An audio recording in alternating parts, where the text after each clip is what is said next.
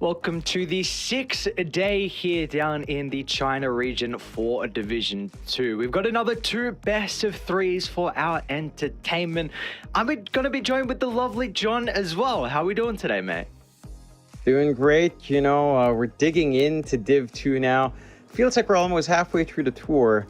And there's still a lot of games to be played, but it's just always surprising for me when you look at the schedule like, we're almost done. Well, kind of almost done. We're halfway through in like a week and a half. So it always catches me off guard, but it's fun, and I'm glad to be here with you, Aries. Mike is still busy with a lot of stuff, so it's always good to have a good friend to replace him, Yeah, always nice to get to cheat on Deno for a little bit and join you in some of the actions. So, I suppose he did cheat on me last night as well. I saw he got to cast with Mike a little bit. So it's only fair. But like you said, it's with the change that we've had with this tour, I should say this DPC format compared to the last, with it going 6 weeks now instead of 3. It feels like it flies by. We've got all the games at such a rapid rate, a lot of series going on that one day. And for us, though, we can potentially take a look back at some of the previous results of last day's action between some of the tiers. Kick it off, of course, with Cactus up against the lovely Meteor Gaming. And that was an important series, though. We saw Meteor finally be able to get their first series victory. Yeah, it's a little bit surprising that they find it over Cactus of all teams. Cactus has looked particularly good coming into this one. They had a strong start in the first week, going 2-0. And it looked like a team that you would say would be in the top running for the promotion to Div 1. Mind you, they still are, but it's still surprising that Meteor rises up. Because, we saw a lot of Meteor and a lot of Poke last tour. They're like the only two teams from last tour's Div 2 that are still in here. And it was always a little bit up and down with Meteor in particular, but they clean it up a little bit. They get a very strong win over Cactus, and it bodes well for them. They're still at the bottom half, but if they keep winning like this and proving themselves against a team like Cactus, if they maintain that, they could climb their way up and, maybe be in that contention for those 2 slots. Yeah, I think this is a team that honestly should be in contention as well. I've always been impressed with their position 4 on Marblu back to the previous tour. I think he was a standout support for them. You get the addition of Echoes, who was previously on eHome and then Outsiders for China in that previous tour as well. And for me, he has been really standout in the shot calling through the early game and the mid game. They really rely on Echoes to be on some playmaker where he's able to be active across the map and where they can rally around him. This series we saw the Primal Beast and we saw the Mars, like perfect example of that. And then you have Molasses on the off lane, like another person who has a little bit more experience in the scene for Meteor, of course, also being on Phoenix Gaming and LBZS. So honestly, for me, I had high hopes for Meteor coming into it, and I think finally they're showing that they have the potential to be able to take some series. And like you said, this was a big one up against Cactus, who were undefeated prior to that.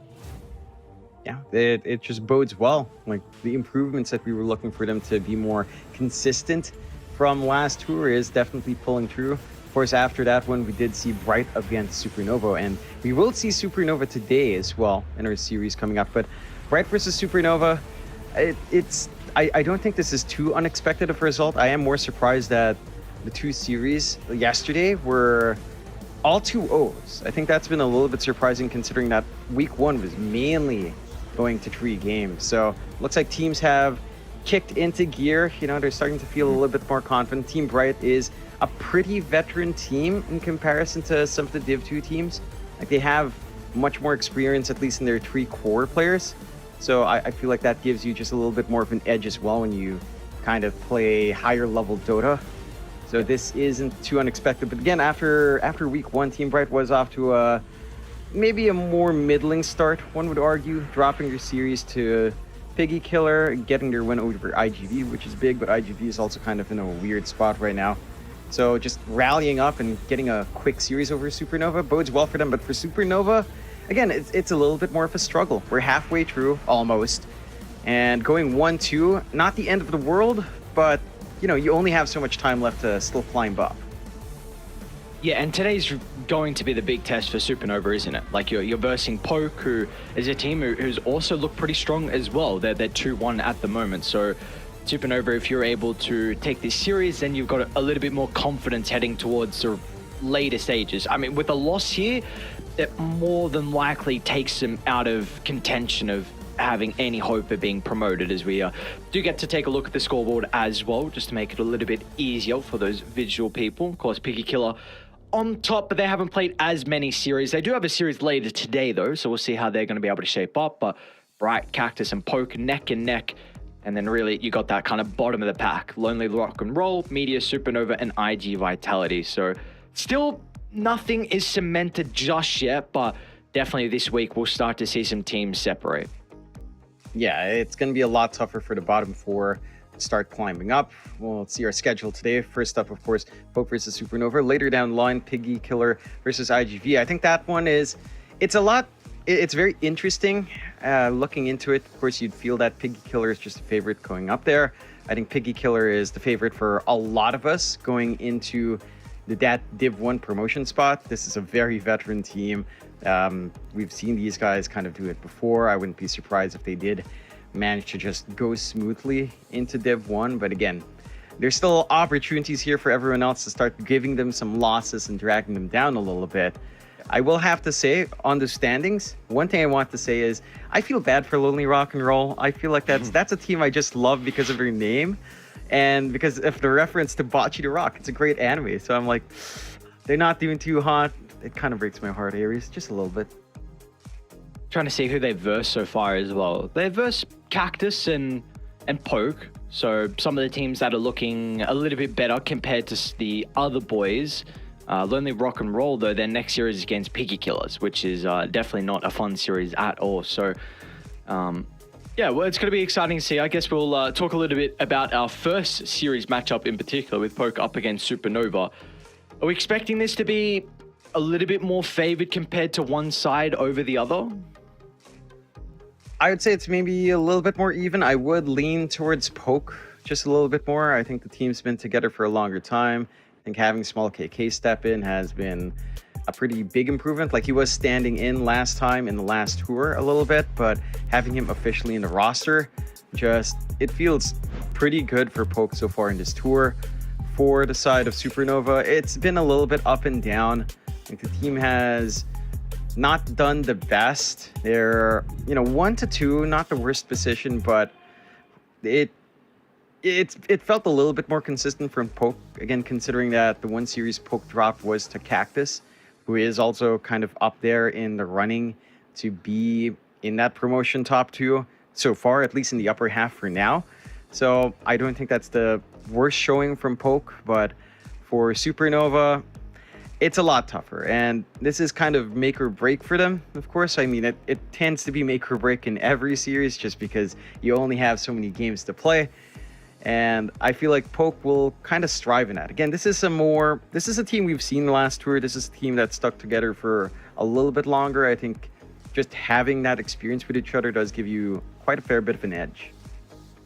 Yeah, that's kind of that was my expectations coming into this tour, that both Poke and Meteor were going to have a better performance over some of those closed qualified teams, just because, like you said, they've stuck around, they've had a little bit more reps under their belt, maybe even a little bit more scrims as well, because they would have been scrimming at the previous tour. So, of course, their opponent, Supernova, though, it seems like they're playing in the Asta boot camp, which is interesting. In their play cams, they have Asta's logo on the wall and Supernova's logo on the wall as well. So I'm still I don't know how much support they're actually getting from the guys on Asta, if they're able to maybe throw some ideas up against some of them and give them some guidance. But that's the one kind of interesting thing I've noticed. And you even see on their jerseys, they've got one of the Asta sponsors as well with the Dreamy. So it'd be nice if they were getting some assistance on behind the scenes as well from them.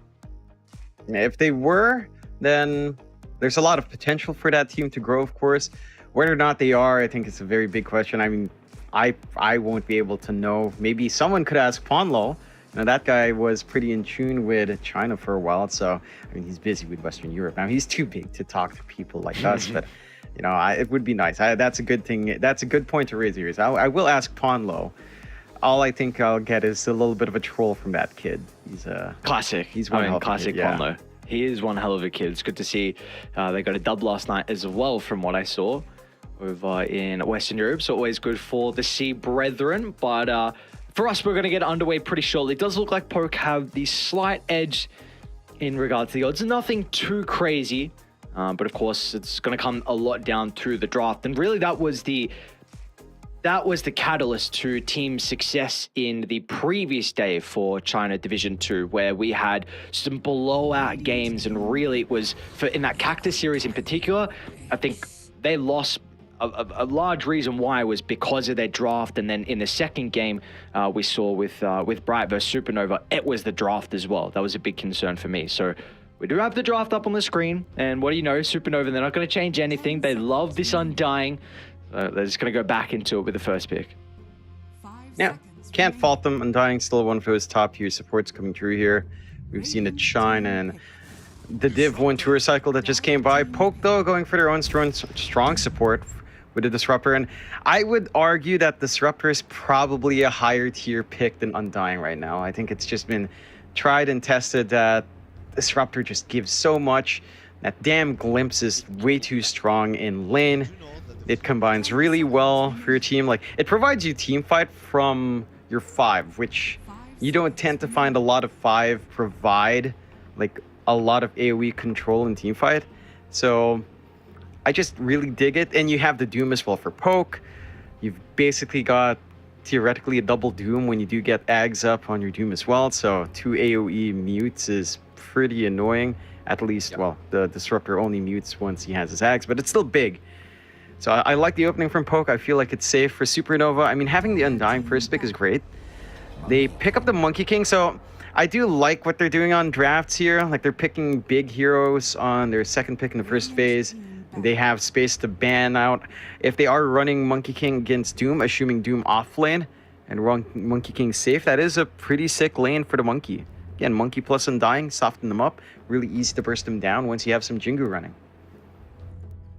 Yeah, so this was the exact same opener in Game 1 versus Bright. They went Undying Monkey in the first phase. And I just want to continue on your point about the Undying and maybe the Disruptor being a little bit more value of a pick. Do you feel like Supernova should have considered about a range hero? Because this is like the power of the Undying, right? Where you go like a range, you have this melee 5 that just acts as a bodyguard and wins your lane. And then you go like Drow, Shadow Fiend, Sniper, no Lena anymore, of course, Morphling, mainly the Drow. That's like the one thing I'm looking for. Like, is this, would you be more comfortable with the Undying if they then followed it up with that ranged hero? A little bit. I think that's where it feels a lot better for the Undying. At the same time, the Monkey King's reach is pretty much a pseudo range hero. So in a way, it can still utilize that front line a little bit more. There's also this flex potential for Supernova, where I think if they leave the Ember in the pool and Poke take Ember, they run Monkey King mid. Right? They're not even banning any sort of mid heroes coming out. They're just taking care of some of the Zoo. They take out Snapfire to protect their Undying. They take out the Phoenix to protect the Monkey, along with a Bat Rider. So I think there's some flex potential here. Maybe, and this might be taking it a little bit too far, but again, you bait your enemy team to pick Ember, assuming a safe lane Monkey. You run your Monkey mid instead. You get a pretty winning lane for your Monkey King. And then you get that range core to play with your Undying on the safe lane instead. That is still somewhat possible for Supernova. Well, we'll see if that flex is going to come out for them eventually towards the later stages of the draft. I think for Poke, though, more than likely going to be looking for their secondary support to be picked up. Are you kind of wanting someone to maybe have a better way to address the Tombstone? Yeah, that's one issue that's coming out right now. Disruptor, Doom, both don't really deal with that. What's left here for Aaron or Ranfu? And the Phoenix is already taken out. You don't really have any high attack speed supports. Mirana can kind of do that job. So I do like that coming out for Poke. I will make a side note here as well. Like, hearing this voice line that I don't remember.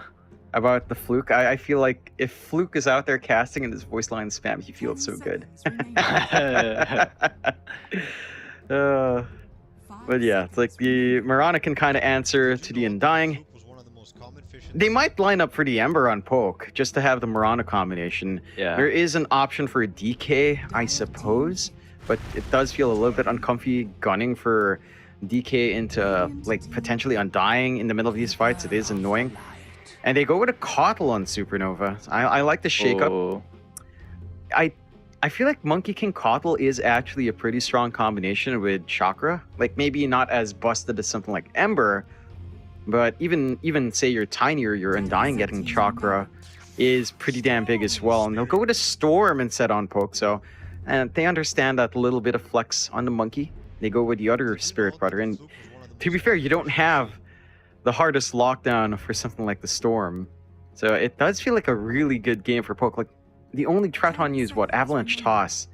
That's pretty much it.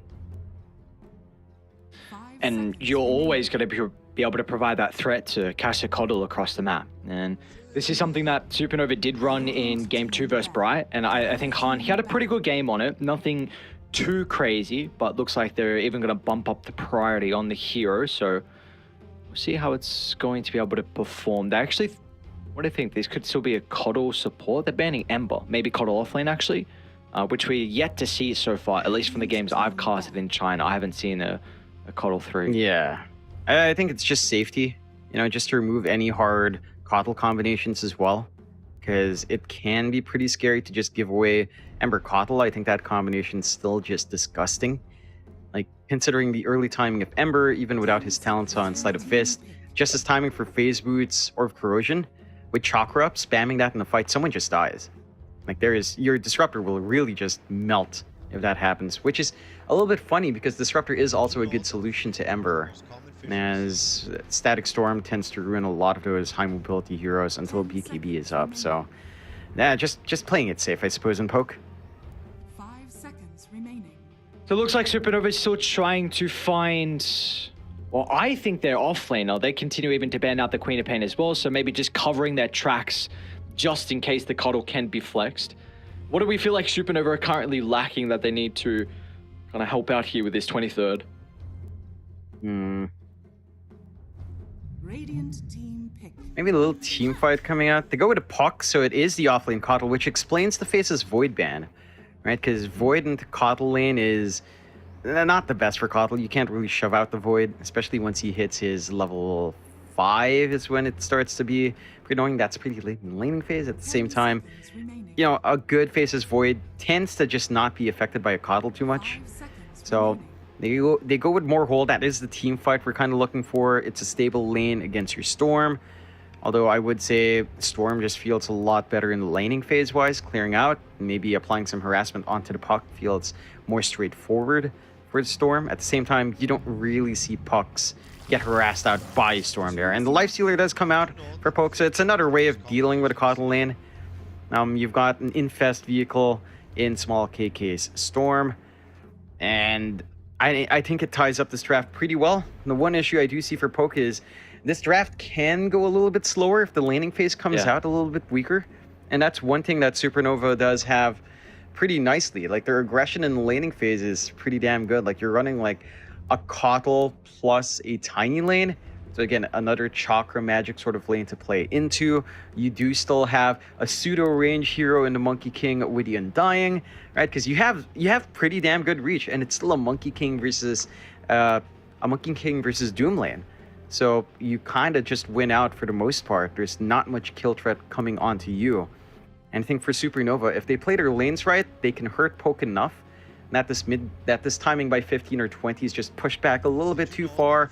Your Lifestealer is not going to be ready. Your Doom is still going to be farming up with his Midas, and it's all going to be down to small KK and Aaron and Ronfu to run around and try to make plays. But it feels so risky. Even though you don't have like a direct Storm counter, it feels risky to do that without the backup of at least one more core. Yep. No, I completely agree. I think the lanes is something that Supernova need to use to their advantage.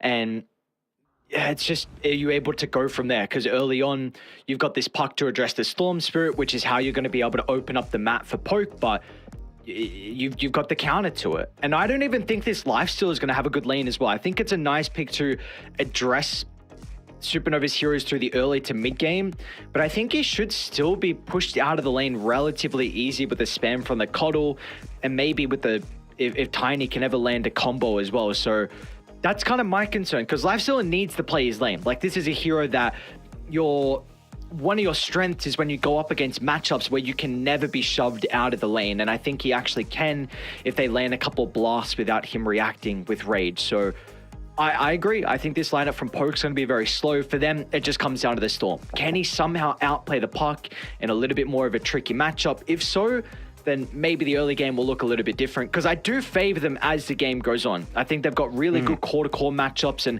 they've got better team fight. You mentioned earlier with their Disrupt the Doom combo. I mean, you're just going to take multiple heroes out of a team fight. But you need to get there, right? And I feel like we both have that concern that they might not get there. Yeah. It's down to execution for Supernova in the laning phase. We'll have to see. I have to make a note. I don't think I've ever been as annoyed by a voice line as this OG voice line. There's something about it. It feels like it's so loud in comparison to any other voice line. Like, it's actually so volume boosted. Like, the Seb voice line is not that loud to me, but whenever I hear that, it just completely blindsides me. And my settings on Dota audio is actually pretty low. So it just catches me off guard every time, I have to tell you. I'm like, what the hell is this voice in my head? Big Bugna. They haven't said the other one. I don't remember what... I think the other one's Seb, that's right. Oh, I haven't heard it, though. It's like some OG version of Seb, but I don't know if it sounds like a grandpa saying it, so... So yeah, I haven't heard that one just yet, but I know kind of it. I saw people spamming in Dream League last night. This is a great position for Poke to be in. Hang on a second. How'd they get around here? It doesn't look like Supernova are aware of this as well, but I thought for a second they might run to the right side. They're going to run into Chen. Looks like he should be okay, though. Oh, man, that's a Hail Mary of an arrow. Just hoping that somehow Chen doesn't dodge it. They're still going here. All right. A decay onto 2, but importantly, Cheap that's going to be able to hold Killer into place. They should be able to bring him down with a last right click from Han, and the puck is able to secure first blood already in a matchup that should be pretty favored here for the puck. So he's going to be even more happy. There's about to be a bottle picked up already as well. Yeah, triple bounty rune plus first blood gold for Han. I mean, you just get everything you'd want. Early bottle, early sustain against the Storm, more harassment for him, more mana to work with. See, there's something about the volume of that is just louder than anything else. I do not know why, but it actually is disturbing me to a high degree. I'm gonna have to drop my game sound somehow. It just catches me way too off guard, but that kill certainly caught Poke off guard.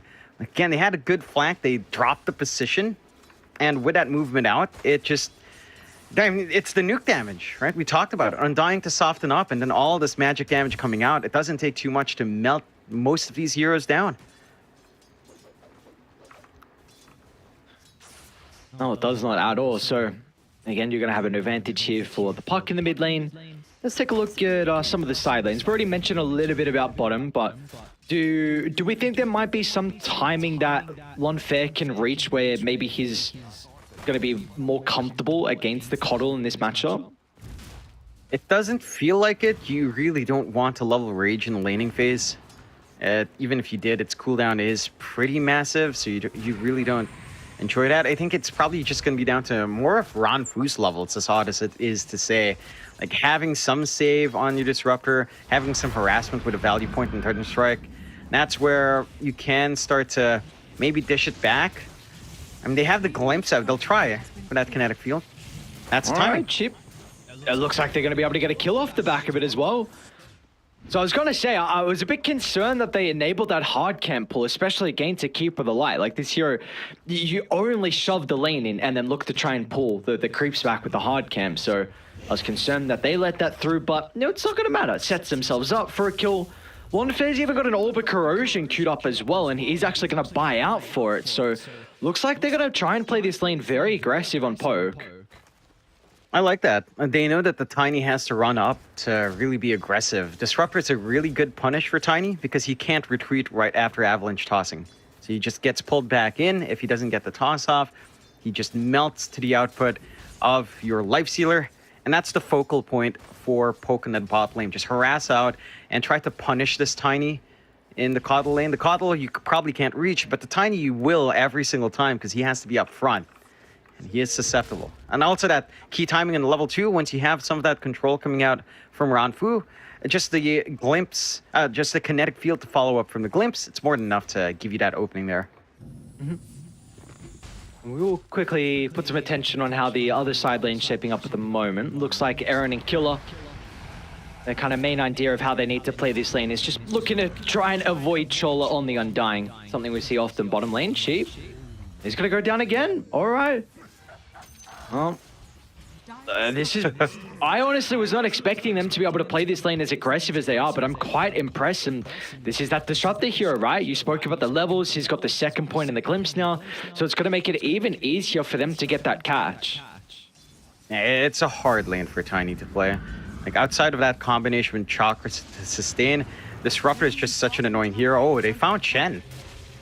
Wow, he's going to go down as well, I think. Oh, no. I'm completely wrong about how they... I did not think they were going to look to play this lane aggressive.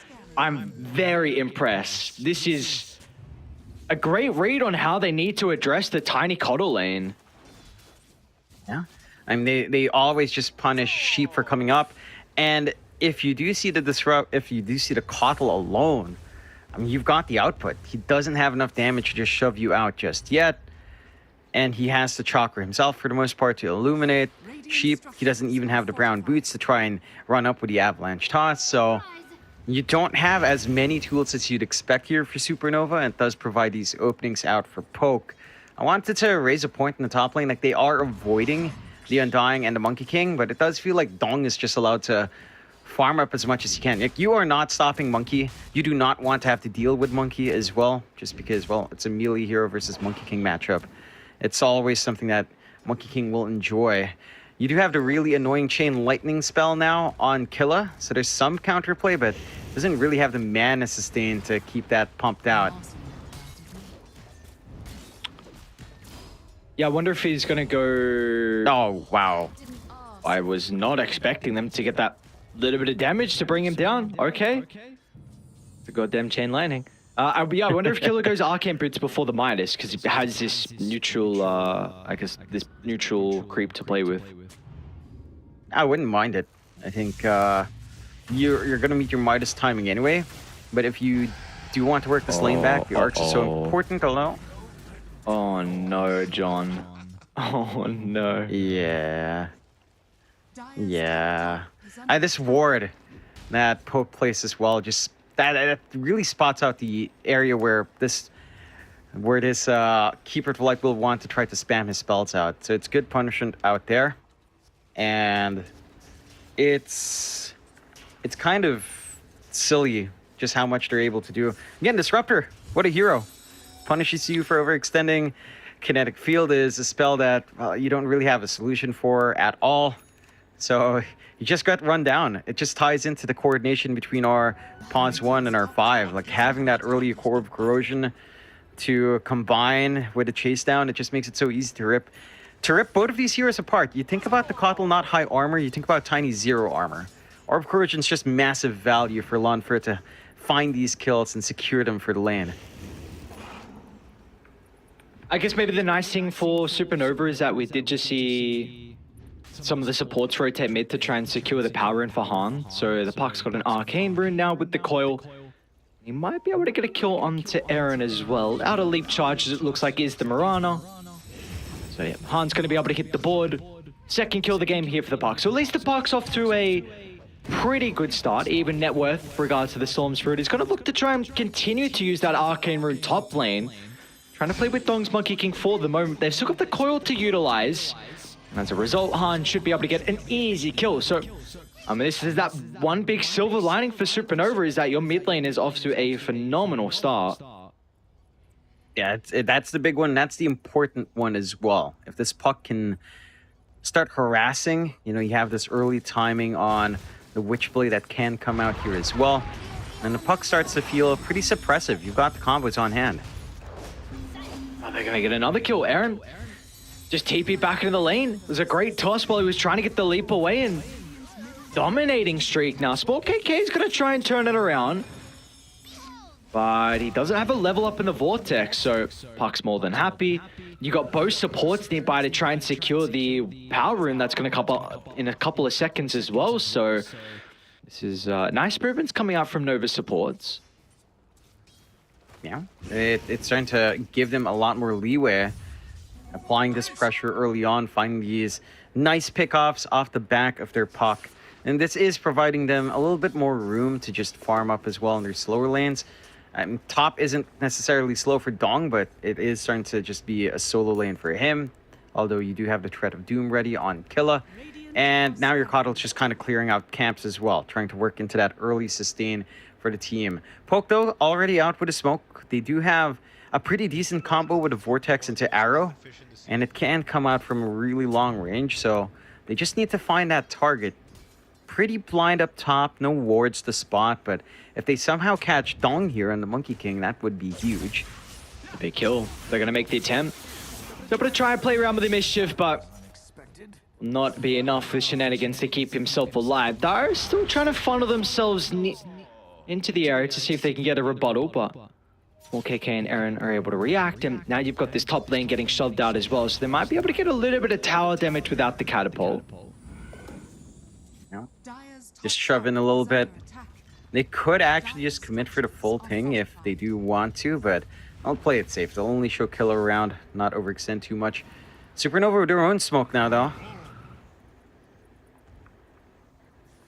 It's going to be Han that's leading the charge. Sheep ready behind him. St. Park has been the catalyst for a good early game here for Supernova, and once again, with him getting involved, it looks like Nova feel pretty strong wherever he is positioned across the map. So a 4-0-1 start. Dong's going to be able to get a kill as well off of the back of that previous death. It's going to help out a little bit in regards to his net worth. It's looking pretty good, though. I mean, it was expected for him to have a great lane, though, versus Doom. So he's 800 ahead of the offlaner for Poke. And I wonder what the item build's going to be for Dong on the Monkey King as well.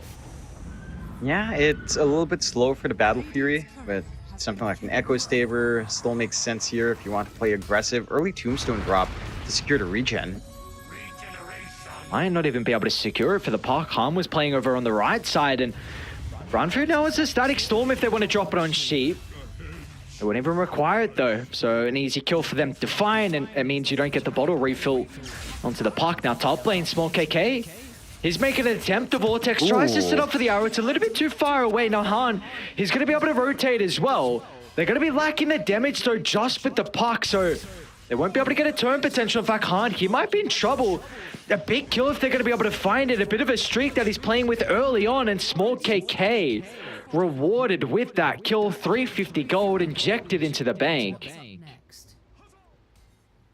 This is feeling really awkward for Supernova. Like, you're forced to... You're getting a lot of pressure on Dong. You're getting a lot of space out for Poke on Lanfeu. So the Lifestealer is just able to pretty much solo farm. You haven't had Chen join into any of these engagements, as he really doesn't have much to offer. Once he has the mech, it feels a little bit better into the Guardian Greaves, but with that slower start in his lane, I mean, you're just not hitting that early tempo, and that is something we needed to see coming out from Supernova. Just this tempo coming out from their side lanes. They didn't get enough down bot. Top was a lot more passive for them as well. They lose their top tower. They're grouping up down bot just a little bit. They drag Dong down here as well. So they want to get that tier 1 in exchange, and Lanfeu gets a good read. He had a nice ward drop in the secret shop area as well. So he just goes back to farming. You won't find a kill, but you will at least find some pressure. This isn't the fastest push, but with the numbers, you can get it done.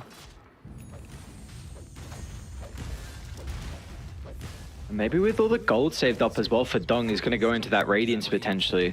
He picked it up in that previous game that he played the Monkey King, and I have to imagine he's going to go for it if he's got 2,200 gold saved up. Oh, man. I know. Like, I feel like every game I've watched with Cores rushing Radiance, I cannot recall the time it has won. Granted, I saw like a DK Radiance rush from Ramses, and That also didn't feel right. And who were we talking to? I think we were talking to Artur, and I did ask him about that because he played the DK. I'm like, what do you think about Radiance Rush? He's like, it feels terrible on a lot of heroes. I feel like it's a little bit of a bait. Like, yes, Radiance got buffed, but I don't know if it's enough to justify it still. It's just such an awkward item to play with. I think the best Radiance carrier is still something like Wraith King, honestly. I don't know. I just don't know if you can really maximize it in something like the Monkey. And if you wanted earlier aggression, an Echo Saber still feels better. If you want a better farm, you might as well go for a Battle Fury. I wouldn't actually mind a Battle Fury for Dong over something like the Radiance. Like, just try to scale up. Try to become this big hyper carry. Play around with your Wukongs. Because this core-to-core matchup of Lifestealer versus Monkey King is a weird one. When Wukong's is up, I think Monkey King has a slight advantage there.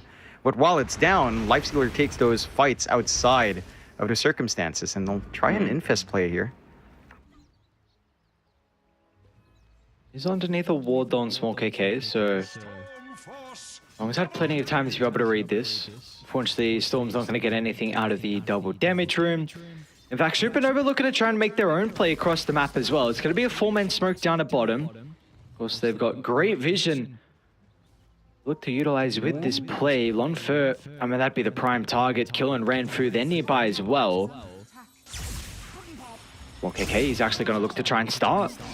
Boundless Strike will connect. Hunt, he's going to be able to close the distance as well. They're going to be perfect with their damage. Small KK, he'll avoid a lot of it. He doesn't have much mana left, nor a TP as well. So, looks like in the end, the Storm Spirit will still go down. But Radiant, they want to respond. Ranfu, a static storm, it's just onto the Undying. Not the most valuable target to silence. In fact, it's not going to be for a long duration as well, as this could be the fight that Nova are looking for.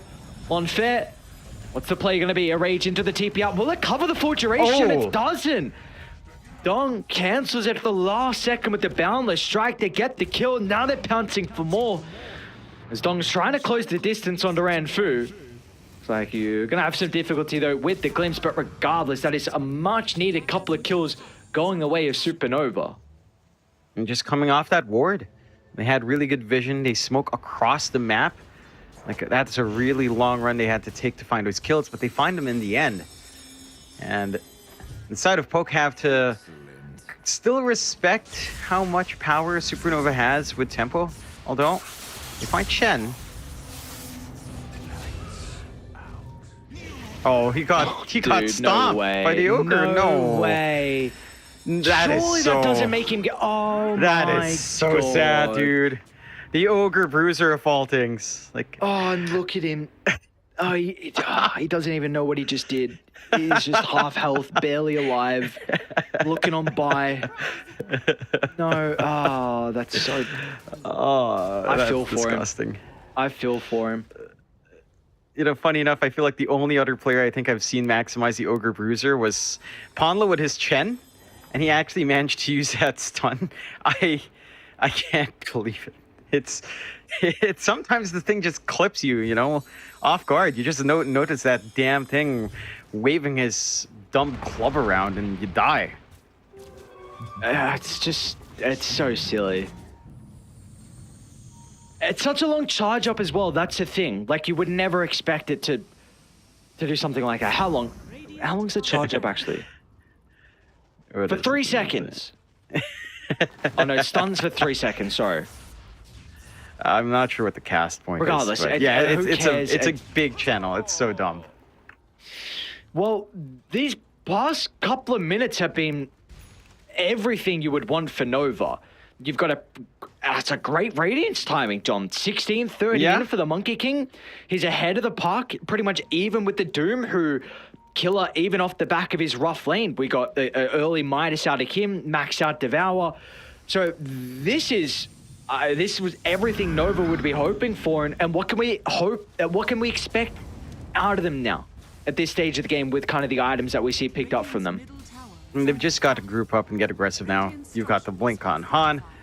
Sheep inching towards his own blink slowly but surely here as well.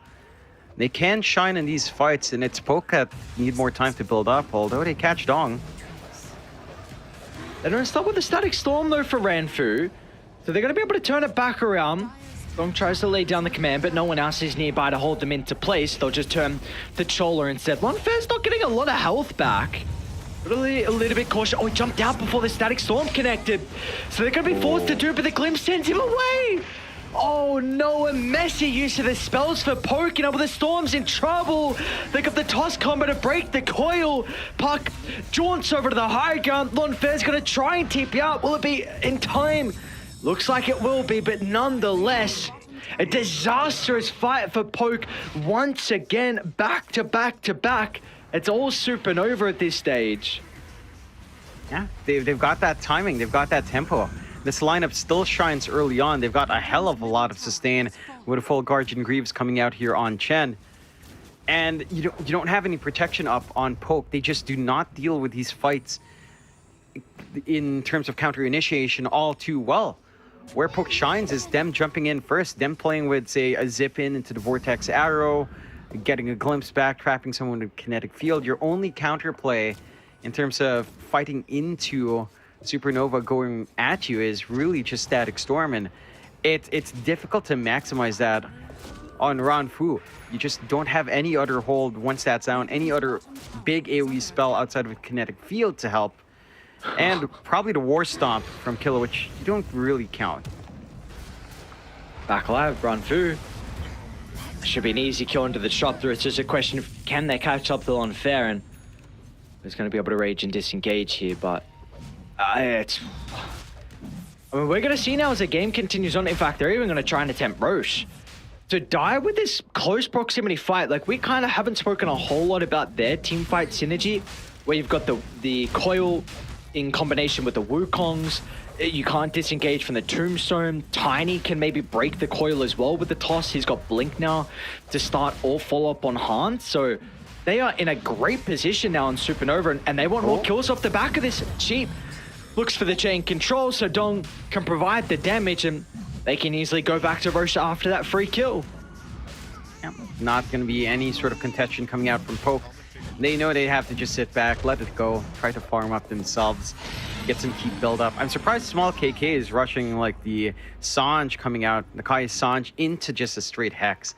Like, no BKBs, no nothing to just help him go around there, and really just want to get more control jumping in. I still feel like initiation control for Poke isn't an issue. You can still have Vortex plus Arrow, which is still huge. You still have this follow-up with the War Stomp once you have this Blink Up and Kill It, and it's not too far off. So I'm surprised Small KK feels the need for like the Hex. Probably just wants to lock in Han more than anything else. Like, right and quick. But without any protection, it feels risky for the Storm. We've seen him die so many times. Like, Small KK is susceptible to a lot of stuff. And if his zip doesn't lead to that Hex on Han, the silence will just hold him down for long enough to get that kill. Yeah, maybe it feels like the Mage Slayer and the Kyron Sanj is enough a defensive tool without needing the BKBs. Well, mid lane again, Aaron is going to go down. Looks like there was a coil in combination with Sheep's burst potential killer, though. Oh, so close to finding the puck, but great reactions out of Han. Killer's going to have to expend an early BKB and look to TP out. That's not the fight that Poke were hoping for to re-enter this game.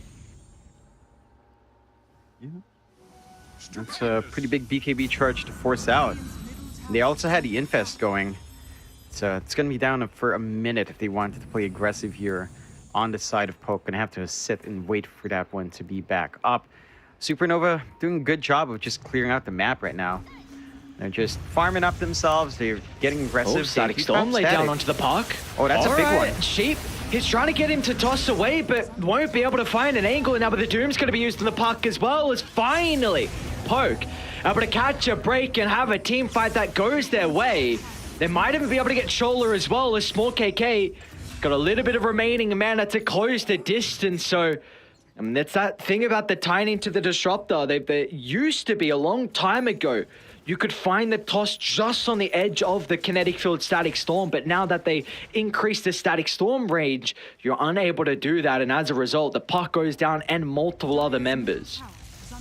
Yeah, it's a big set of kills, and that's what we need to see from Poke. Just a successful initiation in, have some control to start these fights, and then you can follow through. They keep themselves in the game. They even out the kill board 14 to 15, and that's them fighting into Aegis. Dong not around to really use his secondary life. Oh. Nice glimpse back. Under ward though. There we go. Unfair should be able to deal with it. Yeah, now with Lee going back into the favor of Poke off the back of that. So you still got 2 minutes left on Aegis here for Supernova. What do you feel like is realistic for them to be able to get out of this? Can they get this tier 2 down bottom and even maybe a little bit more? Not sure. They can commit for the tier 2. You don't have to worry about Doom for a full minute still. So you've got room to just kind of get a push going. The side of Poke aren't really in position. They're kind of just taking over top. They'll try to get a little shove themselves onto that top tier 2. So the most realistic option is just a trade. I would say that the push is it's starting to go a little bit faster with Sheep around with his right click on hand. So the trade will come out. But you're not putting yourself in like a position of an advantage anymore for Supernova with that trade. Like you can take the outpost, but you already have the outpost top. Arguably, the Dire outpost is much more important anyway for the next Roshan, which is still a ways off. But if Poke can kind of just hold on to that area, they're going to feel really good on that next objective. Smoke out from Supernova here, though. Dong is going to show on the lane. A couple of pings come out. I believe it was smoked on the wave. He didn't jump down, so it's like they do have at least some idea of what's going on across the map. We're going to see Dong flying by as well to the northern side. Small KK is nearby, but he's going to play this one a little bit more passive. So the smoke with the remaining duration of that Aegis is not going to work out here for Supernova. They get their outpost back, so they don't have to worry about too many weird flanks or Roche control for a little bit of time. They get the good ward as well down on the ramp area by Roche. So they've got some good vision to play with as well. For the side of Poke, this is starting to be the timing where this lineup is going to be a lot harder to deal with, right? We talked about that scaling into your 20-25 minute timing. It's pretty much online for Poke here. You've got the full Bloodthorn coming out for Small KK. So a lot more control coming out for him. I don't believe he actually went to finish the Hex. Yeah, he's just going for the Orchid. So he wants the faster build-up, which is wants a way to punish Han, and Han doesn't have any sort of self-dispel. So you will still get that strong initiation you're looking for here outside of this Doom blink in from Killa. And for the side of Supernova, I mean, they still have scaling left, right? Like, your Monkey King is still farming quite fast with a Radiance up. The Ags is going to come out. But it's Poke now that's taking the initiative, and this is really just where their lineup shines. If they can find that good jump in again. They saw the Lifestealer infest the Storm Spirit, so they should have some idea that this is going on. You kind of see Cholo's position as well, putting himself on the front, looking to shove out mid to maybe give themselves an opportunity to make a play pretty shortly.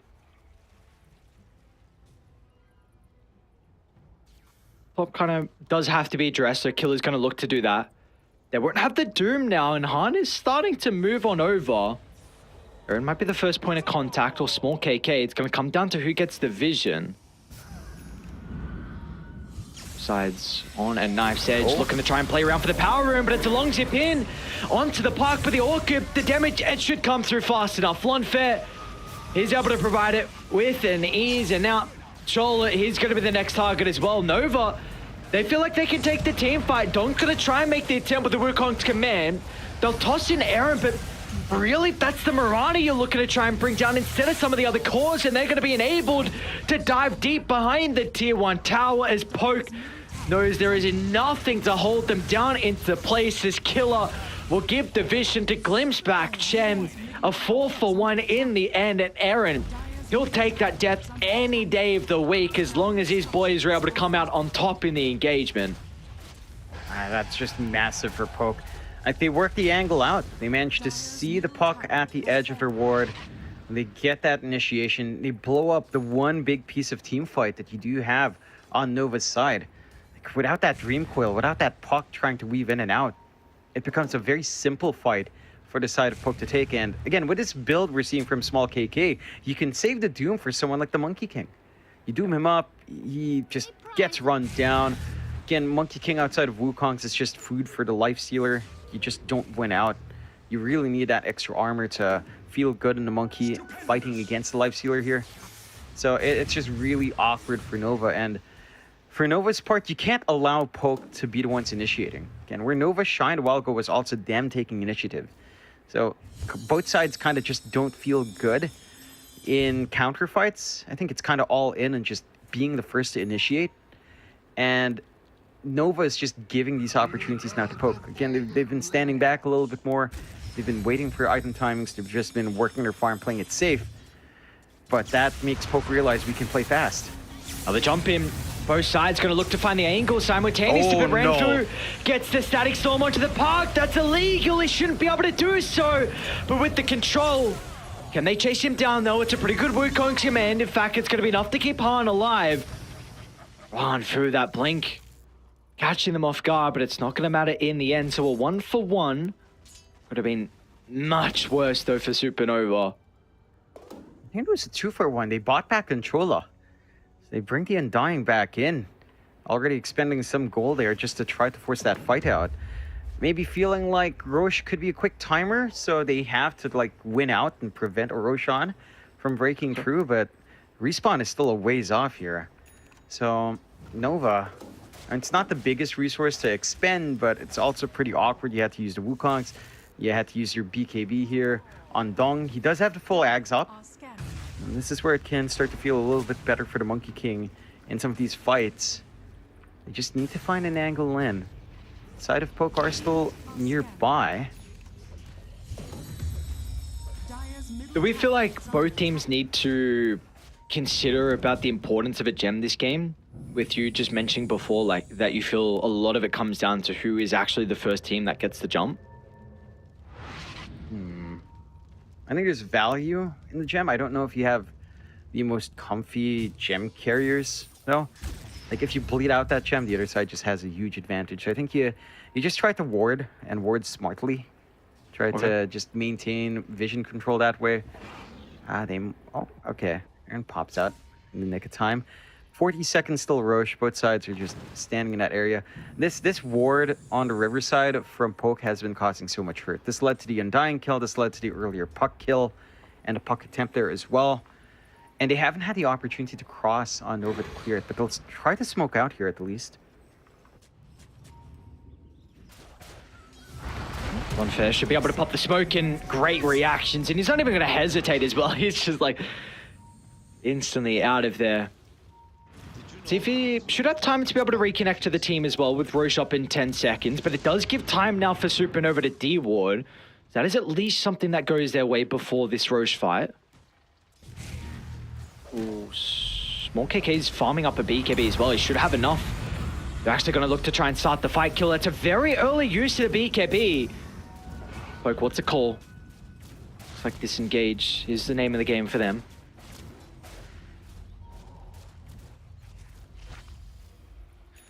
Oh, they'll try again though. Even with a BKB down. A fresh BKB on small KK, that's a big reveal here. Renfrew wants to try and drop some vision. They're going to be able to get the initiation onto small KK. It's a lot of the control inside the fights, but meanwhile, Killer, he finds the Monkey King. He's going to be protected with the BKB at the moment, but it doesn't matter. At least if you muted this target, there's going to be no Wukong command. As soon as the BKB expires, they'll turn their attention to bring down the carry on Supernova. As Poke once again, if they're the ones getting the initiation, it seems like Supernova have no hope in these fights. He even got a little help from Roshan. You remember how small KK got bashed up with a creep? Well, this time around, you got Dong bashed up by Roche right as that fight started. All he could do was pop BKB, but nothing can happen. Yeah, I mean, you got something off a creep. This time, Poke got something off the Roche, and they'll clean up Roche too. No problems here. The shard actually goes to small KK, so we've got the Overload active ready to go. The Disco Party on hand. A bit surprising. I thought maybe you'd prioritize. Well, you do already have open Woods on lawn first, so I guess it's fine. It's still a bit funky. Like, shard on... Oh, okay. Killa has his own shard. Okay, that makes more sense. Like, there's literally no other shard, because Storm shard in this game doesn't feel high priority. At the same time, Disruptor and Mirana shards are also kind of meh. So at least you can run down here. It's a lot faster for this. For Supernova, this game's starting to get really difficult. Like, your Monkey King just cannot do enough on his own. You don't have any Lincolns to save as well. Even if you did, there's enough single target here on the side of Poke that eventually the Doom will just come out anyway. Han is trying to save up for that Lincolns, but it's going to take some time. It doesn't feel like Poke is going to give them that time with how ahead they know they are. At least the scan from Supernova will be on the mark, so the small KK doesn't even care. Just an early zip towards the backline. Chen, he's going to get glimpse back as well. Oh, another kill for them to add to the tally, and Puck just narrowly escapes. So 2 members going down, a free tier 2 tower. They might poke the high ground. They might just zip in. What's going to stop them? Small KK sheep. Beautifully done, trying to disrupt the damage, but the arrow connects from afar, and they're going to call it. Han is out. Another early GG, and Poke, I mean, what a way. We saw a couple of team fights not going their way around the 15 to 20 minute mark, but just as soon as they found their items, they did such an incredible job to find a way back into this game. Yeah, I think the one big part for Poke as well is that in the laning phase, they had a pretty good time in most of their lanes. Maybe the top lane was a little bit slower for Killa, but even he was finding some play with a chain lightning creep. The bot lane was just a bit of a surprise. Again, it does make sense. Like, Disruptor is a bit of a foil to Tiny, and in that lane, it's all down to Sheep to try to make something happen from that aggression. Like, it's all on Tiny to try to get this avalanche toss and line up the shot for your Coddle, but we didn't really see too much of that happen. So Lanfer had a really good time in building up as well. And granted, you know, Nova had some good times starting these fights early on, but when they just go back to sitting back and farming, it just becomes rough. And maybe it boils down a little bit to the item buildup you go for. Like Radiance for the Monkey King, yes, it has its uses in fights. You know, it has its way of just melting all these heroes, maybe blocking some of the physical coming out from your Storm, from your Lifestealer here as well, but it doesn't accelerate the farm of Han fast enough to keep up, considering that state of the game. It doesn't allow him to flash farm as quick. It doesn't allow you to just run down heroes as fast as well in comparison to the Echo Saber. So it's just, it feels like Radiance is such a weird item. Like, that was good tempo as well for Han, and it's a really good timing on Radiance. It's just that it didn't feel like the most impactful, even in the middle of these fights. Yeah, like, who knows how different this game could have looked if he had Echo BKB or Echo +1 at that stage instead of the Radiance. It seems like he likes his build, the Radiant Scepter. I mean, getting the Radiance burn on the clones as well, but I agree, just that was really the big issue for them. His net worth felt empty, and then for Poke, well, their net worth didn't feel empty at all. We saw what they were able to do with it. Small KK changing his item build, going for this Bloodthorn. Ever since he got it, there was just big issues for Dire. It didn't matter who he jumped, they were always gone. This Infest, to start the fight, one person quickly blown up, and then from there, Supernova couldn't take a fight with the numbers disadvantage. Yeah, it's just a lot harder for them to force the issue. And for Supernova, I think looking at their potential next game, this Keeper of the Light, I don't think it did enough. Like, they got denied a lot of their combinations as well. Like, the Ember was taken out. That's the big one. If you had Ember Coddle, that would have felt better. Like, your best combination here is what? Really, Coddle Tiny and Sheep didn't get off to a fast start enough that you'd feel like you can really maximize all the tossbacks and all the avalanche spams. Small KK, he had an amazing game. You know, he was just so hyper aggressive when he was ready to go. He just kept going around the lanes, kept looking for the zips across. He'd always group up with Lanfer, even when certain protective items were there. Like, even without a BKB, this guy was just going ham. He did not care. He knew he had to be the initiator for the team until you had to blink up and Killa. And even then, he would still be the guy stomping through looking for that puck. Yeah, so I think at the end of the day, a lot of it comes down to is just that I felt like Poke, for a majority of the game, they had the vision advantage, and they were for a vast majority of the time, the team that was getting the initiation first, which is something you brought up. You said that this was a key thing. If Poke get the initiation, they're going to be a little bit more favored. If Supernova get the initiation, then they're going to be a little bit more favored as well. We didn't see that coil into Wukong's command, into potential toss away with Tombstone lane down. We didn't get that perfect team fight for Dire. And honestly, the perfect fights we got for them was that messy fight where they used Static Storm on Monkey and it missed, where they used Doom and they got nothing out of it because it got glimpsed away. So you wasted 2 ultimates, and that was when the fight looked good for them. So it's just your Poke. Great way for them to be able to come back in. We saw, again, a lot of the time them being the ones to get the jump, and as a result, a big reason of why they're able to take this game 1 in pretty clean fashion as well, I'd say. Yes, the early game looked rough, but ever since then, the fights just looked very, very dominant for them afterwards. So Poke, they're going to be up 1 game here in our best of 3, the first series of the night as well. Let's see what we have in store for us after the break.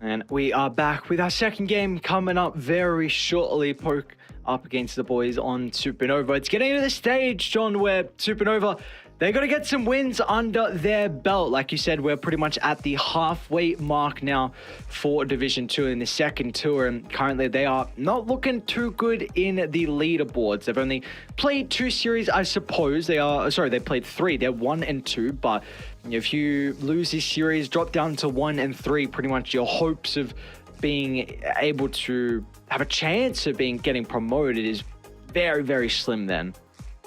Yeah, it starts to slip away from your hands. You start to depend on certain results coming out for other teams that are far less likely. So we'll have to see if Nova can kind of rally and force us into a game 3.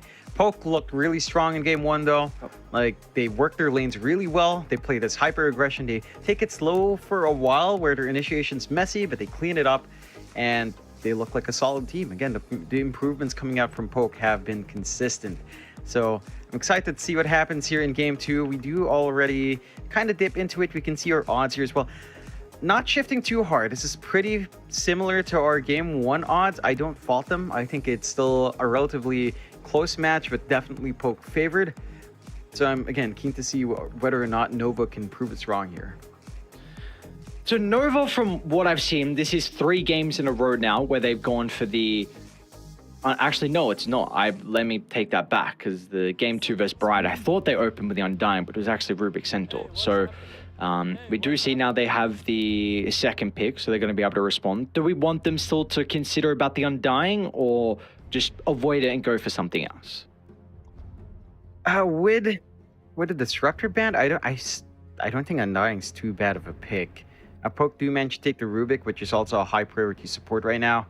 So I can't really fault them for that, but I don't mind the Undying too much. I do like that you mentioned Centaur. Did you know that I've seen a Centaur 5 game? Yes. Were you casting the Liquid game? Yeah, that was. And then I was surprised Nisha said, "Oh no, we did that on purpose." I'm like, I thought you guys fluxed it. You guys are trying the Centaur 5. Did it look I was trying to good? theory craft. No, absolutely not. The first 2 levels look okay, and then afterwards it's just like complete trash after level 3, depending on your enemy duo. But yeah, like, what do you expect to do as the Centaur? Run up and try to stun. It's like, all right. And once they have boots, it's like, all right, I can't do anything in this lane. It's funny. I still feel like, theory crafting Centaur support, as I feel like the idea is, as like a mini Oracle, you find your farm for your Ags and then you cart someone away, right? But that's also 4,200 gold to be like an Oracle that drags someone along with you. So it's an interesting theory. And this is a good opening from Supernova. Why? Because they have Supernova on their side. So this is the shake-up, Ares. Just go with the namesake of your team. It doubles up your odds, I'm sure. And they go with the Ember early as well. Like, they've got the Fire draft. They've got the Supernova draft up against the Poke draft from Poke. Surely this is the recipe for success then, right? This is what they've been missing all along. The ingredients that weren't there, now they've found them. Yeah. And this also opens up the possibility for going back to the Kotl as well. As, you have the Ember on hand, I'm pretty sure Poke will have to ban the Kotl, as they did ban out the Ember last time. And Poke just goes straight into the Morphling. I find that fairly interesting. I feel like a Phoenix is like a decent answer if he's able to Sunray, percent-based damage, so as you're shifting into strength, you will still take the same burn relative to your HP there. So you can still kind of melt him down. But it is also a good foil to the Phoenix in the sense that Morphling does have a lot of attack speed. So you can just destroy the egg if you've got room to hit it. If you're not hit by those fire spirits, you can run it down. And look at Poke. They're so happy. Like, Small KK is just smiling and laughing as the draft goes on. Like, they are in high spirits. That's a good sign. That's a good sign. Yeah, very good to see even. You notice one thing, Ares? Killa's camera is the same all the time, from Tour 1 till now.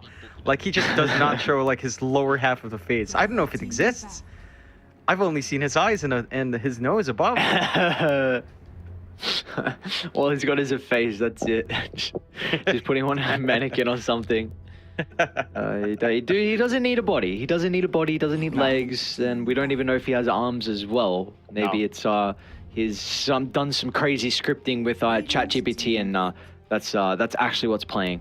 So I have a theory that Killa is just an avatar for the AI that's actually playing this game. That's my game theory right here, Aries. My deep dive game theory. Do you see the Asta logo behind Sheep? Yeah, Even the Supernova logo on the wall as well. So that's like, it's even a little bit more official. Yeah, it's an interesting one. Maybe I have a feeling this could be like a tie-in to internet cafes, perhaps, but it doesn't look like an internet cafe. So it looks like an office. So I guess they might be like sister groups, which again, hopefully down the line, Supernova does get like more assistance out from them. But right now, it doesn't quite feel that way. Looking at the draft, though, Supernova picking up the Mirana, so you've got your Ember Mirana combination, chains into Arrow. Feels pretty effective for Supernova to play with. Of course, we saw the Mirana combination coming out last time from Poke, so you have a lot more play from Supernova. Again, playing aggressive on your side feels pretty good. For Poke's side, I mean, with them banning out the AM, the Storm is banned out, but you have something like Leshrac. Leshrac versus Ember matchup is like, okay, we don't tend to see Leshrac without your battery hero, though. Like, without the IO, without even a Pugna, it's a little bit strange. And they go early into the Abaddon here. So just having a way to remove that control from Supernova is big. I feel like we've tended to see the Abaddon more as a core. I'm not sure if Pope will want to do some weird flex and run an Abaddon 1 right now. Yeah, I'm trying to see if that's... No. Well, there's the potential, right? Like, Morphling has a very good matchup versus the Ember mid. I don't know if Small KK plays it, and maybe Blonde Fur can just play the Morphling mid and Small KK can play in the safe lane. But there is still that potential. So I'd kind of like Poke to go for your killer hero now, just to keep the Aberrant Morphling a little bit flexed to the last phase. Yeah, I think you've got room. Oh, we've actually seen Killa's lower face. So he's not an AI. Whoa. He's not an AI construct. That's my first time in these 2 tours outside of his like team intro video that I've seen him exist. He exists. He's real. And he's an actual killer. Oh, I just as well on the previous point about Supernova with Asta, I did just check their Liquipedia. It says they are the 3rd Dota squad of Asta. So there we go. There's the answer. All right, so you've got Aster, Ares, and Supernova. I mean, it is all space team, so that's kind of cool. Used to be Asta Aquarius as another one of them. But that kind of disbanded back when... Do you remember the China Development League and then the China Pro League? That was the last time they played. Oh, okay. But we got an OD. We got an OD picked up from Poke, and we got a goddamn Bounty Hunter as well, which I believe was... I'm pretty sure was actually banned out last game in the 2nd phase. I will double check now, but I believe that is right. In fact, I cannot. Wikipedia is not updated just yet. So, very interesting. What do we make of the Bounty Hunter? I think it's kind of all in on aggression. Like, if you start finding these kills with track, your gold will skyrocket quite a fair bit, but it also puts like a hard scale on your offlane. I mean, it can still work really well, but it's so awkward to pick bounty into like these dispel heroes, like into Abaddon already. If you're trying to track for info, Abaddon can just take it off every single time. That's true. And you feel pretty safe. For Poke, I'm going into the OD. Is interesting as well, but that does feel like you are kind of pigeonholing your Abaddon to 5, which is still fine, because like an Abaddon Morphling lane is still this really high healing lane, where you shift into full agi, you get a heal from Abaddon, you're back to full. You know, it's like, it's one of those highly effective lanes where just maxing your heal and shield is pretty good. So I don't fault Poke for going back to that. Do you think there even could be some value playing Abaddon 3 just because a melee 5 to address the bounty lane, like bounty's just going to feast on your gold, and if you're a 3, you can have a little bit more levels in the shield early on, because again, not only does it deal with the track, but it deals with the chains, then into the arrow. Do we think that is a potential, or you much prefer the Abaddon to be played as a 5? It depends on how Poke utilizes the Abaddon, because I think a lot of teams used to really enjoy Abaddon Morph just as a very defensive lane. But if you do go on the off lane, I think it still works out. It's just awkward picking your support last. I think that's where things get a little bit dicey. Like, you are potentially running Abaddon Rubik, which is honestly a pretty decent lane. And I guess you can try to snag, like, what do you run for your Morphling here? You could try a Clockwork, I suppose. Clockwork Morphling sounds like a decent time in lane as well. It's just, I feel like it leaves a lot of gaps running the Abaddon off. Like, your team fight's definitely lacking.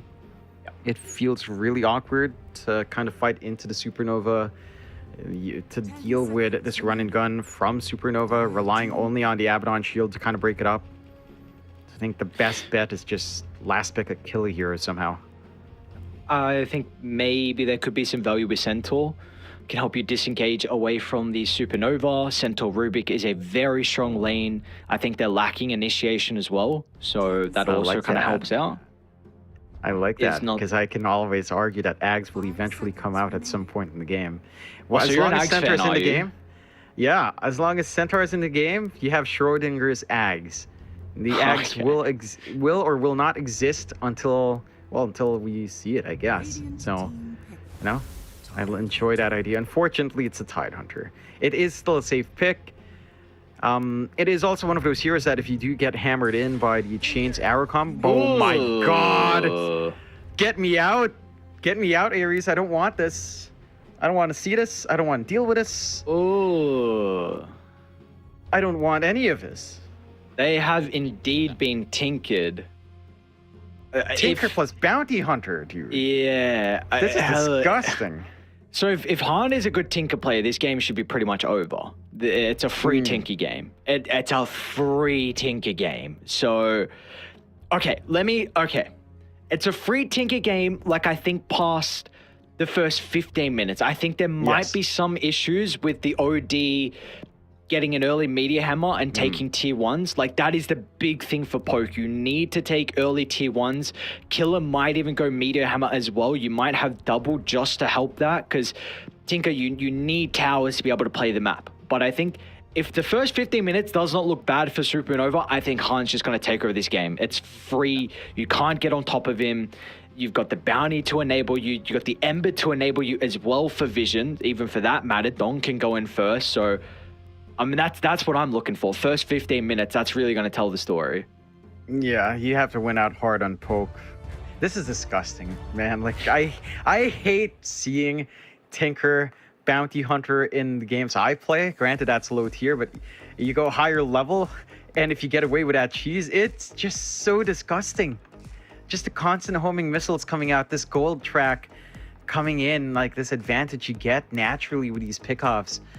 If they work out their lanes well, and we do hit that timing, this is disgusting for Supernova. I'm looking forward to whether or not they can get that done, because, well, if they do, hats off to them. I will be completely disgusted. It's so strange too. I had we were talking to Nisha yesterday, and I asked Nisha what hero he'd like to play, and he said Tinker. And today I get the Tinker. I get a bloody Tinker day. Ares. Nisha didn't It's a say he dark wants day. to play Tinker. Come on. He did. Nisha. He did. I expected better. It's disgusting. And he had a big grin on his face too. Of course. You know, he's like, yeah, I want to course. play Tinker. I'm like, oh, you disgust me, Nisha. I told him that straight up. I love you. I think you're great. You're disgusting. Look at the wraparound. All right. Yes. This Yes. is... Kill him. Get the Tinker! Kill him! Kill him! Kill him! Get him out! They should be able Will to... they? Han? No, Lonfer? Lonfer? No! What's going on? Yes. Lonfer, screw Tinker. Sheep's probably going to die as well. Killer. Another round of the gush and another kill for the boys on Poke. Good start. Aaron Gets yoink. double. Wait, what? Wait, on first? No. What? He yoinked He him went full with the edgy. shadow walk. Oh. Well, let's start to this game. You know, the side of Poke just as disgusted by Han as we all are, but they lose Lonfer as a trade. And they will, I believe, go for a 3-1 bounty runes as well, and all the kills go on to Aaron. So even if those Yeah. kills are massive, like this is a Rubik with the early farm, that's probably not what you wanted here. So it's nice for poke. I don't know if it's really what you want, but Aaron? Got Oh, stick charges. is this- Chola's got stick is this charges it? as well. Who's got No the way. better stats? They might both Yes. die. Okay. he's got 3 kills. Wait, don't die too early. Don't die too early. Okay, he doesn't care. Yeah. All right. I mean, 3-0. anyway. So, all right. One thing I do want to say is the fact, well, Killer might go down.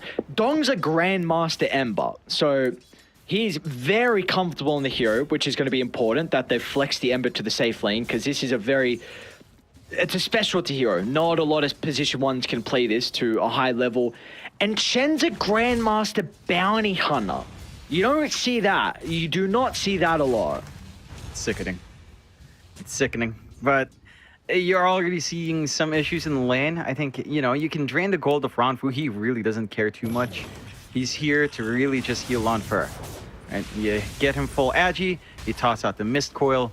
Lanfer is not going to die. He shifts back for good balance, and he holds that lane. I think your one issue is that bot lane. Like, look at this lane for Killa. This is not a fun time for a Tide with Gush level 1. Even with Anchor Smash early on, like, the Ember Spirit can still use this lane well, and he just drops so low.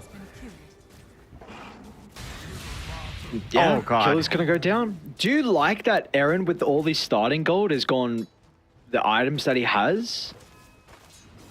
I mean, what else are you going to go for in Rubik, though, right? You're going to grab your boots, you get a little bit more regen. Maybe the regen is where things are a little bit south. Like, if you got Arcanes, you could sustain the harassment more, especially for Killa.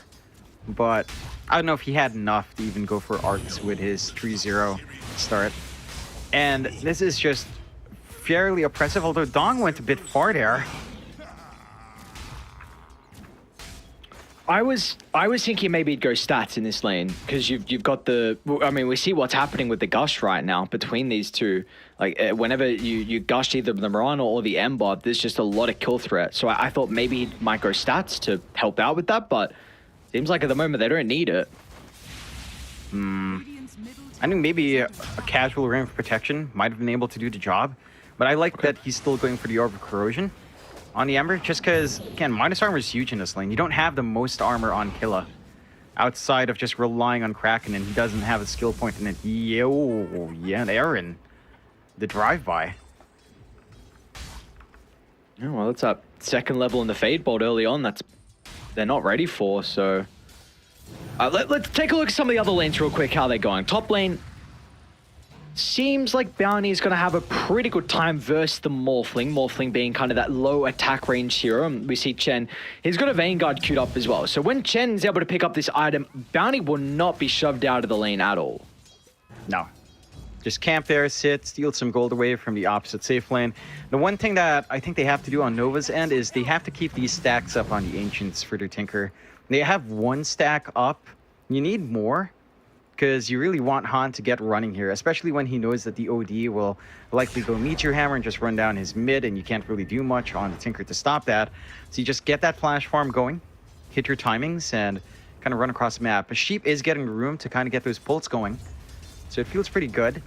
And they have a stack on the large camp now as well, a triple on the Ancients, and now your Tinker's going to be fairly happy, and that's what you need. Especially since the OD lane for Tinker is not fun. He just gets astraled up, and you really don't have counterplay. And that tends to be the story for most lanes against the OD, though, which is where this was a really shining pick for Poke. Again, you can suppress the Tinker well, and just kind of stall out for that time where you're expecting Tinker and Bounty Hunter to link up, because it does take some items and a lot of levels for that to be online for Nova's part. Yeah. Bottom lane, Chain's going to be able to set up for Chola's arrow. Aaron in some trouble, but Telekinesis is going to help get him some distance away. So both sides getting a decent chunk of damage out onto the supports.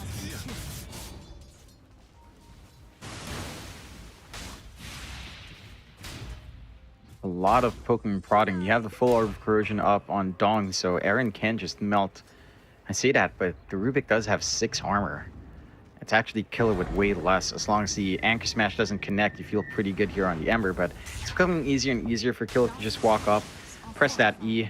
He has a Ring of Health. He can cop a little bit more hits here as well.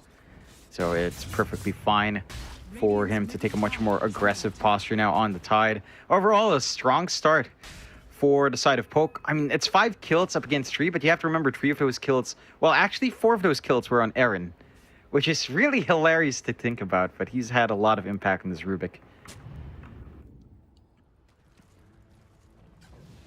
I'm trying to see where he's on the net worth.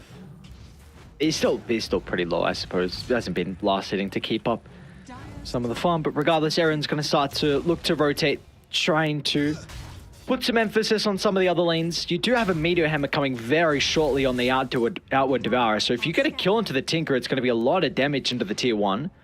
Small KK, he's even got an Arcane Rune as well to play with, so got to be cautious, and there we go. There's Han. Caught out of position for a single time, and as a result, he should be penalized accordingly. They'll get a return kill, but it's not going to matter. You're slowing down the Tinker's game, and that's all you need on Poke. This is all off the movement of them trying to contest the stacks as well. Like, you did get movement out there from Ron Fu to check the stacks, to interrupt that next stack on the Ancients, and that just suddenly leads to that kill. You have to be, again, very careful. Your Tinker has no real play until the levels and items are up. OD is just such a good foil to that. And a Meteor Hammer is in play. Like, it's just melting. You're not anywhere near ready to play with his pickoff game with your bounty. And that's the one thing with a bounty hunter. This does look like a good game for it, but if you don't get the levels flowing and this timing going, then you're going to be run down a little bit in the early game. No idea how they got that deny. Well done from Chola. They're going to have a way to be able to cancel the Meteor. Looks like they will. Sport KK might be in some trouble. Who's going to be nearby just in case, though. So this was the concerns we brought up, John, with his towers going down early. Not only does Tinker not have locations to TP to with the low points in the rearm, but low points in his Kink and Veins, but also you've got these big stacks in the jungle now, which is going to be a little bit easier for Poke to be able to kind of engage into without having to worry about a tower. Yeah, they know it's up. They know they can just slip right in. They need the smoke to come out just to let Han do this. And he does hit his level 6. He's buying his own smoke out. But look, they're ready to intercept. Sheep. Be able to escape, but this is a big concern right now on how you're going to be able to protect your stack, because we could see Tide look to rotate with his first Gush, with his first Ravage.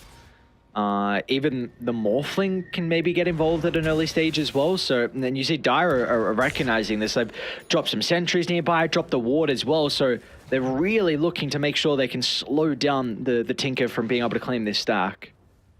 Yeah, it's not going to feel great for good old Han. I think the one thing is you could also probably just run up with small KK if he has room and just Meteor Hammer. Bottom lane. And just be happy. Oh. We're going to see the first rotation out of Han. A much needed kill. I mean, Tide Hunter was more than happy to be able to solo 1v1 versus Dong, so Han's going to be able to get involved as well to get some much needed gold and experience. Yep. That's something that they needed off the map. And so, good way to kind of come back in here. For Nova, they get the D ward as well on their ancient side. Ooh. And they actually find a pickoff.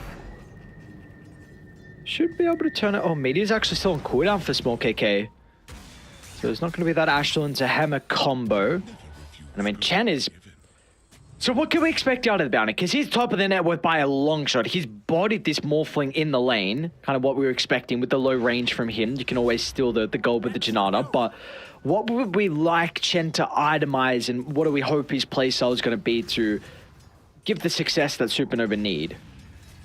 Trying to think what I'd like to see from your bounty hunter here. I feel like you just maybe just go your Ags, like Octarine.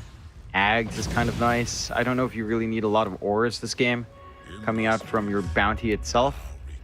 Yeah, I think you can kind of get away with that. You're also starting to clear out the stacks now for Han, so some good gold. The Blink's going to be up and running sooner rather than later. I wouldn't mind something like the Ags. I think just having the Janata bouncing around is going to be great. And he is going back for the Midas, so that could help for the ramp up into that Ags. Well, they might get him. And that... Small KK, look at this. They scanned, so they knew exactly that the Tinker was taking the stack, but Dong's going to be nearby to turn it back around. So even though they get the kill on the Han, it looks like still multiple members will go down for this aggressive attempt. That's big win for Nova. The kill is going on to Dong, allowing this Ember to just ramp up. Has the Falcon Blade, Orb Corrosion, and his full phase boots up now. He hits like a truck. That is a really painful Ember at the moment. I think the one issue you're having right now is that you are still not in position to play aggressive. Although the track's up and Lonfer's not that healthy here. Ooh. Go down. Is the missile going to be enough? Lonfer. And with maxed out shift, small KK should be able to get the kill on the bounty hunter once the astral pops. And it looks like Lonfer and Ranfu are just narrowly going to be able to survive as well. Not enough damage just yet on Han's Tinker. They're coming though. Look at Dong with the wraparound. You said that Ember hits hard, and we're going to see that be the case. Just slides down the Abaddon inside the tree line. Radiant structures are fortified. If you had your blink up earlier, you know, if Han didn't die clearing out those Ancients, that fight would have been a lot more different. So, just the slightly later blink timing kind of hurting them there. There's space for Poke to clear out bot.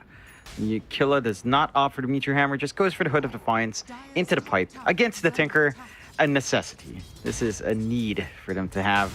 So you really don't want to have to deal with this hero in any shape or form. Han is trying to clear out the Ancients with no smoke. It is a much more painful process for him. So still not going to be able to clear out too fast. And they do have an opportunity to equalize the map here with the top. Again, with the right click you have on the Ember, you have enough minus armor to soften this up for yourself. They equalize quite a fair bit. You still feel better on Poke with a mid-gon. They can invade bot. They can ensure they've got the safe space to farm for Killa and for Lonfer on the triangle, extending that control a little bit more.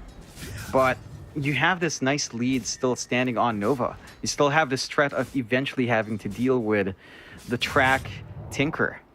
Like, that is still scary for the side of Poke. But it does feel like it's a bit stalled out here for Nova. We're only 12 minutes in, to be fair.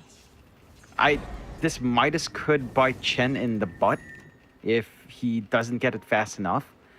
Like, if it's out too late, then your bounty hunter is not going to be durable enough to be in the front line to keep applying tracks and still run around. At least this attempt will hit the mark, so they're able to get a little bit more gold off the back of the track. You got to start playing some fast tempo sort of style here from Nova. They might have seen Chen run underneath the tier 2 tower. Is he going to be in some trouble though? Small KK is able to hold him down with the Astral. Even Killer's going to try and tip in just in case a full team fight's going to break out. Ravaged is there, but it's a little bit too late. They need a turn to address the Supernova, but the Fire Spirits are connected onto all of them, so sheep. The egg's going to blow up in the end. Be cautious now. How can you still take the team fight as Supernova? They're hesitant. And as a result, they're going to lose the Ember Spirit due to this. No one else wanted to help him out deep behind in enemy's lines. Just a bit too unhealthy on Chen to keep that fight going. Would have been nice though. Like, they had this opportunity to get a lot of tracks, but your Tinker, with still at the level 1 rearm, it's just a little bit too slow to dish out the damage. Even with the blink up, and he even has the favorite Tinker item in a Fairy Trinket as well. How blessed can you be in the game? But not enough. And the side of Poke, they just clump up the numbers. They only find 1 kill, and that does cost them Ravage as well. At the same time, I don't think you're necessarily looking for fights on Poke this game anyway. You're looking to counterfight a lot more. Their counterfight potential is huge with the saves you have on the Abaddon and on the OD as well. So you don't mind being run into here by the side of Nova. As long as you're close enough to use your spells on each other, you're good.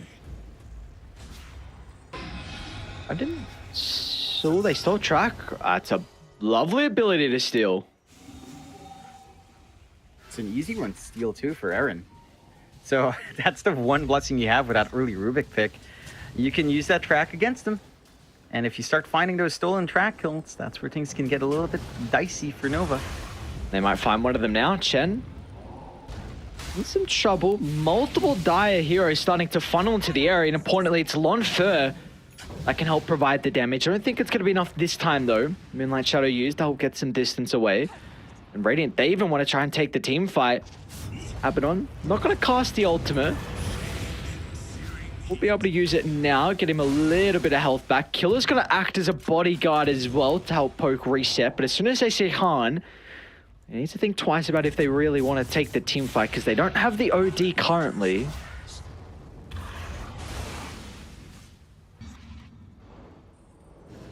They're out. So we spoke about the Midas on the Bounty Hunter, but it looks like even Small KK, he's gone into a Midas as well. So OD's looking to try and... Okay. Like he's farming it a lot faster. The fact that he just has it already is big enough. Whereas for Chen, you're still waiting on 350 gold. Right? At the field, it's a lot more painful to wait for that. I think the OD understands. You kind of have to scale up. You probably want your Ags this game. You want 2 of those Astral Imprisonments. And then, honestly, you probably want your Shard as well. Like, I absolutely hate OD Shard. It is the most annoying thing to play into. No, I mean, I hate playing into it. Because it's so tilting. You see them imprisoned, then you see them walking slowly as well. And it's like, it's just like, God, I can't even kill you. And I know you're going to run because you're going to have another imprisonment out. You're going to stall for the blink, and then boom, you're gone. It's so annoying.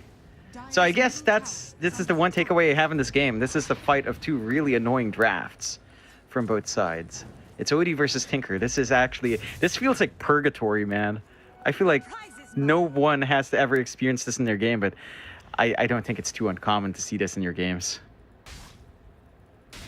But has our opinion changed that Tinker should be able to come out on top if this goes late? Because I feel like that's not the case with them going kind of the Midas, and it seems like they think they can scale. But has your kind of opinion changed?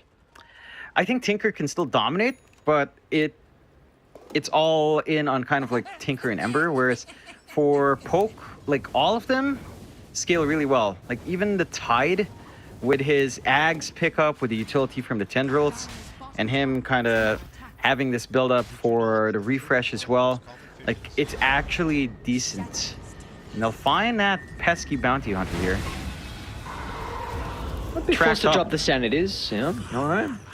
Saw the Shadow Walk on Aaron, in fact, so not looking to hold the track. Iris starting to come to the area. Once again, they're in fighting shape. Just a question, do they want to continue to go deep here? Killer without a blink really to follow up in that jump. So he's just going to wait for Radiant just to group up and run towards him, but see Supernova kind of hesitant with that at the moment, considering they are down 1 core member in the Bounty Hunter. So everyone, all 9 heroes that stage of the game had top. I'm really curious about this build on Han. Like he's got the Blink, Soul Ring, and Dagon 5 queued up. I'm not sure about that, just because Pipe is already negating a lot of your output at the same time. They feel like they need the burst damage, which is fair. I don't know. I feel like I'd prefer more control. You know, your typical Tinker build like Shiva's Hex, probably before rushing this Dagon. Like Dagon Blink alone, you could probably rip up, like say the Rubik. You can't really rip up the Abaddon as long as he has his ult. So I don't know. This is probably the first time I've seen this rush in a pro game. Bottom lane. Oh, very cute attempt. Only level 1 in the telekinesis, so not a lot of stun lock. Lonfer playing around with that Ember replicate. Almost caught him off guard there with the Searing Chains. He did have the Shivas queued up before on Han, and I don't know why he swapped, because the Shivas versus OD and Tide and Morphling is incredible. I mean, Morphling Tide just to stop a lot of your tankiness, but then also the OD Morph to stop a lot of your attack speed. So we'll see if it's going to bite them in the end. Teamfight's going to break out, but the Supernova lay it down. This time, Poke won't look to address it. Killer's going to be able to run himself away without any stuns to hold him down. Dong is a little bit too far away to be able to hold Mr. Killer. Not the biggest kill to find off the back of your Supernova from Supernova. It's a little bit awkward for them. I think the big issue you're finding right now as well for Chen is jumping any of these cores as a bounty, tracking them up is actually hard. She'll try into the morph, but strength is there. And it's pretty close to some of the die objectives as well, so they can start to TP in and react.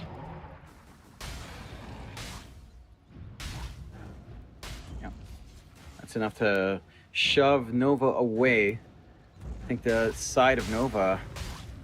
And they're gonna have to wait for the item time. So right, Han has gone back to the Shivas. So he's got some sanity back. Smoke out from Nova though. Sheep should be able to set up for Aaron. Got the mechanism to repair some of the damage. Aaron's going to be okay, especially with Ranfu nearby him.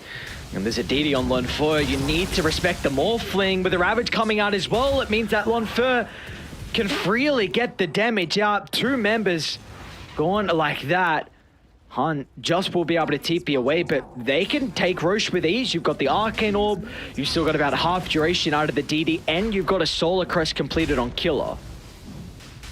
Yeah, you're feeling good on Poke. For the side of Nova, I don't feel like they've done enough for the Bounty Hunter.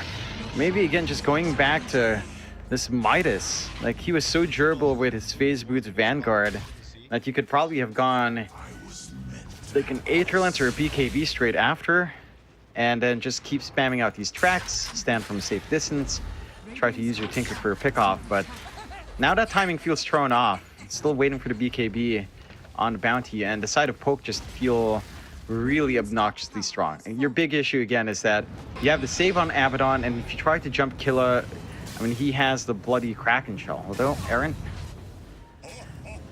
he's the only target they can constantly jump.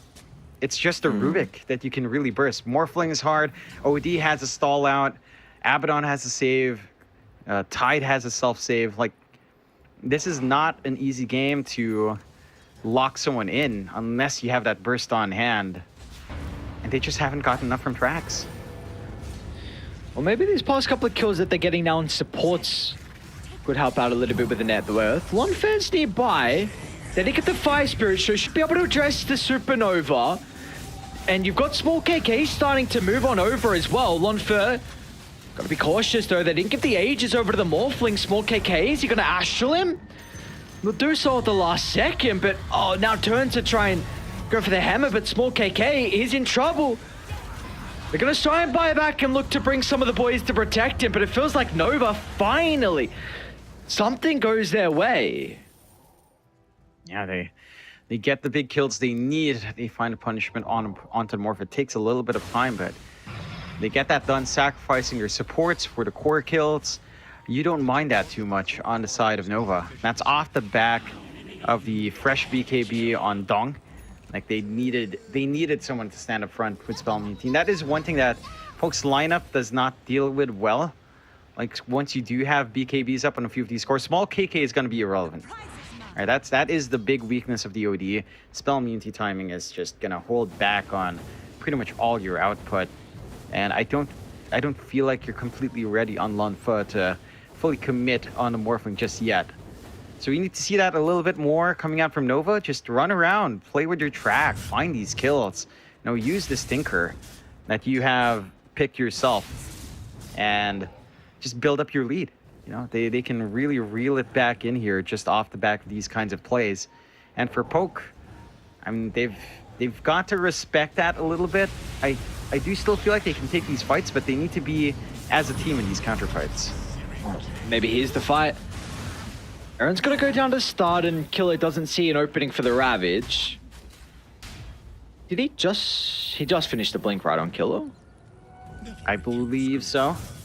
Yeah, and so didn't really manage to blink on top. Like, if they had more of their heroes together, again, if you had the OD along with the Morph in that area with your Tide for the counterfight, you might be able to find some punishment. But again, just focusing on that farm, and it's openings for Nova here.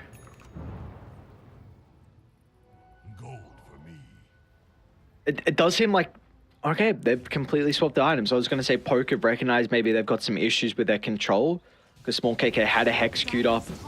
Even Tide had a Hex queued up as well, but Killer's going Yules now, and Small KK wants a BKB. So what we've seen so far, it's been very difficult for them to catch the slippery heroes on Radiant. I mean, you've got Ember, Mirana, and the Bounty. I suppose even Tinker as well is pretty goddamn slippery. So we're going to get a trade out of tier 2s on the map. Is this... Oh, they're actually going to try and come back and defend top. I guess Radiant do push relatively slow. Kill. Oh, all right. Just a Ravage for the kill onto Sheep.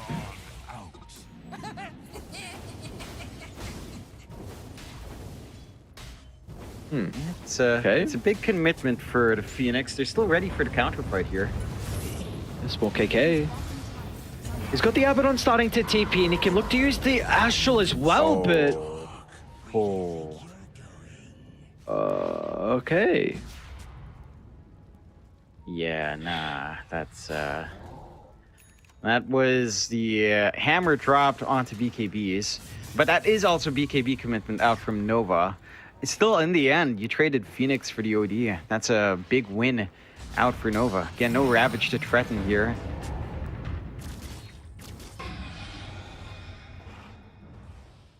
We're starting Radiant just completely toying with them across the map now. They are very immobile with some of their heroes. You see how difficult it is. TPs are going to be a hot commodity for them. It's Nova starting to build a lot of momentum and potentially another kill as well. And these aren't just support kills, these are track kills. And Chen, he's going Sanjin Yasha, which is a pretty poopy item, but feels like there's going to be some value out of it in this game in particular. I suppose so. It's a little bit surprising. I feel like you have a lot more fun with like the Octarine build and the Ags here. But I guess the stat resist is just because he is probably the guy who's going to run in, try to cop all the spells and allow Sheep to come in with a Supernova afterwards. So he's just going to have to try to survive through some of that onslaught, being like the frontliner here for his team. They're still on the hunt though. They've got good ideas to where Lanfer is at, and they've got the numbers to try to deal with that Morph. Chen's going to be able to scout. There's a tier 1 tower so they can start to TP down. Again, Ravage is still on cooldown for 20 seconds. At least they're going to be able to keep the Morphling alive. Renfu as well will be okay. So an attempt for Nova, very close to being able to convert on that, but see the reactions of Force and Poke, they're going to be okay. That means the TPs again are on cooldown, so they could look to make a play now on the opposite side of the map if they want to for Nova. Yep, you can just swing on over. And you mentioned the mobility again. When you have the Tinker and the Ember, it just feels easier for Nova to switch positions on the map so fast. I mean, this is the point where Han is so obnoxious. He just blinks, rearm, use the Shiva, blink, rearm. He has the E-Blade now as well, which is always hilarious into the Morphling, because it used to be so good at Morphling, now it's so good against the Morphling. How the tides turn on that one.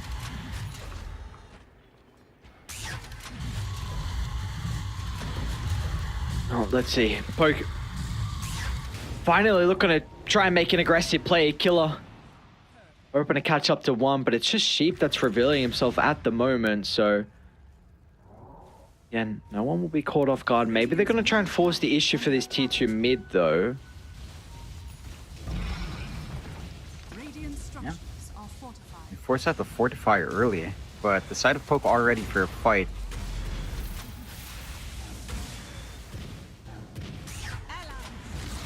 Look at Killer. So far forward, doesn't give a damn about his positioning. Knows that Ranfu's always going to be nearby to protect him. Can they get the perfect chain control after the Yours? Dong. Okay for the moment. Couple of BKBs expended. Supernova in the middle as well. They should be able to turn to address the egg, but the Morphling. Oh my god. Where'd he go? He might have ate an arrow and now Poke. Can they turn it around off the back of Small KK? He's going to try and land a Meteor Hammer, but the timing is not perfect, and in the end, it's Nova. It just obliterates the 5-man on Poke. That is just nutty. A really good egg position coming out there from Nova. The track kills flowing up. The disoriented fight from Poke, like the Ravage just being forced to use defensively. And again, a less than effective hammer coming out here from Small KK, and just with one team fight like that, you suddenly get a 6k lead. Again, you've got the tracks racking up gold. It's still only a level 2 track as well. This isn't even maxed out yet, but it's starting to show its power when you trade like this. 7k lead up for Nova, and for Poke, I mean, this game is getting difficult. We were seeing Lanfer just switch over onto the BKB now. On Morphling desperately needing it. They all just need that spell immunity up against these heroes. Roshan is open, and he sure melted quite fast when you have that Tinker spamming its spells. They scan, but they don't have Ravage. They don't have the hammer. They can't contest this.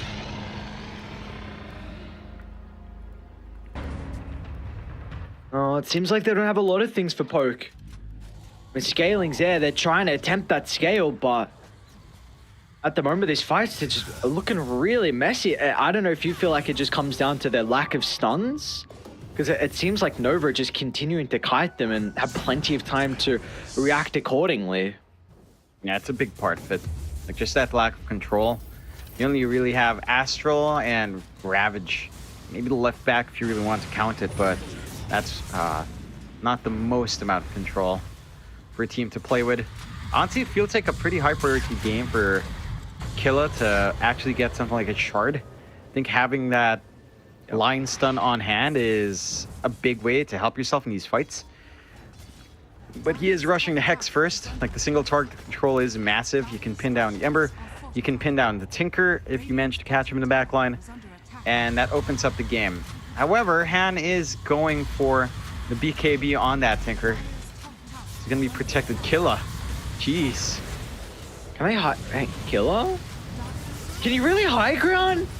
Yes. I don't know, man. Dong. That was... They're going to be able to run up to the Morphling. He's okay for the moment thanks to the Astral, but no one's going to be able to address the Nova. Killa somehow is able to get the blink away. Did they all get out? Ranfu? Okay, he won't be able to escape. But somehow all they lose is just the Abaddon when it looked like a disastrous fight. Yeah, they couldn't focus in their damage onto Killa. He really did just run up. His Ravage was on cooldown as well. I was wondering what the hell he was trying to do. It was like 6 seconds off when he went into the tree line where the Tinker just saw him with the Shiva's usage. So it's like, it looked dicey, but you know, you count your blessings, poker fine. They back off, not losing too much, but the side of Nova are still ready to go. Double damage is only half duration left on Dong, but they're shoving out all the waves. This is the one thing about playing against the Tinker. Once you lose one... Oh? Very close. Yeah, again, it's one of those things with Tinker. Once you lose control of one lane, I mean, you don't even lose racks, but, you know, you lose that opportunity to push high ground. The Tinker just reshoves everything out, and you have to work double time to try to look for an opportunity to make something happen again. And they don't have the heroes to shove lanes. No. You got an Abaddon as your 5. Rubik doesn't have great abilities to steal to help with his lane shove. We'll see if this fight can turn in their favor, though, for poke. Killa's got the Ravage at the ready, but needs to find the perfect opening. It's a pretty decent one to start, but there's no follow-up. Just no one's there to connect with him. And now it means that poke, they're in an all-out retreat. They're going to be forced to try and cut their losses, feed some of the members to the wolves. Let the grown-ups run away. Looks like the Abaddon... No, he won't be one of them. Yeah, 2 kills. Ravage down again from the side of Poke. 2 track kills coming out there for Chen. Oh, they see So the Morphling. Oh no. Yeah, he's gone. He's going to try and team. Are they going to stun? Stun? They do. Dong's got one. Chains was up. And down goes Lonfer. This is... Tinker's, I don't even want to say it's a Tinker show. He's 2, 3, and 15. Dong on this Ember, 11, 2, and 9. He's having an exceptional game. He is. You just don't have the lockdown for something high mobility like that. Like, you just don't have the lock for a lot of these heroes. Like, it's a Tinker, it's an Ember, even to an extent. The Mirana can be hard to pin down here as well. And they've just grown so big off the back of all these tracks. Chen actually goes for the Satanic. Like, having a self-dispel in hand is pretty massive, I suppose. Would still prefer more, but you know what? It's working out for Chen. Chen? I'm gonna eat the hammer. Ember might be in some trouble with the Arcane Orb.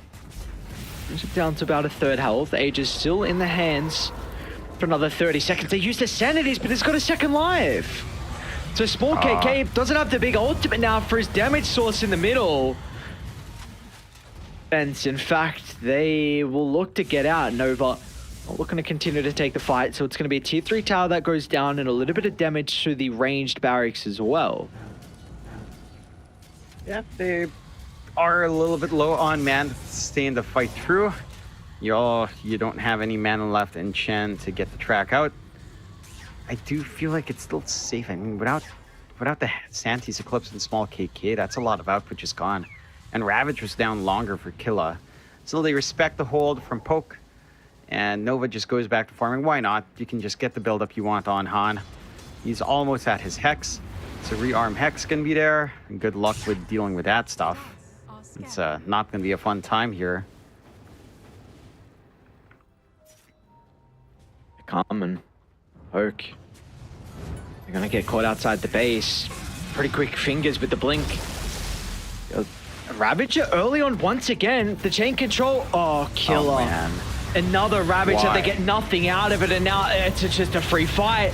It is a complete free fight for Nova. They've got nothing to be worried about. Morphling doesn't want anything to do with it as well. And yeah, G's are going to be dropped. Yeah. Just a messy second game as Nova. An interesting draft from them. They pull something out of the hat and it's going to work out. It's a disgusting draft, Aries. No need to dress it up here. Nova, they get to pick the Tinker along with a Bounty Hunter. This is just gross coming out from Nova.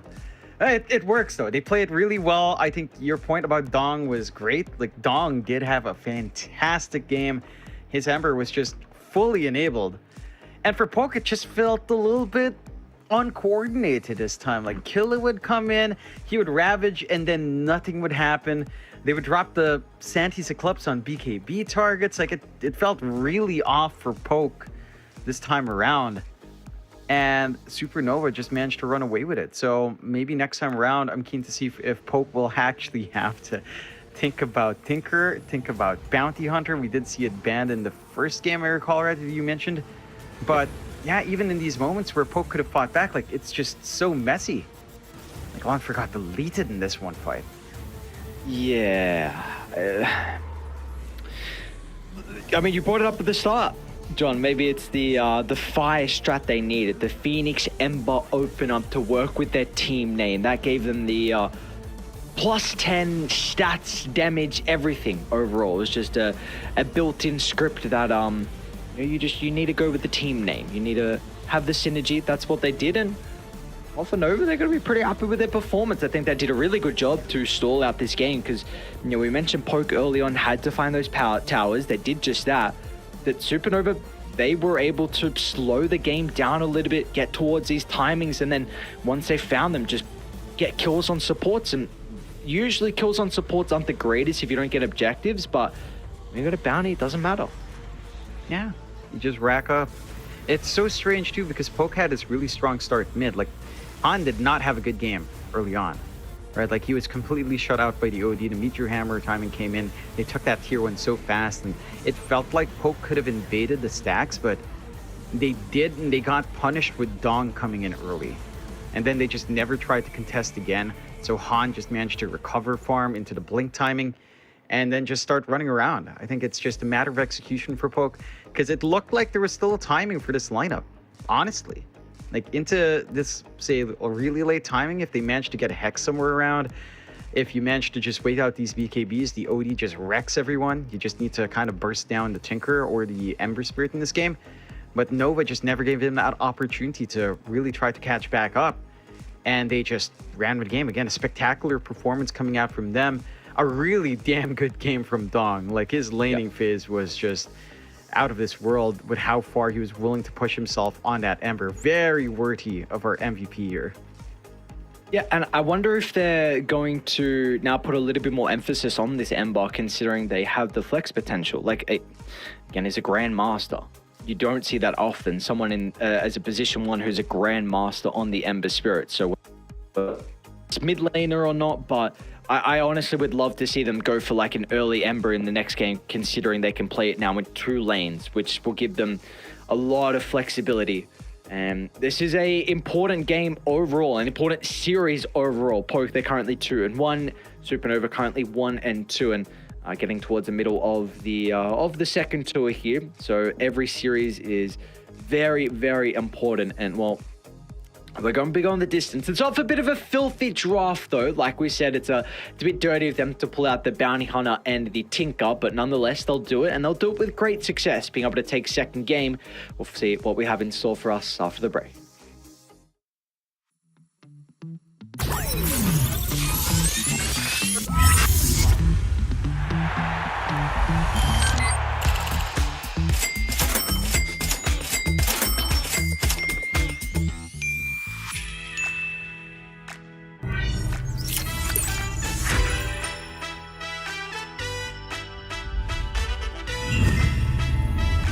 Watch more. Earn more. Full TV.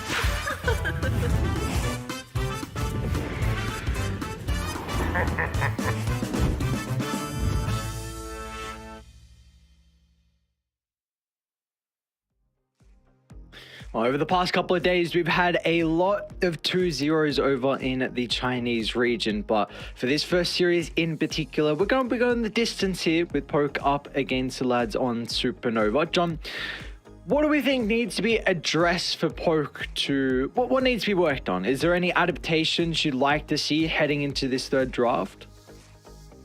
They have to be careful about getting tinkered, I suppose. Like, that's going to be on the back of their mind now. The Ember is definitely a high priority target for Supernova to pick up, as we saw them just play a strong flex on Dong. Like, he just did amazing work from laning phase and into his choices in the fights, into how aggressive he was playing, how much he knew his team was backing him up.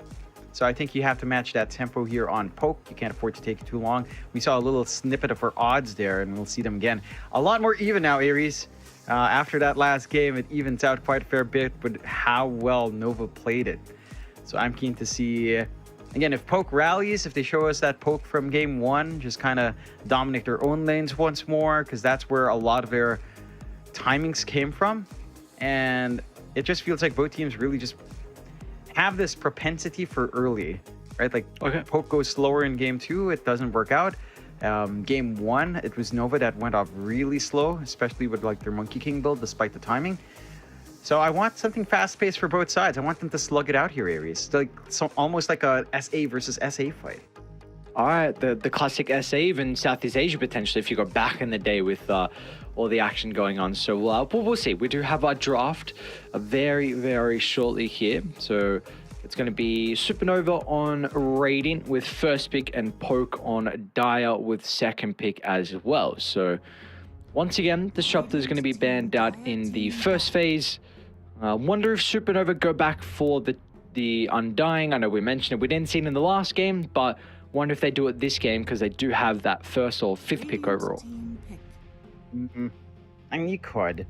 Yeah, it's not a bad pick to ever go for. Undying's always solid to have. Ooh, I'm looking at Chola's keyboard. That's a nice keyboard. Looks like it looks pretty sweet. I'm liking these keyboards. Yeah, you're looking into your own keyboards, aren't you, John? That's why you're keeping eyes out. Maybe you're trying to get some inspiration. Yeah, I've been shopping around a little bit too much. The draft is blitzing on, and we have to take note here as well. There is a draft penalty on hand for Supernova by 30 seconds in draft. So what's that? The level 1 penalty for just not being right in time. Not the biggest loss in the world. That would eat into their thinking time, but I'm sure these guys have a rough idea of what they'd want to do. See the development of the draft though. Poke into the Rubik along with the Beastmaster and the Tiny again for Supernova. They get the Beastmaster. It's been allowed true. You banned out Disruptor and Doom instead. So the Zoo will make its way out, but here's that Ember we talked about for Supernova. So you're back into it. You can flex it for Dong safely. And Ember versus Beastmaster though, it sounds like a rough lane, but it also sounds like a lane where you go Flame Guard and it's not too bad. Like, honestly, even your usual 0-3-2 build is not too bad, but maybe you go level 1 Flame Guard, you can melt down the boars, and it's actually not bad. I don't think it's the worst lane in the world. It feels like the Beastmaster might still be forced to go Axis, and even then, like with rework Flame Guard, like you can sustain your Flame Guard for a little bit longer there in comparison to before. Dire team ban. Is there a position 5 that Supernova could be considering? Because you already see the Rubik Beastmaster. That's going to be the offlane for Poke. Is there a 5 that might be able to help out to deal with this Beastmaster? Because you're saying, like, if Dong is playing the Ember, like, he can address the Beast, but maybe needs that extra person to make it more of a comfortable lane. Is there one that stands out for you? Enchantress stands out for me. I think that's a pretty good solution to what Poke will want to do. Just enchant the creep, you're kind of good to go. Take away the boar, so you will pretty much just force out the Axis build with an Ench pick. And I think the Enchantress trades pretty well to the Rubik. Impetus shots are just so damn painful. You really don't want to deal with it on pretty much anyone trying to trade. But at least as a range hero, it's still pretty bad, actually, because you're trying to poke at max range. The Ench will just out-poke you every time. So yeah, I think that's what I like for Supernova. Poke, they go into the Tusk, so There is some flex potential there that you could opt for a mid Tusk. I think running a Beastmaster Tusk lane up against an Ember, it actually can work. Like, there is some early tempo. You run up, you just poke him away. At the same time, now, if you are expecting Tusk, Beastmaster as like your offlane duo, the Enchantress sounds even better. Yeah. Like, it just outpokes this Tusk. The first 2 levels for Tusk are going to feel really awkward if you are gunning for Shard's tag team instead of a snowball value level. So the Enchantress just will be able to make that lane really painful for the first 2 levels. Alright. Undying instead. I mean, they could still flex Tiny as a core. And no, they won't. So they'll run Tiny support. And I feel like the Beastmaster's not a big issue that you go into the usual Enchantress pick. And they'll go into the Morphling themselves on Supernova. Interesting. That should be our Dong hero. And then you just run your mid-Ember this time. Drow Ranger. And we're going to get the draw. All right. Finally, hero is starting to get a little bit more priority, considering it's still a very, very strong carry, one of the better ones at the moment. And matches up great versus the Morphling as well. He's going to have a perfect time, thanks to the marksmanship, having to have no worries about all the base armor. And you're going to now look to run a Tusk 5, so you've got a melee hero to put in front of the Drow, and that inner beast for the game goes on. So I like the response. Radiant team ban. It's good tempo. It has a pretty fun time running around. God, these voice lines from old G. These guys keep spamming them. How does Lanfer have them such low cooldown? I don't understand. It feels like it's going off faster than usual. 10 seconds remaining. I swear, I tried to spam my own voice lines. Just like the cooldown hits me every time, but for Lanfer, he's finding a way to just keep going. Team ban. Somehow is maybe that's the tier 4 you need to pay for. He somehow hacked the system. He paid some extra money for low cooldown. Very pay to win. That's an actual in-game advantage. Do not like seeing that in my game. It's a bit awkward for Supernova. I mean, you have jump for the Drow, sure. Like, you have the Ember, jump the backline. At the same time with Gust, it can be a bit risky. Gust, Punch, Roar. There's enough hold for the Ember that him just jumping in is actually a little bit scary for his own sake. I feel like Poke has some good answers there to protect the Drow. What pick do you want offlane? I don't feel like it's not a good bounty hunter game in comparison. Like, Drow lane's just atrocious. You could make an argument for something like the Mars you were mentioning when we were just looking at the game 1. As a possibility. I feel like Mars against Drow is okay. It does still feel like you'll be wrecked by marksmanship, but if you get a good arena, you've got Arena Tombstone. That's a pretty decent combination. Those are really nice keycaps. Like, the colors are nice. Those are cherry profile. Not the most fond of cherry profile. I think they are. They look like standard cherries. And they go with the offlane snap, so there's a little bit of that team fight coming out. You don't really have the best hold for the kisses. And I like this Monkey King coming out from Poke. So now you've got your Monkey versus Ember matchup that we were talking about last time. This is not an easy lane for Supernova to win out on mid. Your side lanes are all right. I think Beastmaster versus Morphling is not bad for the Beastmaster either. And the Snapfire Tiny lane is where things can be aggressive. Like, they could put a dent in the Drow Tusk for sure, but I think overall Poke this time came out with a much stronger draft. It's just a mid matchup. They'll actually give Han the Morphling mid and Dong the safe lane Ember. So never mind that. It could end up being a lot better for Supernova in the lanes. I don't think this is too bad of a flex. Again, they flex Ember. Dong had a great time. He plays it again. Whether or not they switch him to play it mid is a different question. I think you actually are in the safe lane to do the things we said about it up against a Beastmaster. Morphling versus Monkey is a little bit more strange because, again, Monkey King has a lot of range for a melee hero, and Morphling does not have too much range as a ranged hero. So you can still try to twack him, build up your Jingu, go for the Boundless. It's a little bit awkward for Han, but it's much more manageable for Dong into Killis lane. So I'm keen to see how much that really changes things here for Nova in the laning phase. Okay. Yeah, really for me, my one big question is just how comfortable is Han on the Morphling? Like, have you played it a lot? Because it's a very, very tricky hero to be able to play at a high level. It does look like well, he doesn't have Dota Plus, unfortunately, so that doesn't give us like the greatest idea.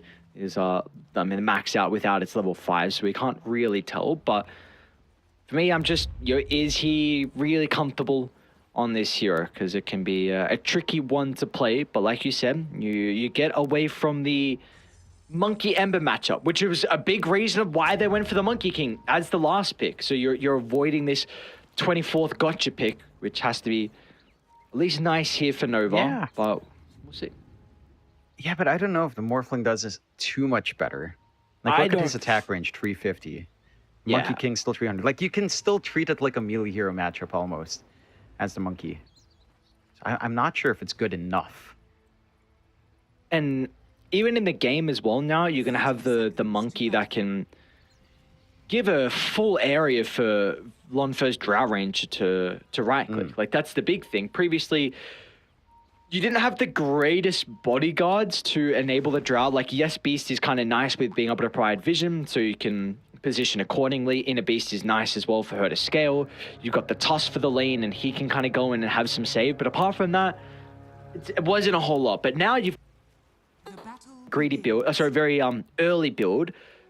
Like probably like an Echo Saber maybe from Small KK, even could be some value of a Diffusal Blade if he wants to, but if you lay down Wukong's command, all of a sudden you have control on one area of the team fight, and that could be really huge to either the success or unfortunately the failure for the Drow Ranger if they don't have that.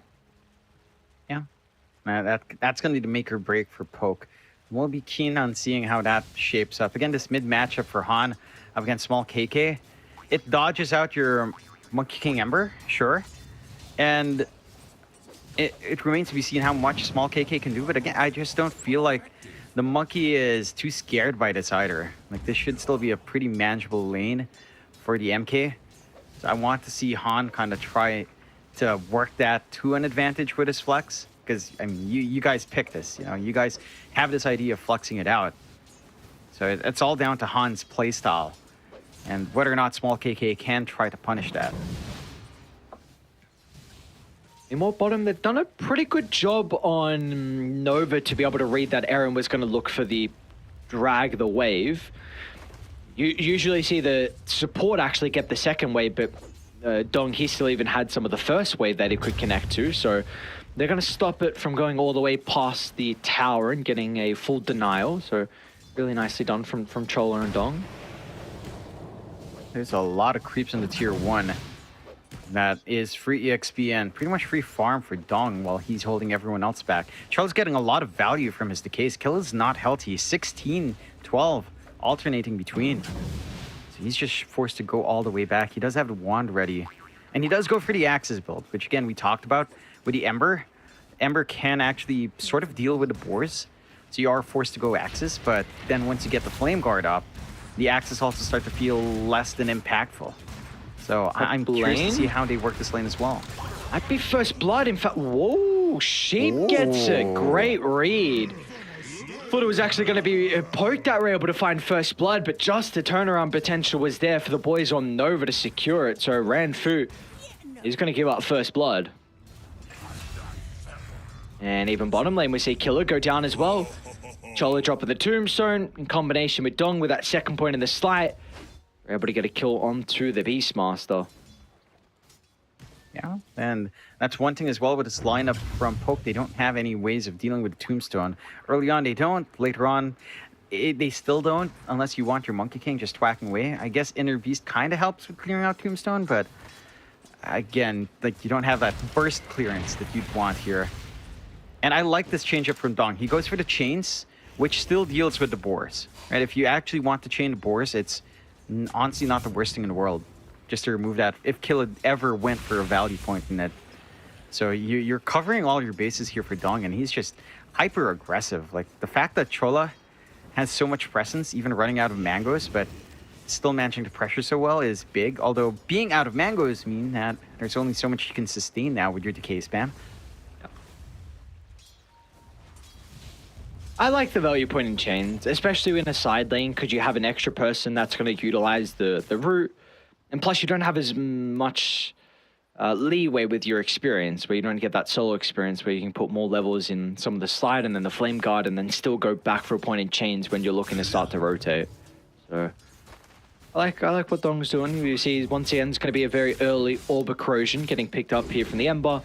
And even getting a raindrop as well, considering this is a pretty nuke-heavy lane between the Axes and the Fade Bolt. But that's just our bottom lane. Let's see how some of the other lanes are shaping up at the moment. Importantly, we weren't quite sure how this mid lane was going to go. At the moment, it's looking pretty favored for small KK, 20-9 compared to the 15-4. But sometimes the Morphling can have some issues in the early couple levels before you get some more in the attribute shift. Yeah. I still think it's pretty scary. Like, every time you come in to try and farm up, small KK can just run up, threaten with Jingu, and just turn on you. Like, at level 2, it's level 1 agi shift still. So you're not really able to shift on a whim very safely either, as he is opting to just nuke down a range creep with adaptive strike. And is one thing that can slow things down. Like, even the top lane for Poke, which we saw that kill coming out on early, but this aggression from Drow Tusk can't come out. You have good punish on Tiny and Snapfire to just, you know, if you see someone commit, you can toss back the Tiny, you can try to chase down the Drow. It's relatively easy to turn that on its head. So all the lanes just feel a little bit awkward for the side of Poke right now. And outside of mid, everything's working out for Nova quite nice. Yep. So do you feel like then maybe with all the side lanes going pretty well for Nova, they should maybe consider about bringing top lane Drow? Whoa. Another burst, and this time it's a vital kill onto the carry instead of just the Tusk that goes down. So Sheep and Chen, this last pick Snapfire for Nova, having a great start. It seems like 26-5, and every level your burst gets even more formidable. Yeah. Does. And coming out the lanes, I mean, you find another kill on Killa. Oh. And Dong, this specialist Ember safe lane, you cannot allow him to have this. Look at this build too, 2-3-0. You rarely see that build, but Yeah. it just leads to so much aggression. I love seeing this. Like, this is what I consider the peak fun Ember build, right? When you used to go this in Battle Fury, like you'd actually ignore Flame Guard, maybe just a value point. Like, this is the high aggression build, and it's so good to see coming out from Nova quite well. Like, 4-0 start, you're finding everything you want. Get blown up, though. The Tombstone dropped down. They need to turn to address this instead of trying to kill Dong. He's very low on the resources. Looks like I think he kind of just wanted to reset now. Top lane, Lonfer and Sheep battling it out again. They're going to lose the Drow, and hang on, Sheep might not even die. Tiny's going to be pretty cute with the Jukes. He's got the boots advantage to Ranfu. He won't be able to catch up the Sheep. Tosses at the ready. Cookie as well coming up shortly. Ranfu, can he get the combo? Oh, beautiful snowball. Quick on the fingers is Ranfu. Tries to get some distance away, but with the 3 points and the scatter blast, Chen will blow him up. You don't mind that too much for Chen, sure. The kill comes out first for the Tusk, so he gets the EXP. At the same time, you're getting solo EXP on Chen with that pickoff. So his 6 lining up a lot faster. He's got a 2-level lead, maybe a level and a half if you consider halfway through to 5 for Lonfer on Chen. And he can threaten with the kisses now. Just one good move coming out from Sheep, and they can find more kills in this lane if they wanted to.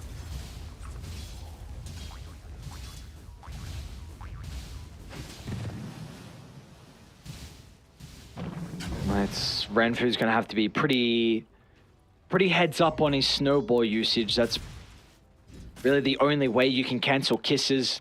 I don't think Lonfer's ever going to get in range to play around with the Gust, considering more than likely he's going to be the one that's kissed down from afar. So all eyes on what Ranfu's going to be able to do. I mean, we might even see the Monkey King consider about rotating. Is there a window for small KK to consider about starting to put some impact onto the side lanes, or does he continue to want to play mid?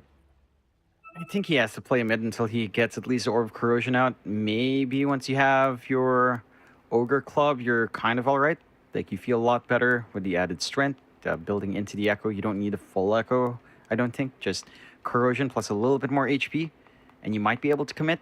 So he still has to hold mid until that. So he has been doing a great job mid still of suppressing Han, but Han isn't hurting as much as your other cores are.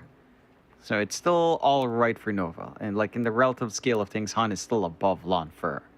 The lane's still coming out to be a little bit more playable for the Morph, even if the Monkey King is #1 right now. I think the one big issue you have on Poke is this slow start for your Beastmaster. It does not feel good. Like, the Dominator timing feels key for that hero. It doesn't even look like he's going to have to go for that. He's going for the drums here with a casual Ring of Health to heal up. So you won't even have, like, the creep armor to threaten with. Why is he avoiding the Overlord? What's going on? I don't know. Like, you don't really have the eat creep kind of way of dealing with Top lane. Beastmaster here. There's the kisses coming out. Looks like Drow still will go down nonetheless, and Tiny, just dies to the tower, but it's not going to matter. Chola makes his first rotation to help get involved as well, and now this tower is going to take a lot of damage. This is a big concern when these lanes not off to the start that Poke were hoping for. Yeah, it's kind of crumbling. And we talked about it in the draft, right? Like, or in the post game of game 2, where it feels like both sides just really thrive when they have an early laning start. Like, the laning phase feels much more important for them than anything else for both ends. So this strong start for Nova establishes this foundation for them to just scale up. Like, at some point, you're going to have to expect Dong to rotate. Orb of Corrosion and Falcon Blade up. This guy's just ready to move at his level 6. Just needs some boots. And Killa, I mean, he has a Roar, but even that's not enough to scare away Dong. Like, he just gets a sleight of fist. Killa drops so damn low. It's ridiculous. It's the top falls. The one thing that they need to maybe figure out is small KK on the Monkey. That is like the one point where you are seeing a lot more come out from the side of Poke. But even then, he hasn't left mid. Like, he's still waiting for at least the Ogre Axe. But I think at this point, he actually will wait for the full Echo, which, again, it's just a slower timing. Now, the whole team's weight is on his back right now. He needs to make some plays to get the back into this game. We're going to see the attempt with the Wukong's command. So Sheep will go down. They still feel strong to take the fight on Nova, because look at the wraparound. Chen and Chola look to get involved. Now Killer's going to tip into his own death.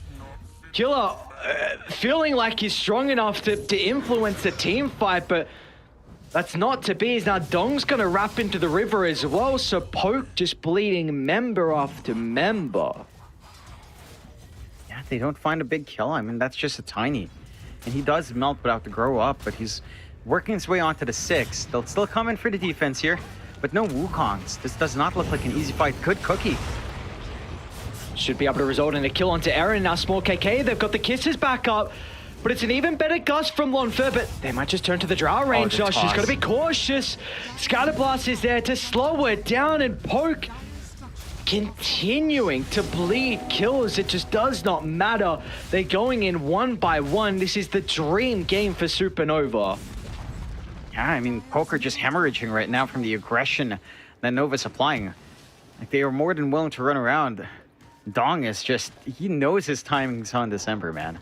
He knows what he can do. He knows his output's just so damn high. And there's no clean solution here from Poke.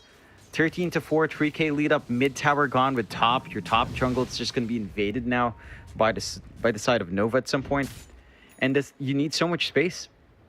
Like, you have this Drow that's still trying to work towards her Falcon Blade along with the Dragonlance. And it doesn't feel like it's going to come out fast enough. Your lanes just went off to a slow start. Now they're looking to make a smoke play down bot here.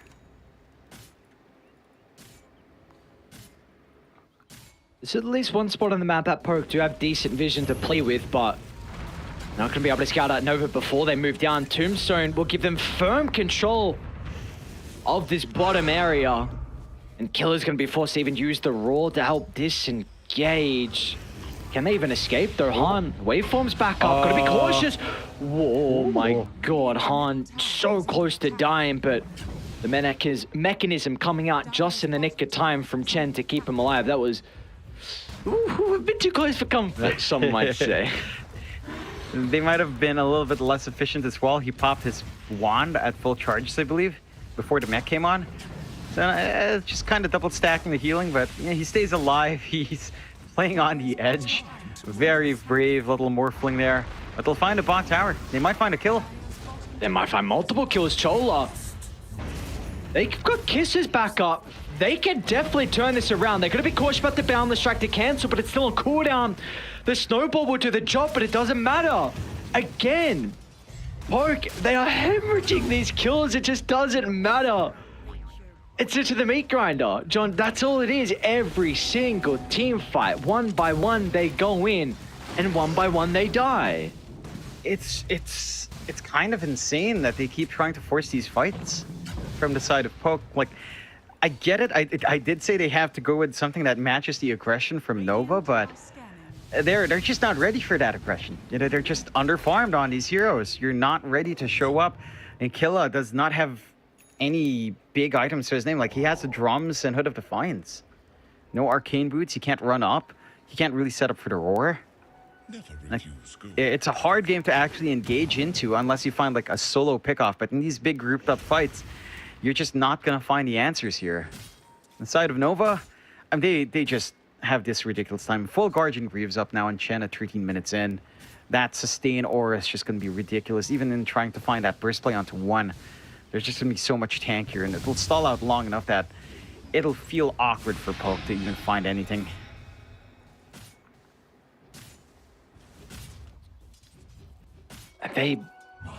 Man, Nova even don't want to give an inch of the map. We're going to continue to defend this bottom tower. Great wraparound from Dong. Gonna run into Eren. And now we should be able to follow up the remnant to the cookie. That's what? Perfect. How? That is a perfect way for them to start the fight. Dong holds two into place. Easy kills once again. And there's going to be no escape from anyone. Nova. There is just... They're looking so clean in this third game. That is ridiculous. Like, Dong getting the perfect remnant for the cookie follow-up as the cookie's coming in. The coordination to pull that off. I'm pretty sure that was on purpose too. That was not something that was like an accidental, a happy little accident coming out. That is just some perfection right there from Nova. And it looks like a small play, but that was massive. It allowed Dong to just run up, look for one more kill while everyone else can just handle the two fragments that were just stunned down. And Dong is just not done. Oh, killer. They might be able to steal... Okay, there we go. Chen, use a scatter blast to make sure they don't steal the kisses. Still, it's a pretty good ability to have in the arsenal for Eren. But finally, Poke will get one kill. Meanwhile, on the opposite side of the map, you do have Drow Ranger getting some farm as well. So something's going their way, at least. But while we have some time, what do we feel like Poke need to do with the Monkey King? Because Small KK, John, he's top of the net worth. And he's top of the net worth by a decent mark as well. I'm quite impressed still with all the gold he's been able to get. But how do you unlock this hero? How do you get the impact out of him? You go for BKB, you try to set up for big Wukong plays. Not this. Not this. This might not be the Wukong's play. Renfrew's nearby to try and offer some assistance. KK's got to be cautious though. They're going to turn into the Tusk with the Replicate. Can help Han close the distance. Need a little bit more damage and they'll find it. Down goes the top of the net worth here in the Monkey. Drow Ranger is killed off as well. So once again, Lonfair, 5 deaths here for the carry. Drow is not a game that Lonfair wants to remember.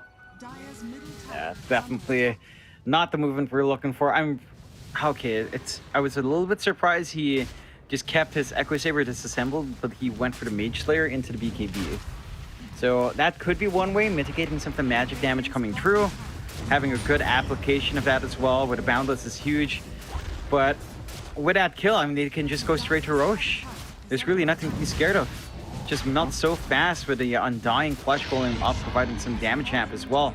And now you have 2 lives on Han. I mean, Han's been going crazy up front. I don't know if you can handle 2 lives of this madman.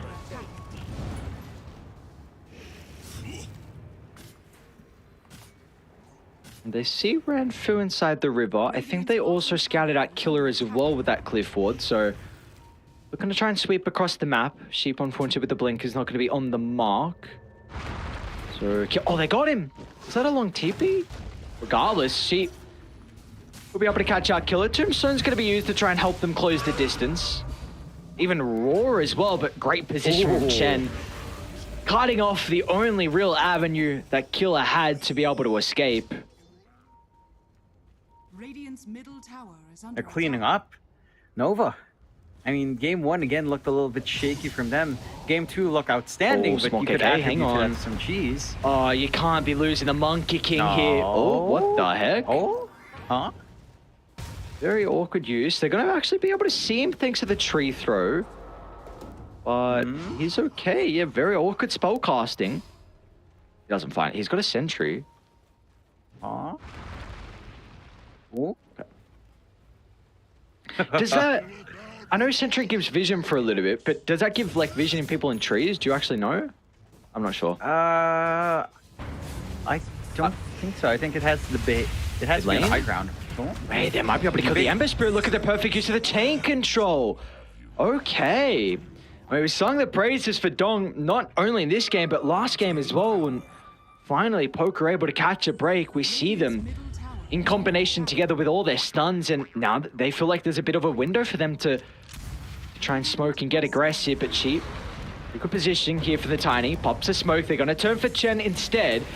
He's pretty taken over the Snapfire, can activate the Greaves, the Wand as well, is able to get the Cookie to reposition. Continue to hunt behind the tower, and Chen will go down, and our Sheep is in trouble as well as Poke.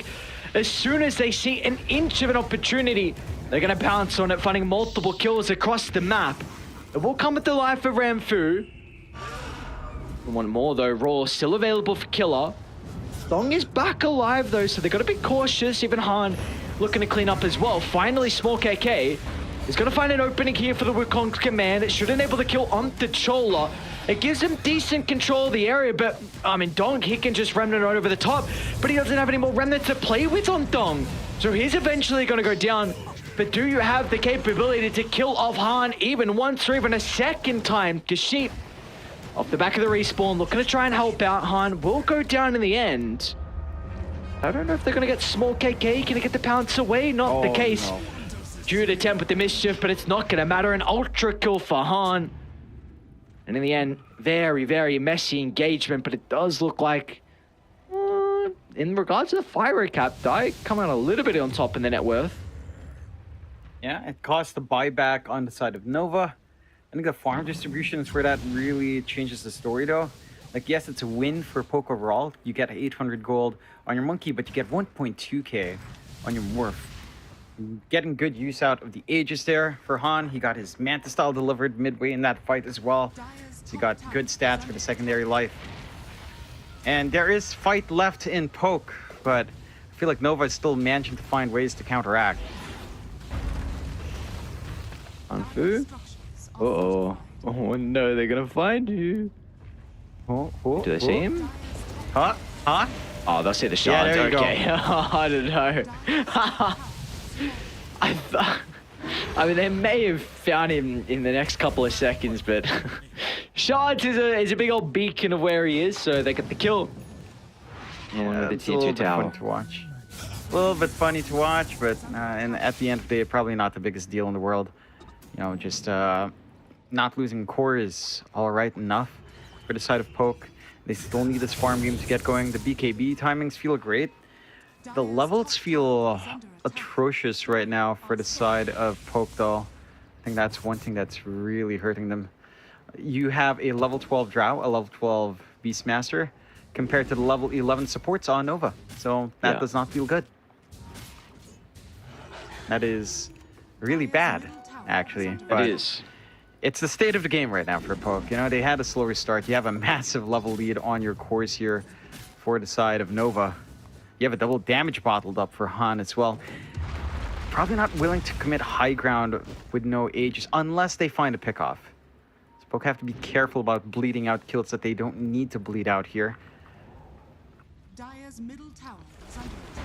Looks like they're going to try and gear up for a defense of the T2 tower, though. Tombstone drop from Nova. Sheep, he's actually looking for the angle for the toss back. They'll find onto the Rubik.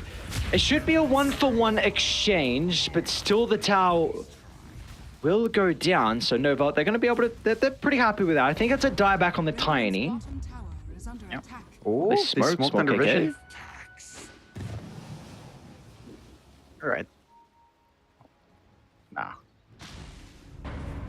But they can line up for this fight if they wanted to. Thing is, you still have that DD ready on Han. So it's a massive risk. Good movement out from small KK though. And is one of the things that makes the Monkey King annoying. He can't see everything. And for Nova, just back the farm. No need to push the envelope too hard. You've got the advantage. Just work onto your build-up. You know, maybe even wait out Chen's Ags on that snap. Because that'll lead to some good shenanigans with, say, the Tiny Gobble Up. Or even the Ember Gobble Up. Or even a Morph. All of them are pretty good. Yep. He's got multiple targets that he'd be pretty happy with sending into the middle. So, of course, for Supernova, you're very happy with the status of this game. Yeah, it was, I don't want to say doubting, but I was questioning if the Morphling would truly be comfortable, the position to Han. Yeah, how much has he really played this hero? But it looks like he's definitely comfortable on it with 11, 0, and 6 KDA for him at the moment. Skadi is going to make it that much difficult for him to die. And it's a great way to address some of the heroes as well from Poe. Mitigating some of the attack speed that the Beastmaster is able to provide you. You've got the range carry in the Drow and also can stop some of the lifesteal that small KK can look to play with.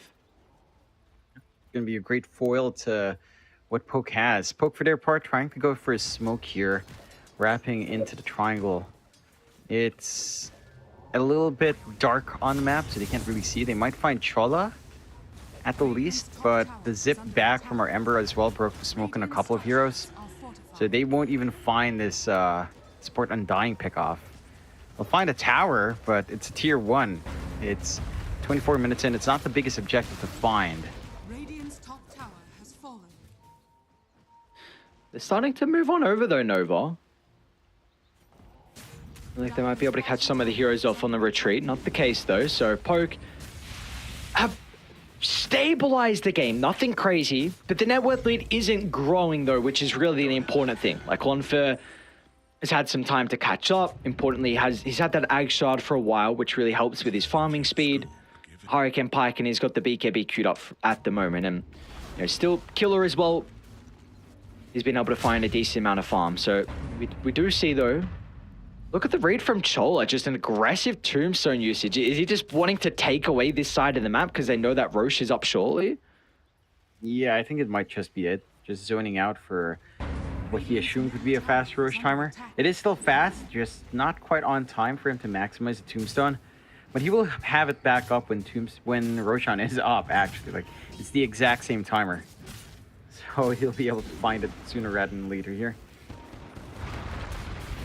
Not Sheep, looking for the jump in. And the toss, but can they get Sheep down to the low ground as well?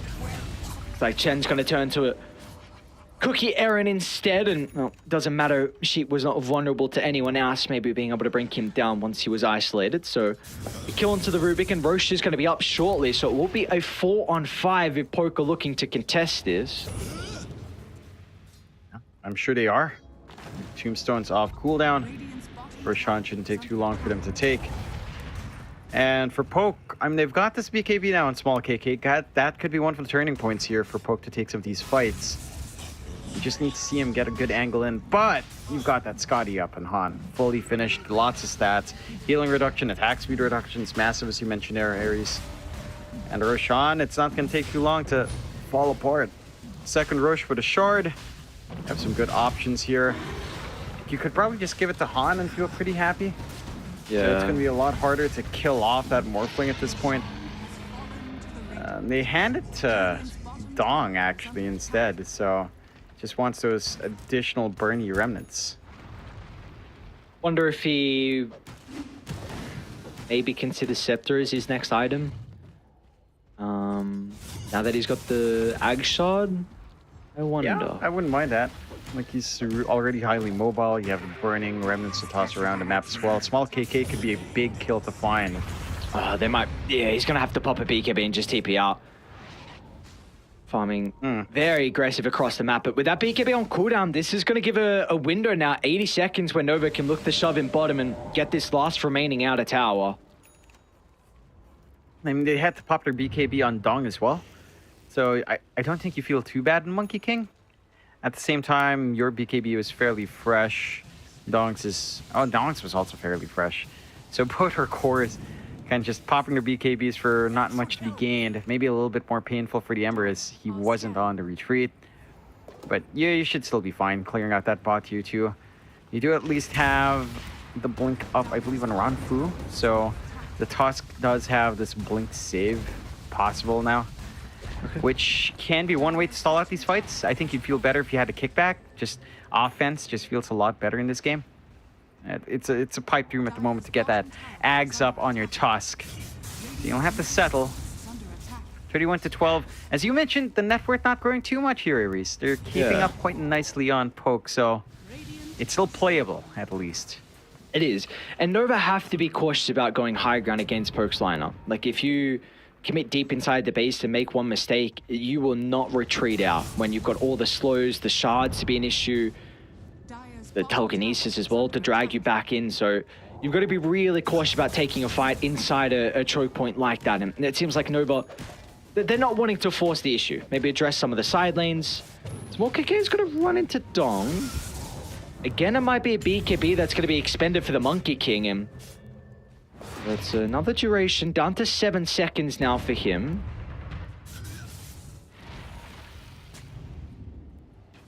That is definitely not good. 2 charges down back to back with that.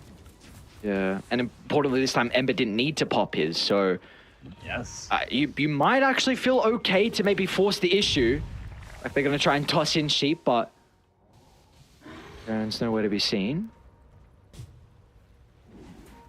And they're prepping up here on Nova for that spike on Snapfire, where you get your level 20, and he's queuing up the full Daedalus next, along with a Blink. Okay. So they're still scaling left there.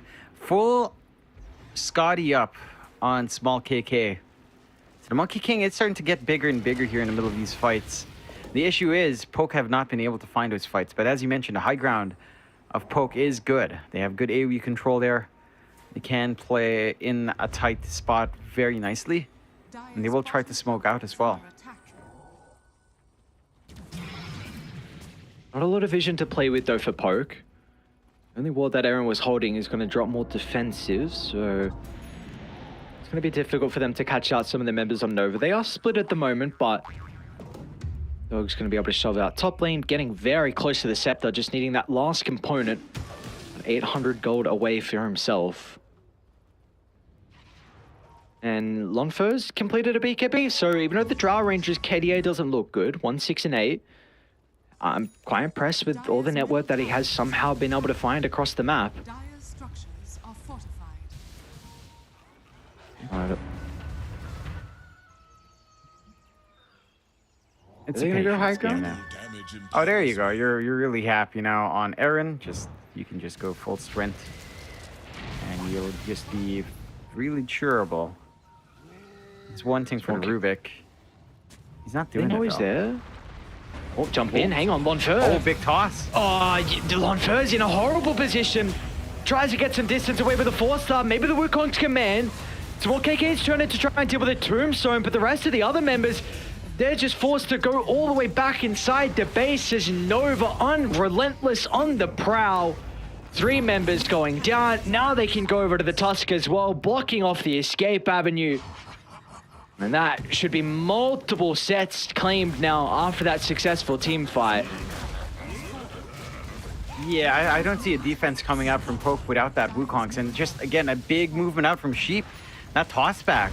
Forcing out the BKBs, the Wukong's not catching anyone inside. The highly mobile chorus.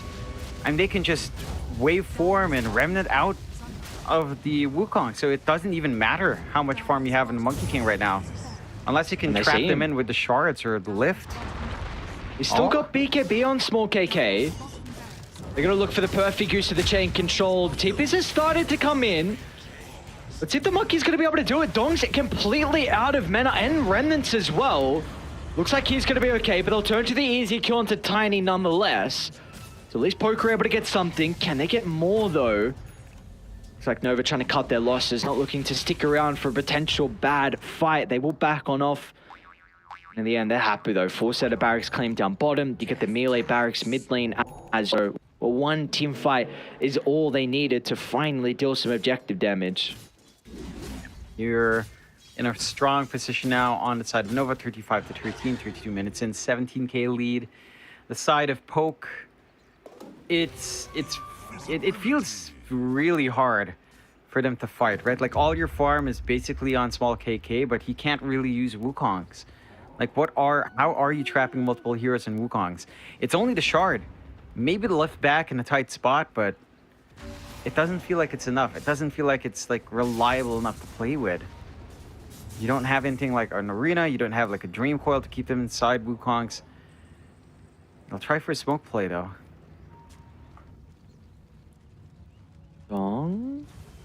How do you start this though? Maybe it's the boundless into the allowing the follow-up. He's not even gonna mess around. No hesitation from Dong. He's like, all right, let's just pop BKB straight away. Make sure there's no opportunity for them to get that initial stun. And now the Nest and Nova, they're starting to file into the area. Tombstone's gonna be dropped in the high ground, a great position. All of a sudden, they got pretty firm control.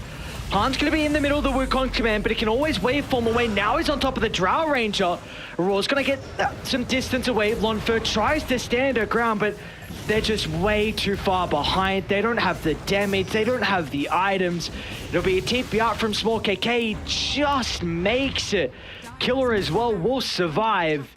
But with all this going on, the creeps are inside the base, so the barracks are going to go down, and they come out on top in that team fight as well.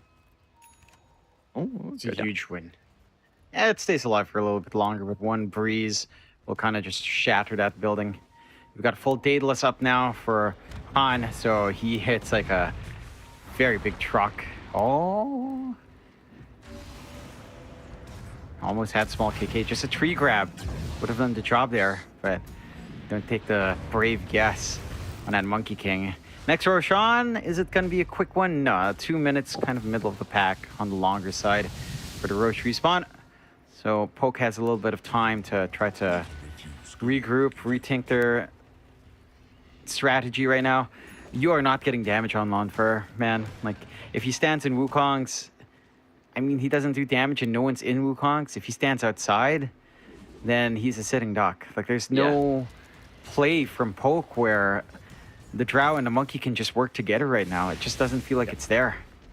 And probably a big reason is just because it seems obvious, but the net worth, right? Like we saw what he tried to do last fight where he was on the edge of the ring and then the Morphling waveformed on him. So he was forced to Hurricane Pike inside the ring.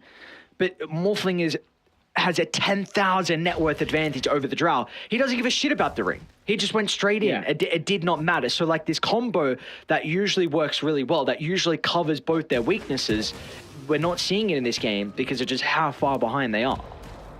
Yeah, it's a huge deficit to work up against. Even with his good farm on small KK, he's not enough of a threat to just have them pick and choose as to what they want to do here on Nova.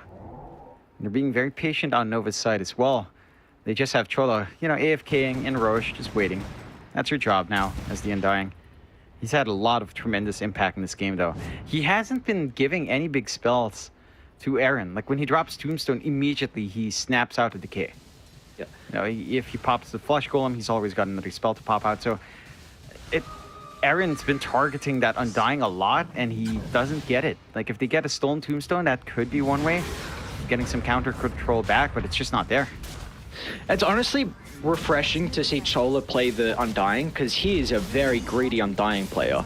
He hasn't gone at this game and the series overall, but he loves like Ag Shard first item. And he's also the highest net worth out of the supports. He'll max out Decay, I think, in every single game because he feels the value of this hero. We see just, it's almost always like a 4-1-4 build. He's shown very leisurely.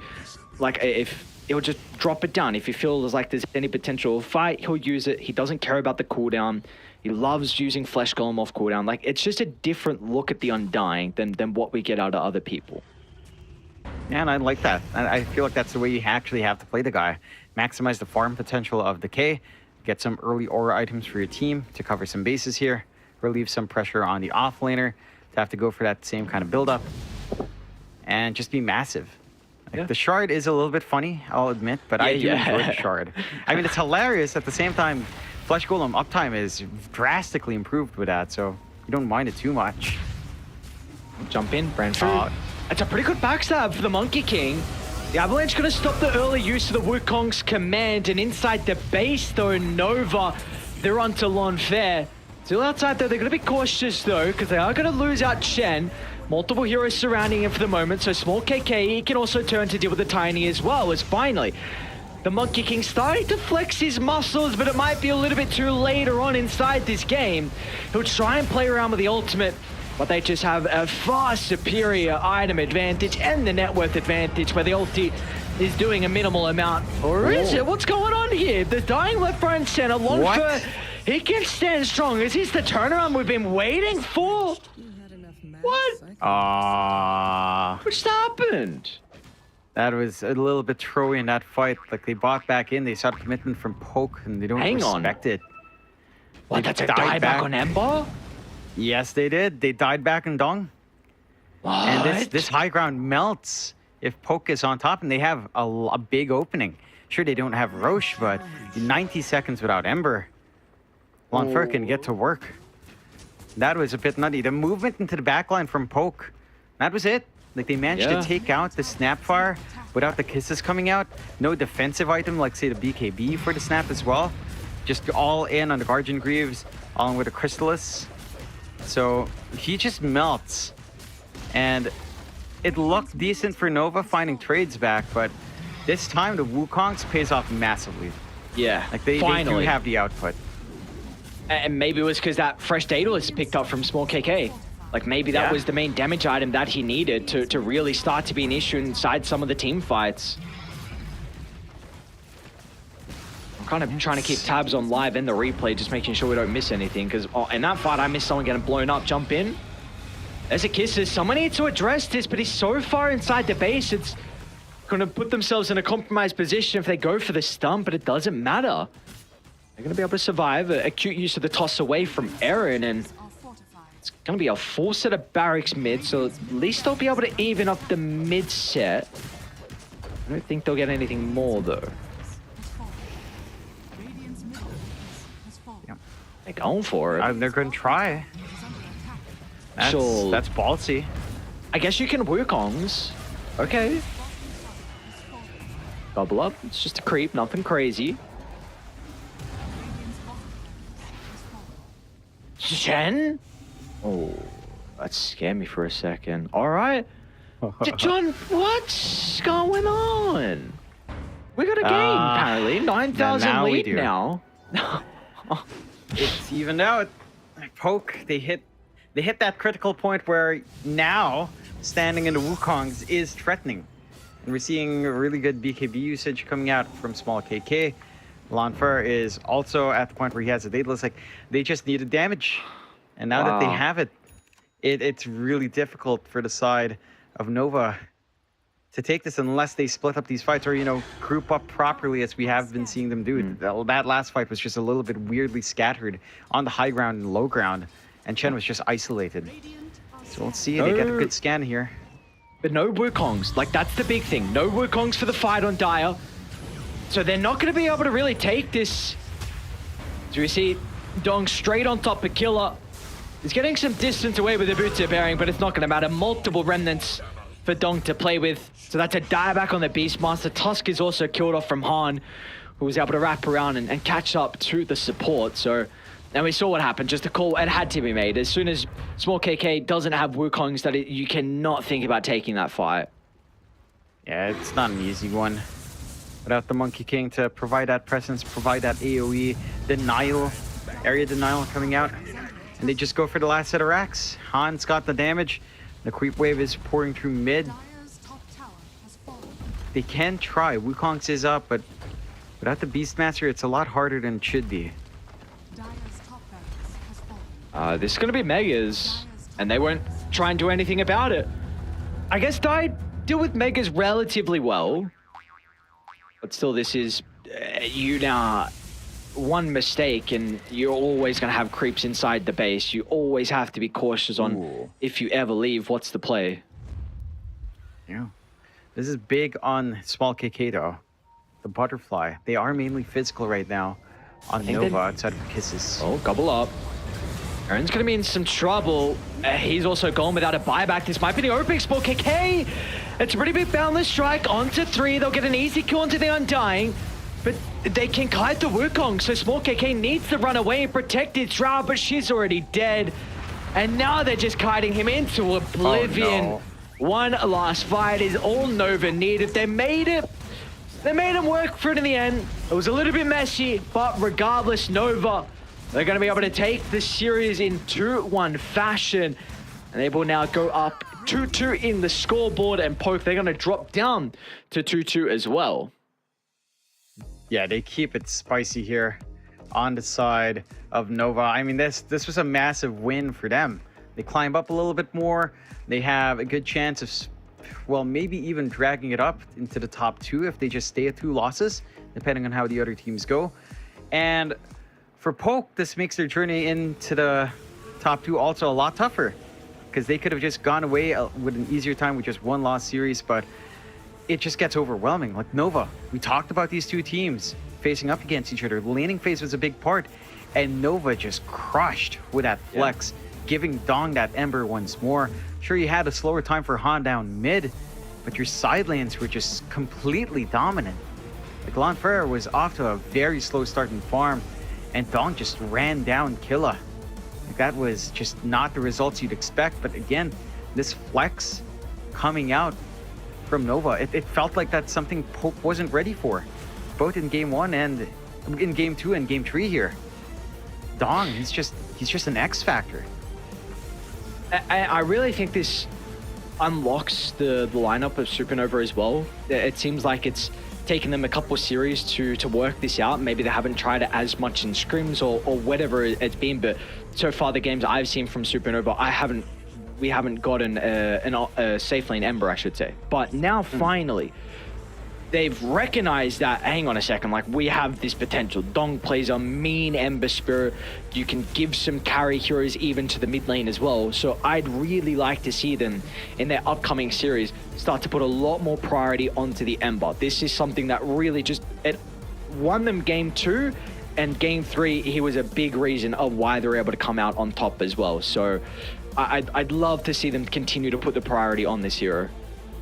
Yeah, he had a fantastic time, and it just helps their drafting so much on the side of Supernova. For Poke, I mean, that was a tough one. And they get to pick the Beastmaster first phase. It just doesn't feel impactful. They banned out stuff like the CM, but it didn't even matter. Like, they didn't expect to have to lane against the Ember, and it just gets thrown apart.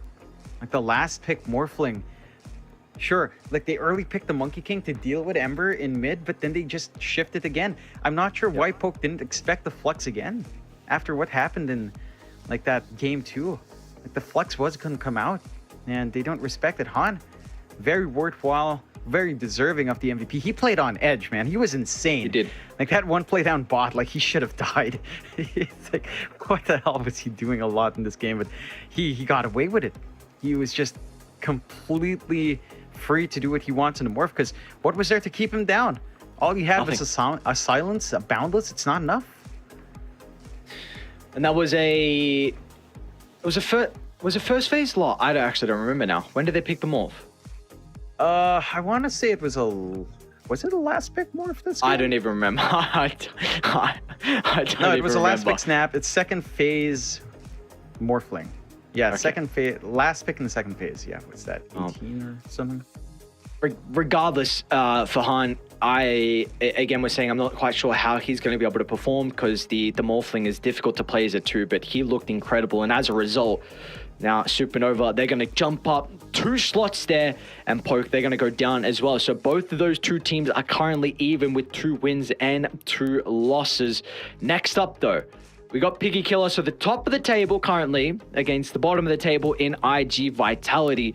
At the moment, you'd say it's pretty Piggy Killer favored. IG Vitality are struggling with this new lineup to start to get the cohesiveness going that you'd expect from them. Because IG Vitality overall is an organization that has been in the scene for quite some time, so maybe they can have some support to help out and fix some of those issues. But so far from them, they've looked not as convincing in a lot of their series, but same needs to be said for Picky Killers as well. This five-man of stars pretty much in the China region have also had some difficult games as well. So I think a lot of people would probably give the edge to Picky Killer, but still it's going to come down to the draft and it's going to come down to the gameplay. So we'll see what we have in store for us. We've had first series, we've gone the distance. We'll see if that's going to be the case in our second series, as we'll find out after the break.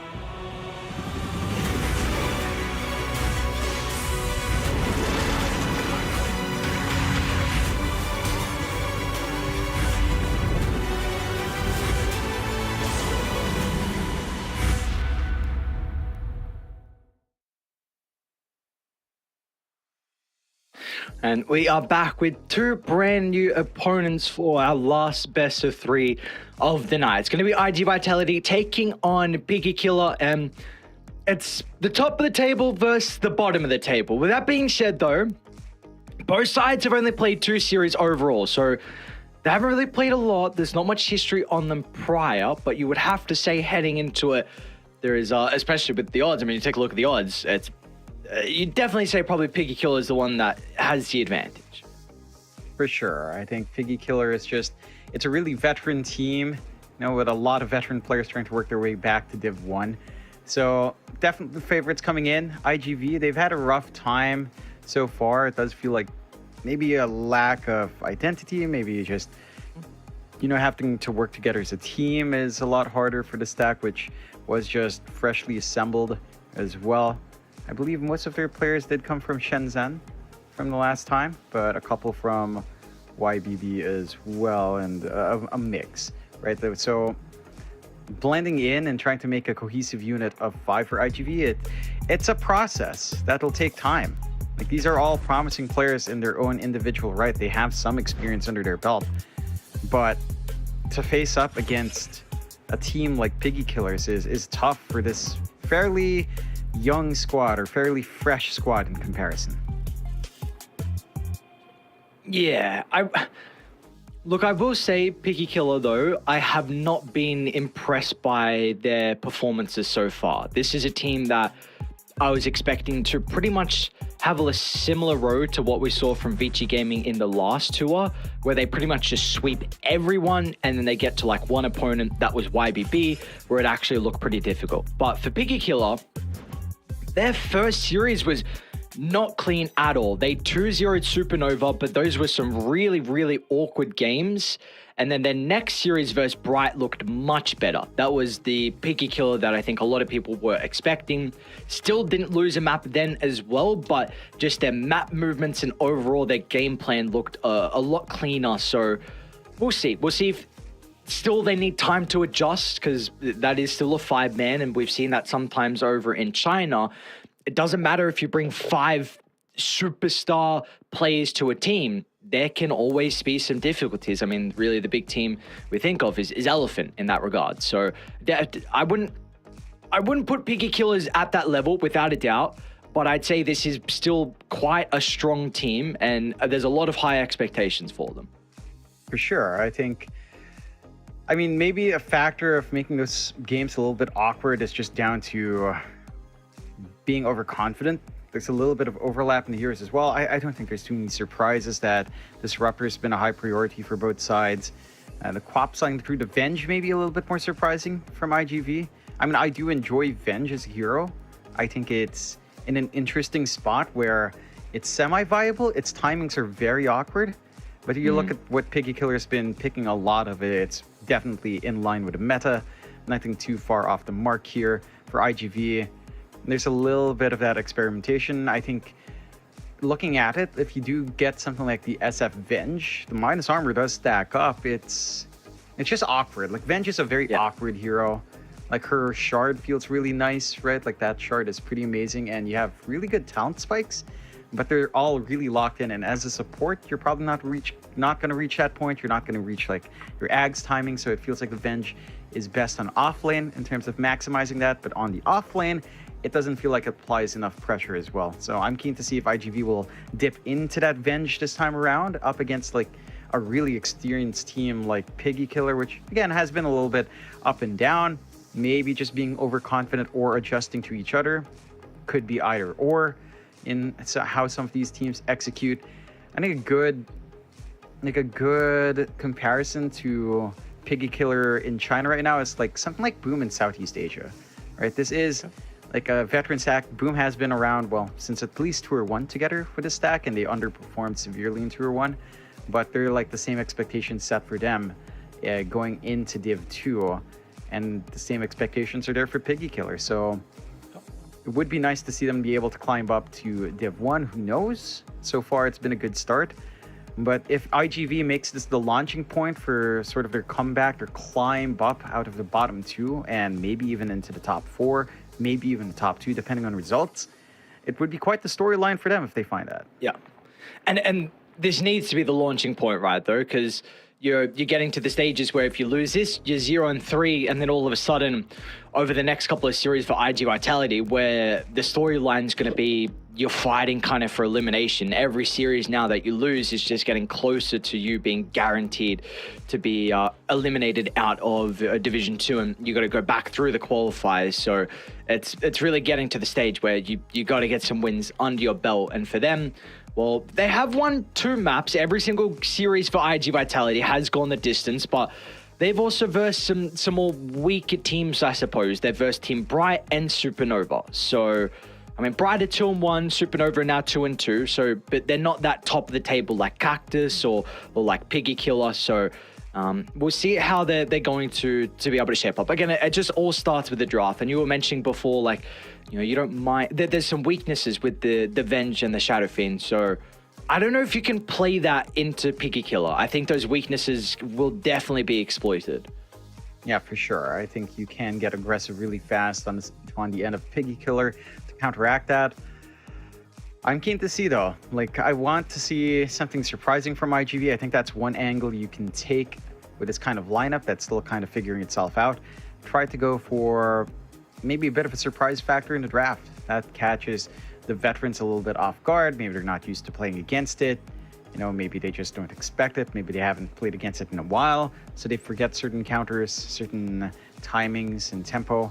And I think that could be a fun way for IGV to get that done if they have something pocketed like that. Again, with the SF being their top pick here as well, I feel like something like the Lycan offlane would be a much more appropriate pick for the side of IGV. And they have run it a couple of times on Tax, which is a fantastic name. I'm going to giggle every time I have to say Tax. I'm just going to be thinking of some weird-ass puns when he's there. But yeah, like, if they go for the SF and Lycan's not banned, you just safely pick up Lycan. It's a lot better than Avenge. It does still provide minus armor, and it has a lot more utility. You don't get a stun, but you can kill off support super fast, and that tends to be a better thing to have overall compared to the Venge kit. Like, the Venge kit is just, it's awkward.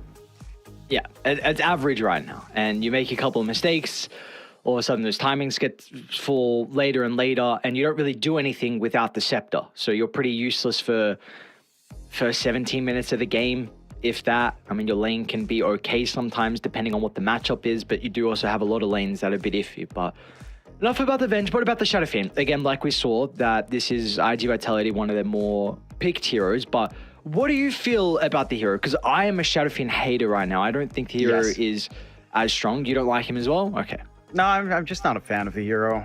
When games where it works, I feel like it's when it can dominate the lane with raises, and I feel like that tends to come out more on the mid than the safe lane. And I think in Dream League as well, where this SF's shine really was in mid. I think the shift away from pause 1 SF is pretty good. I think it just dominates mid too well for you to ignore that factor to win out the laning phase. It has early timings. So I think the SF works in the context of mid. Safe lane is just, for me, a harder sell. I think it still combines well with stuff like Lycan. So again, it's a good combination to have. Its tempo is good. I have to admit, I do miss something like the old SF Arcane Blink sort of nuking build. I think that was always like the most fun and also the most obnoxious, because man, his talents are just kind of geared for that. But again, it's not something people tend to go for. No, it's not at all. But we do have our Game 1 draft underway here.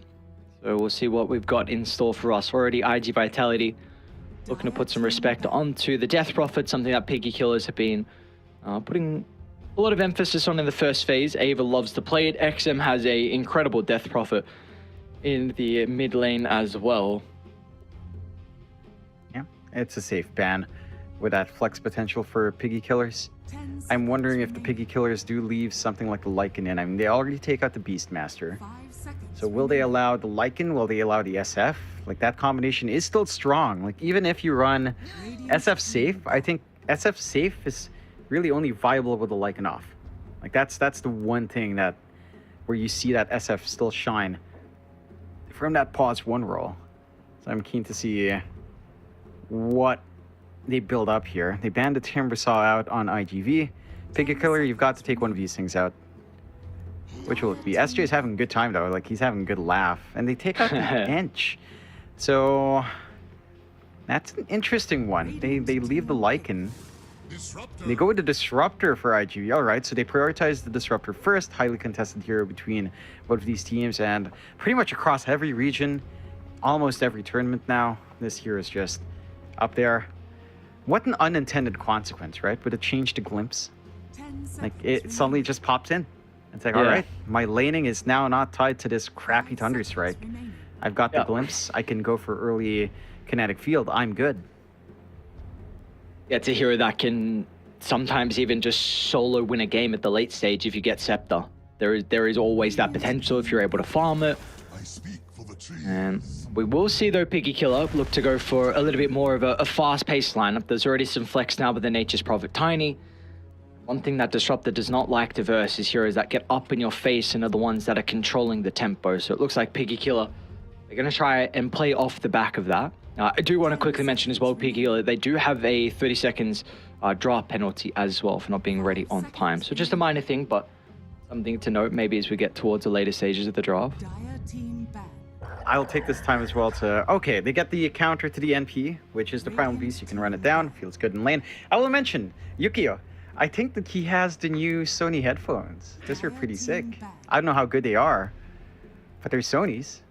They're probably top tier quality. Damn, those are nice headphones. I'm just noticing everyone's accessories here, Aries. Yeah, you're in the market for them, it looks like. I know, I'm just really fond of tech. So when I see tech, I'm like, oh, that's new tech. 10 seconds Having the remaining. SteelSeries Arctis, I believe, here for Totoro. That's still a solid one. Damn. All right, you are a fan. You're just calling out Steel Series like that, even particular one. Okay. I just stare at I don't know. I don't do much with my life. I like staring at tech reviews that I never buy. So I have a lot of stock knowledge and some random stuff outside of Dota stuff, of course. It's fun. You have to have you your ever- hobbies, Aries. Have you ever thought about doing tech reviews yourself? I've thought about it. I don't really have a setup. Like, I guess I could use my blurred room, but I don't have like a place to shoot B-rolls. My desk is a mess for that, so I don't know. Like, it's also weird to switch from casting to doing tech reviews. I think that's a interesting flick. I think I'd rather try to expand on Dota content, but you know, there's no time, Aries. My Yeah. good old Mike LaPhoenix has his world being turned upside down. Yeah. With his life, you know, it's like, yeah, just no time. Yeah. You could do both. You could do tech reviews and That all would the be Dota fun. stuff. I Oh, honestly that- would. I would probably enjoy it. I would probably enjoy it. I don't think I have any Dire team ban. way of like measuring anything, but it would be fun. I love tech, and I love drafts. Look at the bands here. Like IGV taking out the Ember, taking out the Bat Rider. Piggy Killer, interestingly enough, banning out the Visage. I don't know if that's something they would have wanted to play on IGV. Tax has played it, so that makes sense. Just having a little bit more rat coming out. I still wonder about choosing Tax as your name. Yeah. Tax. That's not anything anyone 5 likes. seconds remaining. It's globally reviled. Tax. Well, it used to be Dolem, and yeah, like you said, now it's Tax. So I don't know. Yes, he I don't just know. wants to feel some hate for a while. Channel that hatred into motivation. And what more do people hate than taxes? Well, like yeah, I mean, some people thrive on that, on the hate towards themselves. They're like, all right, more motivation. Yeah. Or maybe he's I mean- maybe he's one of them. You have Lon Fur with his name meaning hell is other people, which just constantly sounds like his pubs are not going well. Radiant You know? It's like, all right. I mean, I know it comes from a quote somewhere, but it still feels like in the context of Dota, he's just very upset at his pubs. Yeah. Dire team pick. Big healer. Alright, they're gonna go Crystal Maiden. So I was actually thinking they might go Clockwork to run a Clock Nature's lane that can give them the flex of putting the Nature's Prophet as a 1. But maybe a Clockwork Tiny support duo would feel a little bit awkward. So you got a Crystal Maiden that can be nice to play versus the Primal Beast, a slow and a root, making it a bit difficult. Of course, once Primal Beast hits level 15, he's got the Uproar to spell, which is going to be pretty nice, and the BKB as well. But I see him as a bit more of a early counter to the Primal Beast. Yeah. It is a good lane solution for that hero. And it Field's pretty good in the right lineups. This isn't like the best lineup to get big freezing fields. You have good AoE control. From just a Primal Beast, those micro stuns from Pulverize, it pretty much catches you if you're playing aggressive on freezing field there on the CM, so you're not going to get too much value out of that. IGV into the Monkey now as well. Again, another great hero to kind of catch the NP. Granted, it's a little bit funny with Nature's Prophet. I feel like there's a lot of back and forth in how they interact. Like, you can easily scout out the Monkey King now with your, what is it called? 5 seconds His remaining. shard. I forget its name every time, but his shard Oh, the can Nature's easily scout Prophet? and track. Yeah, he can track Curse Monkey of King the pretty Old well. Growth, I think. Yeah, Curse of the Old Growth. You can just track Monkey King in the tree line if you've seen him jump somewhere. So you can easily just run him down. You use your summons to break the tree line. Suddenly Monkey King doesn't have a good time. It's a little bit weird with Monkey versus NP. Probably going to look for your secondary support on IG Vitality. Trying to think of what that might be. Maybe have another way to help deal with the tree and spam, because currently Disrupted doesn't, so you don't want to be relying on the cores to be deep pushing out the map. Radiant team pick. Okay. A lot of team fight. Big advantage in that regard for IG Vitality, but you are very cooldown reliant now. They are. I mean, you have this nice Wukong's egg combination. So if you drop your egg right in the middle of the Wukong's, then you don't really want to walk into that circle and try to hit the egg. I mean, you have some ranged hitters in the NP, so that's already a partial solution, but not quite enough for you to feel secure and just bursting down. Damn, XM! Look at his keycaps. Well, Those are nice, colorful keycaps as they pick up the storm. So, on a colorful hero to go with the colorful keycaps. If they're expecting Monkey King mid as the matchup, Storm kind of wins out. If they're expecting Primal Beast as the mid matchup and it's not going off lane, then I'd say it's a weird one. I think there's play for Storm. Level 3 is still big. Double Overload with Vortex and Remnant is nice onto the Primal Beast. Melee hero matchup's nice. But the Primal Beast can also threaten, because you have to go sort of close to drop your Remnant on the Storm. Close enough that there's the threat of Trample, there's the threat of Onslaught. I wouldn't actually mind the Primal Beast flex mid. The Monkey King mid is maybe a little bit less straightforward if you are trying to flex any of these heroes outside of their intended lanes, but you should still just track the NP with the offlane Primal Beast, so IGV should be able to set up for a Storm matchup that works out, but they banned out the Bat Rider and the Ember, so it's a little bit awkward. They might be considering a quad for IG Vitality. Totori's been playing it a lot in the mid lane. It's got a great matchup versus the Storm. There is still, regardless, a lot of stuns that he has to be worried about in this game. But if you're looking to try and shut down XN in the lane in particular, and something you're comfortable with, then Queen of Pain is definitely one of them. So it's just a question of, do Piggy Killer, are they worried about it? Because, again, they should be able to address it overall throughout the game, but maybe they just want to take away some of the comfort. So they might ban it out, we'll see. Yeah, I mean, Puck already gone. They probably have a read on the Quap. So it should end up being all right for Piggy Killer. They still have a lot of options for their off lane. And seeing the Monkey King, they can kind of pick and choose what they want to give Ava off. You don't think this is a NP off? Doesn't he play pretty well versus the Monkey? It does. They could just run it.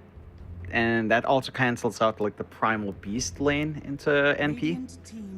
So you can just kind of go that route. And yeah, they're reading it the same way. Obviously with the Ursa ban earlier as well.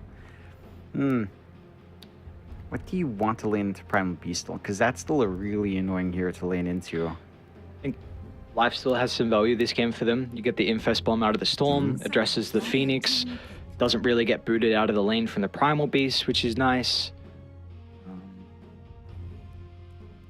I think there is some potential for that. There's that Quap ban as well.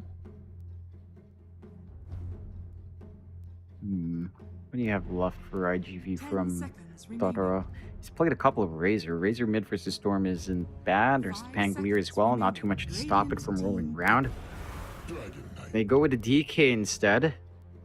DK mid against Storm, it's all right. You won't get shoved out. You can just Dragon Tail, deny creeps, and just kind of have a very stable lane coming through here. You have good push tempo coming out from IGV for Piggy Killer. I like that Lifestealer you suggested there, Harry's. Yeah. Kind of want to see Piggy Killer go into it. And that kind of establishes a pretty good tempo from Piggy Killer. Like, overall, your Lifestealer has a lot of value. You rip through the DK, you rip through Primal Beast, and you rip through the Egg, no problems with Rage. It's a pretty damn good game for it. They go with a Viper instead. Okay. All right. So they're going to flex the MP, it looks like. Okay. A lot of value, though, with the with the Viper, the Break of the Dragon Knight, the Break of the Monkey King. You should have a pretty good time in your offlane. You've got a melee hero to pair with. There's a lot of kill threat. I really don't hate this. I really don't hate this at all for Piggy Killer. Yeah, because the reason why I thought of NP was just going to be guaranteed into the monkey lane, because his monkey has a really good matchup against a lot of the melee heroes and can kind of have some difficulty against the range and some of the treants. So I thought they were going to be happy with that, but I did not think about them trying to pick up another hero. But it looks like Viper fits pretty well. What do you think about it? I think it does. It has a lot of solutions for what you're trying to do on IGV. My one concern for Piggy Killer now is your team fight is lacking. Like, your AoE control doesn't compare to Kinetic Field, Static Storm, and the Wukongs, the Egg on top. There's a lot more in the 5v5s that IGV offers in comparison to Piggy Killer. So that's where things can get tough. But it still feels like a relatively safe game for Piggy Killer to run around. Like, XM shouldn't be shut down in the Storm. Although I will say, Disruptor is a very good foil to Storm. Like, once you have that Static Storm, just land the Glimpse back, and then drop the Static Storm in his spot, and he's kind of dead. So that's a one big play for IGV. But if Piggy Killer finds the backline, which doesn't look too hard for this kind of lineup, then you give XM a pretty free game. Ava's just going to be a big nuisance that you can't quite shove out. It's going to be a good back and forth. I think a lot of aggression coming out from both sides. I'm keen to see just how far IGV can push out on the other. So it's going to be a really fun game, and I'm just interested to see how it works out. All right, I like hearing that. I like my co-caster saying we're gonna have a fun game in store for us. So hopefully you don't somehow jinx this game, and we do get some crazy action between either squads. And what do you know, John? Nothing different though. Regardless, it's a 5-man smoke out of the base. Still the same old classic stuff. Yeah. You know what I would have really liked for the Primal Beast pick? Pugna. I know it sounds memey, but I like the interaction with Trample. You know, just decrep Trample. Very fun. It is a hilarious thing. Saw Hyde played it twice in Spawn series that Danog and I casted recently. So they've been Primal Beast? No, just the Pugna. So they've been experimenting a little bit to see where it fits in. I even saw Xantic in Western Europe pick it up as well. And he dominated. Regardless, I've seen Pugna a little bit coming out of nowhere, and because hadn't seen the hero in quite some time, but it's looked pretty good in some of the games that I've been watching lately. Yeah. But with Primal Beast, that lane is hilarious. You should see it sometime. Maybe someday we'll see it, Ares. Hopefully, if she comes back into the meta. Right, indeed. As in regards to the bounties, though, it looks like it's going to be a 2-for-2, so nothing too crazy to start us off. I guess I did get a D ward, though, on Piggy Killer, so that is one thing. Nice little denial vision for XM to feel a little bit more secure on his mid as well. There is a early triangle ward coming out from IGV though, so they can spot rotations if XM does decide to dip up top when he does hit 6, but that will fade by that point anyway. Gonna be interested to see how the lanes fade out. The mid lane's probably gonna be the most static. It is a DK versus Storm. I'm not expecting a kill out from XM, despite in melee matchup you can go for your 1-1-1 by tree, but you don't really have enough damage to burst down DK. Up top though, SJ is already low. The power of Viper You spit at your enemies, they can't do much. And SJ actually goes for Thunderstrike, not the Glimpse. So when Alva chases you down, you just cop it. You can't stop him. Yeah, so this is going to be not a fun lane at all for IG Vitality. Mid should be kind of even. I do think the one advantage, at least, of the DK versus Storm is that Storm kind of likes to go back to the jungle with how fast he's able to farm, and even maybe some power runes he can rotate, but you kind of can't, particularly because of the Dragonite matchup. And then bottom, I would imagine that's going to be okay, but I do think there's a little bit more kill threat on Dire with the, if Crystal Maiden's ever caught out of position and Tax is maybe like level 3, they might go. They're probably going to go level 2 now, it looks like. So Tax sees an opportunity with outside, just caught out of position, just one slight misstep. And that's where the Dino is able to come into play. Yeah, you don't have your Frostbite up. You can't stop that onslaught in. You can't stop the trample from coming true. So this is the one lane where IGV should like really apply that pressure while they can. The CM, he already ate pretty much all the mangoes he had. Outside's not going to be able to spell spam as much as you'd expect now. At the same time, you are out of mana and attack, so that same move is just not going to be coming out anytime soon. And Fly is allowed to free farm. Like, yes, you can go for kills on a CM, but when you do, the NP is just free to farm. And this build up on Fly, if he goes for a fast Midas from his laning phase, off the back of all the space, he scales up super fast. Yeah, so maybe outside doesn't care. He's like, all right, you go for me, chill. Carries free farm, no concerns in the world right now for him. You see Tax is very hesitant about actually looking to enter the lane, but it is starting to get shoved out though. So eventually the creep Equilibrium is going to be in a pretty good position for the boys on Dire. We even see... Okay, DQQ was trying to block that small camp stack from outside, so nicely done from him. They don't have a hard camp to work with as well from IG Vitality, it looks like. Not going to be able to try to equalize a little bit, which is fine. I think you can kind of deal with shoved in lane. On Tax, just all right. He has a Ring of Health, so he's not going to be shoved out of lane from the right-click harassment. I think the one lane that's really just a little bit too topsy-turvy right now for IGV is the top. Like, Tax isn't farming well, but neither is Yukio. And the Monkey King does want that fast ramp up to whatever you might want. You know, you go greedy Battle Fury, you still want good timing. You want the Echo Saber up fast if you want to run around and get some kills. But you are laning into a Viper. You know, and that's where the last pick value comes in. You just completely dominate the lane, make it feel unplayable for the side of IGV. And for Yukio, he has to kind of catch up. He's a creep wave behind. And as long as they keep applying that pressure in Piggy, then you feel pretty good here.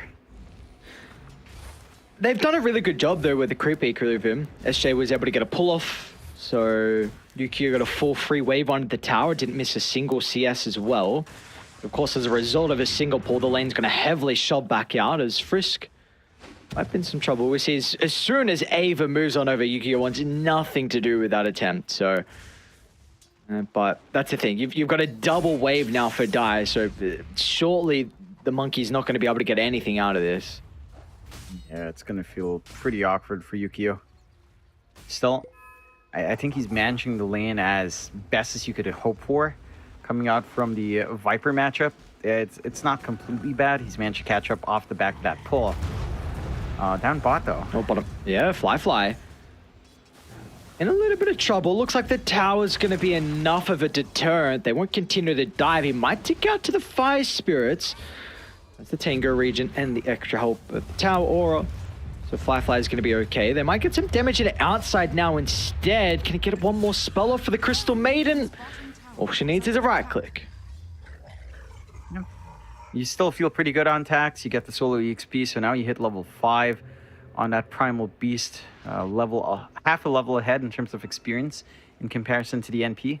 And this is the point where the Primal Beast does dish out a lot of damage. Level 3 Onslaught, level 2 Trample. Can just kind of run down every time you see that opportunity. Whenever the CM splits apart from the NP, one of them is going to be an easy picking for this Primal Beast.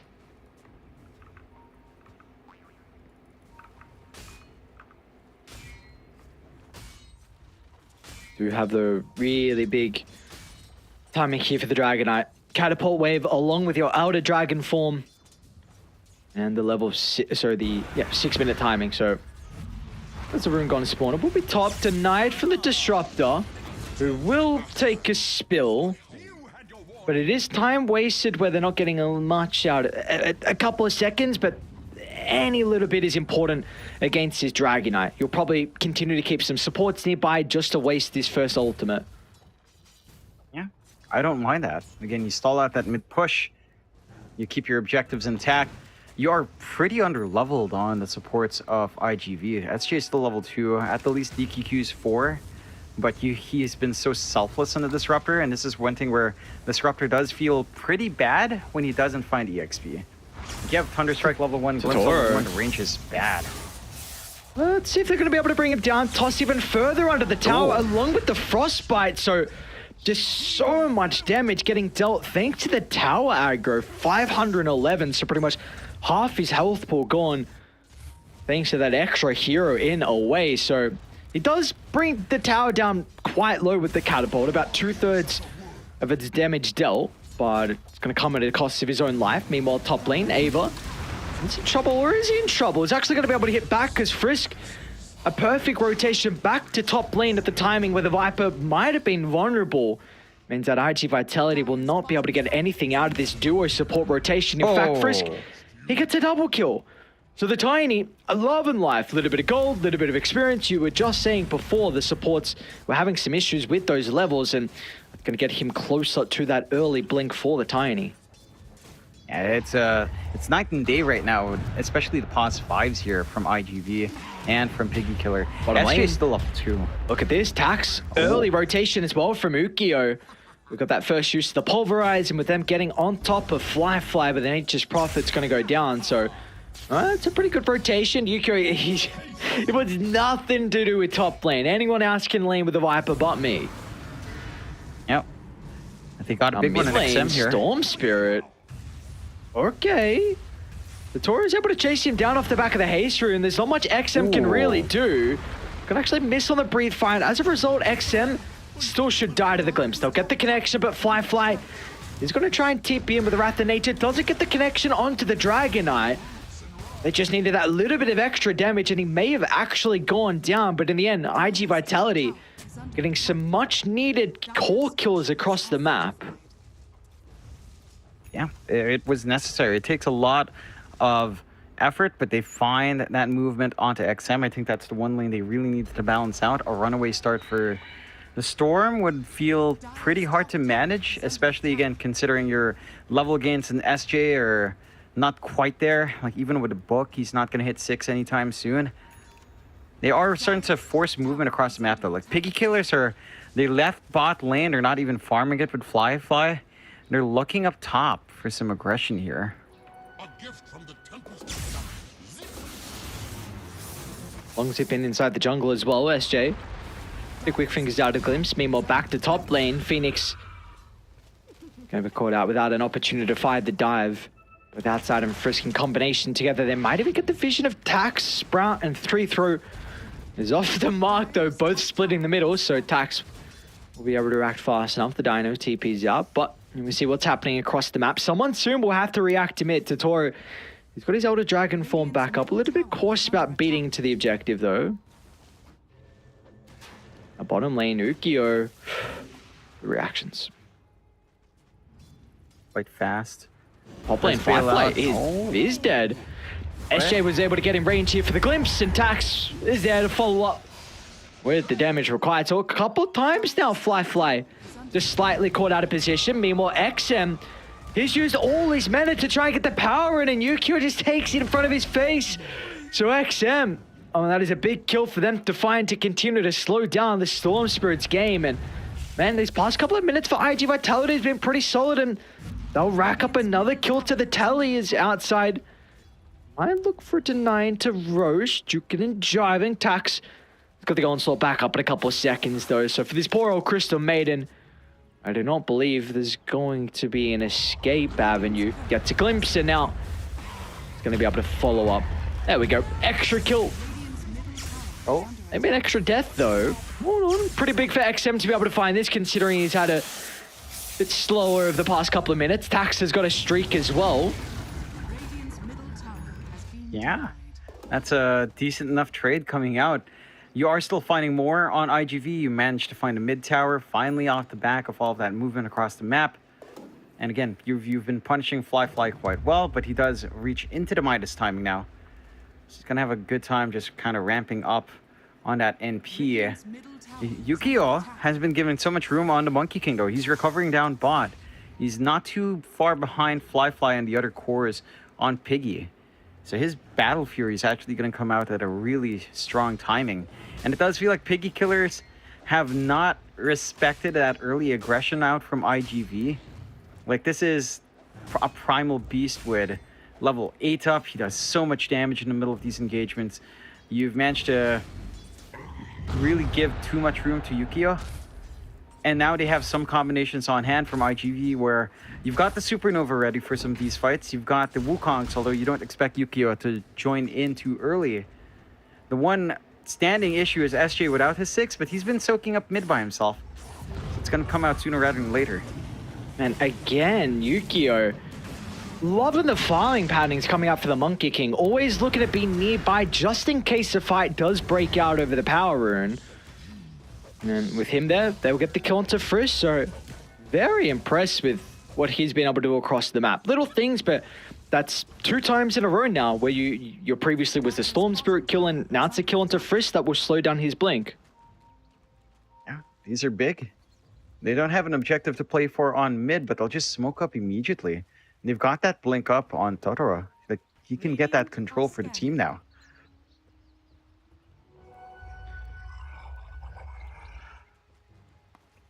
Let's see if they're going to be able to find Ava ducking to the trees outside as well. Scans on the mark, so they know that a couple of people are here. Radiant got a smoke, but it looks like they'll be a little bit too late to keep them alive. All the ultimates, why not? Chuck them all down just to get the kills. That's a lot of hate. Yeah, it didn't feel necessary to have literally all the ults, but you know what? It pays off. That does give a little bit of an opening for Piggy Killer if XM still wants to make this play. It's a lot riskier though, knowing there's so many heroes around here. Oh, Yukio. That's right. I think he just got a glimpse of XM before he leapt down. He was going to be in trouble now. That's XM as well to Toro. Dragon Tail instantly after the glimpse. But first we'll be able to cover the retreat thanks to the avalanche. And Radiant, they're starting to respawn. Yukio's in some trouble. He's actually going to try and look to TP. Do they have stuns? They do. Outside. I'm going to catch him out at the buzzer with the frostbite. So in the end, that Battle Fury continuing to be delayed now after that death. Just a little bit longer than you'd want it to be, but so close to it. That would be the catch-up point, or the pull-ahead point for the Monkey King once you can kind of AFK farm with that. Piggy Killer, they're not resting on their laurels as well. They're still being pretty aggressive with their positioning. They're blocking the camp stacks. They know the Monkey King is going for that Battle Fury. And they're going to be able to find that bot tier 1. So not quite the mid that you'd want, but this should open up more sneaky smokes onto the triangle at some point if they want to fight there. And again, just prevent that build-up that the Monkey King will try to be going for now. Piggy Killer, the XM is trying to go onto BKB. Like, he's not going for what we usually see. A lot of mid players have now kind of enjoyed picking up the Witchblade and Falcon Blade that I think Mikado was also doing a lot in C. He's just opting for B. He just wants a protection. He understands against a Disruptor that BKB is a necessity. It's just unplayable into the Disruptor if he does have Static Storm Glimpse up. Yep. And, well, now that he is going that BKB route, he can just look to feast onto SJ. In his bottom lane, there will be some more feasting. Frisk continuing to try and take a lot more of the aggressive farm, considering he's got some greedy heroes on his side. He's going to look to try and TP out and... Oh, no. Oh, he makes it. Well done. That's a funny sight, but when you don't have your Dragon Tail, or you don't have the mana, you don't really have too much hold, unless you just go for the Glimpse play. Still big timing met for IGV. Full Battle Fury up here on Yukio, so you can just farm up now. Try to scale, go into the BKB timing. The BKB will also be ruinous for the side of Piggy Killer. They don't have anything to deal with that, really. outside of maybe just the Viper Strike, but that's not a particularly good solution to that problem. Looks like though, Picky Killer may be trying to force the issue with this Blink now being delivered for Frisk. Unfortunately, Rune once again not going the way of XM. He's got pretty unlucky this game for the Storm. They will try and smoke up and make something happen. They don't have the greatest vision to play. Oh, in fact, bottom lane, they see multiple heroes. So maybe they can look for the dive under the tier 1 towers. Yep, DKQ will go down, and that should be enough for them to get the kill. So they're happy with the support, especially if you can get an objective off the back of that. Yeah, it's the big objective that they need to take to really jump into the jungle, jump into the opposite side of the map. They're being flanked around here, though. But they see each other. They just run away. I like that. You know, when you cross down the mid-river and both of you just take your ramps up and you're like, no, not doing this now. Oh. Do we feel like there's a side that is a little bit more on a timer compared to the other, or are both going to scale relatively well? I think both have really good scaling.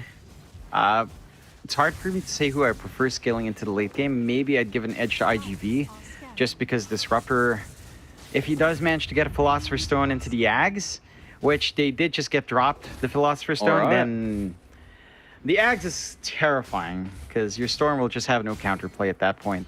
XM is just going to have to be very, very cautious about where the Disruptor is at. I do feel like Piggy Killer are working out this early game a lot better, though. Like, their farm is still up there, 3k lead. Most of that difference is in really with tax falling behind. Not getting as many collections as you'd want. Sure, as a tax man, you do want way more. You know, the tax people, they're very aggressive. Yeah, that's the one thing that is sure in life. Dying and paying tax, no matter what happens. And maybe it has to be said that he hasn't been as aggressive as what you'd probably hope out of him in this game. He's gone the mechanism build, and I'm actually trying to work out what he's going next. Looks like Greaves is almost completed for him. So there we go. Greaves completed, and so it looks like both sides starting to hit some timings. Frisk. Oh, great reactions. Aura's going to be protected, but they got the Sun Ray as well, so plenty of damage. They're probably just going to be forced to cut their losses. Frisk, a very aggressive attempt inside enemy's lines, and he'll go down. But the rest of Picky Killers are still farming. You see Fly working on his BKB at the top side of the map. They do have a warded by the river, so they're going to see outside as well as Totoro looking for another jump in and another kill onto a support. Yeah, they're working out that aggression well. It's still on IGV. It's not the big kills you'd want, but again, you'd be happy with any pickoffs. You are concerned with how much Fly is allowed to get away with on his NP, with his Midas and Maelstrom. He's gonna hit a pretty decent BKB timing coming out. You're stalling out for XM's BKB, which is also set to come in. Like, they're just waiting for the triple BKB cores here, although mid lane, oh, very nicely done. XM just catches him over the dive. Top lane, Fly. Ooh, so close to teeping out as well, but Tax was just there. That onslaught from afar, and that was all set up thanks to this really cute ward by the secret shop. But still, Piggy Killer, they're looking to hit back, and they should be able to. Totoro, it's going to be the sacrifice. So in the end, across the map, Piggy Killer, they will be able to find 2 kills. Somehow Fly gets the kill with the trance. So some revenge. Yeah, you like to see it. It's still not too bad for IGV. You kill off that high network here that we were just talking about that was left alone for too long. So you slow down that pacing a bit, but the BKB is still close enough that you can feel it, along with the BKB of XM. You do have the BKB finished up, though, onto Totoro. So the DK is going to be a little bit harder to manage now as well. It's all about who gets this jump in first. Because I think with these BKBs, the key thing is just jumping core before the BKB flies on. And it's hard to say who's it's better on. I think the DK might still win out, because Blink Dragon Tail is nearly instantaneous, so you get your burst window much more consistently in comparison to Piggy Killer, where there is some time for their own movement in for you to pop your BKB. If you react fast enough, the avalanche, you're gonna have the window. The zip in from Storm, you see him zip in, you just BKB, you're fine. So I think it's just harder for the killers to deal with or just lock in someone before they just press their BKB button. So probably a lot of it comes down to the vision though, right? On who gets that jump. That too. We'll see if that's going to be... That might be the case for this fight. Frisk, it's a pretty good start onto 2, but no one else was really wanting to jump in as well.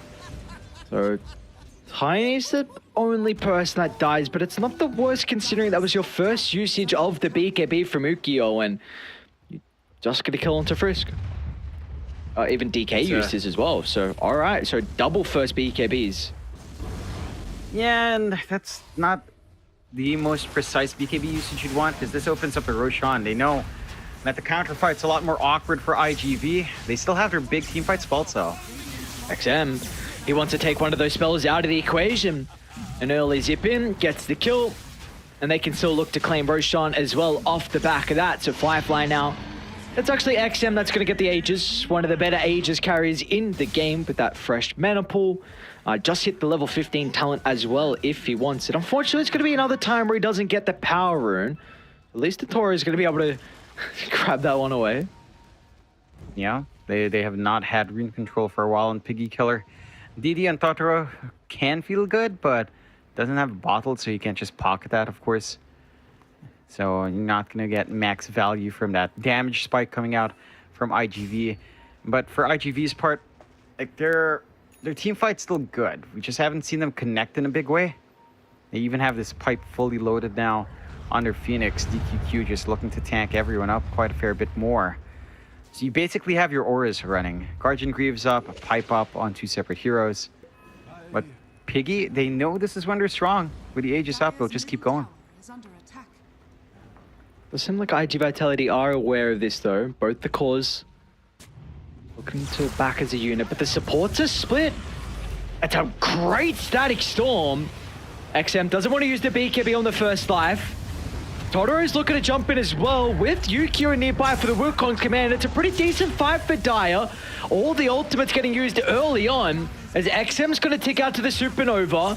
Can they continue on off the back of round 2? XM's not dead just yet.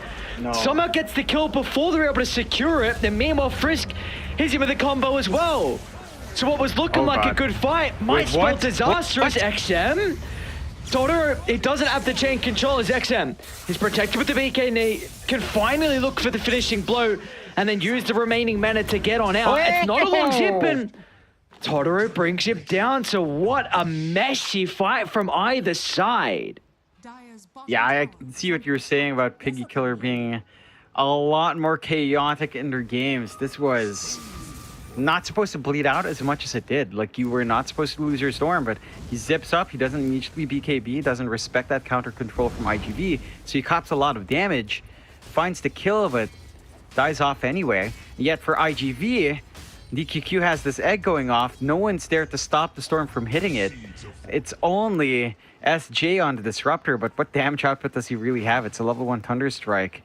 So he couldn't stop the Storm from killing off the egg, and without the egg stun, I mean, he got max value out from his secondary life here on XM. So really awkward for both sides. A little bit better for Piggy Killer in the end, but losing the Aegis is gonna set you back a bit. Full Gleipnir up on your NP though. Good timings to play with. Tax. Yeah, Frisk gonna be able to toss him back. Really nice opening for Frisk.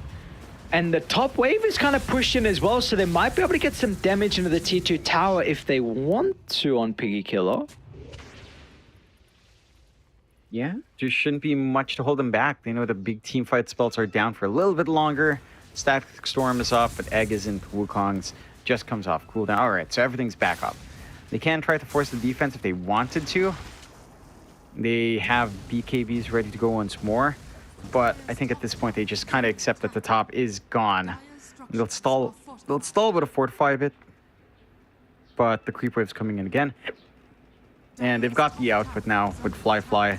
they're just going to play bot, maybe look for a trade on their own, and Totoro can still melt these objectives. And Totoro has the full Ags ready.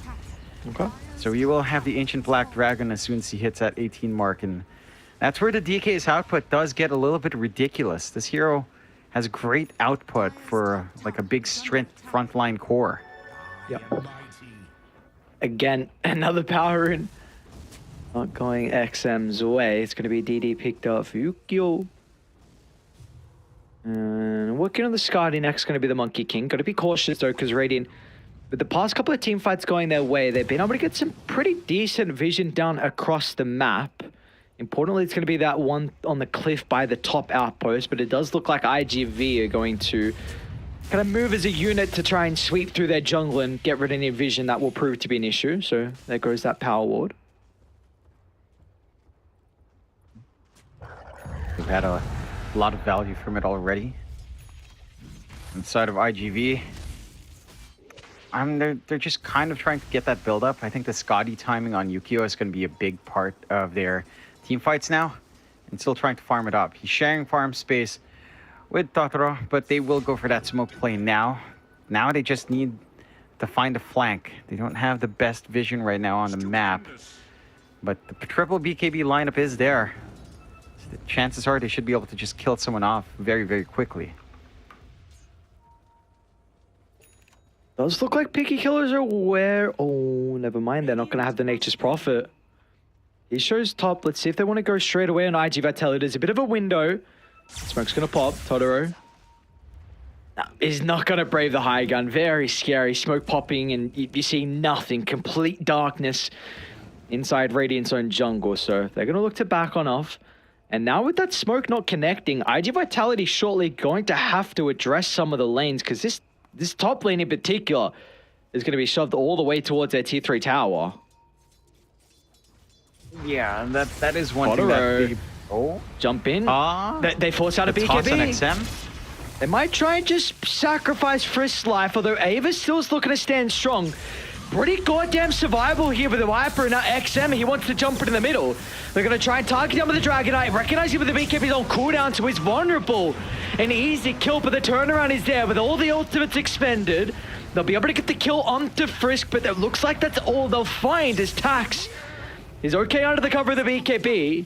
XM doesn't have too much mana to follow in pursuit as well. So, I mean, we see really what's coming down to a lot of the fights is just like BKB cooldowns and IG Vitality. And if you use your ultimates, Picky Killer cannot fight. But as soon as those ultimates are down, then they have full reign to be able to take over.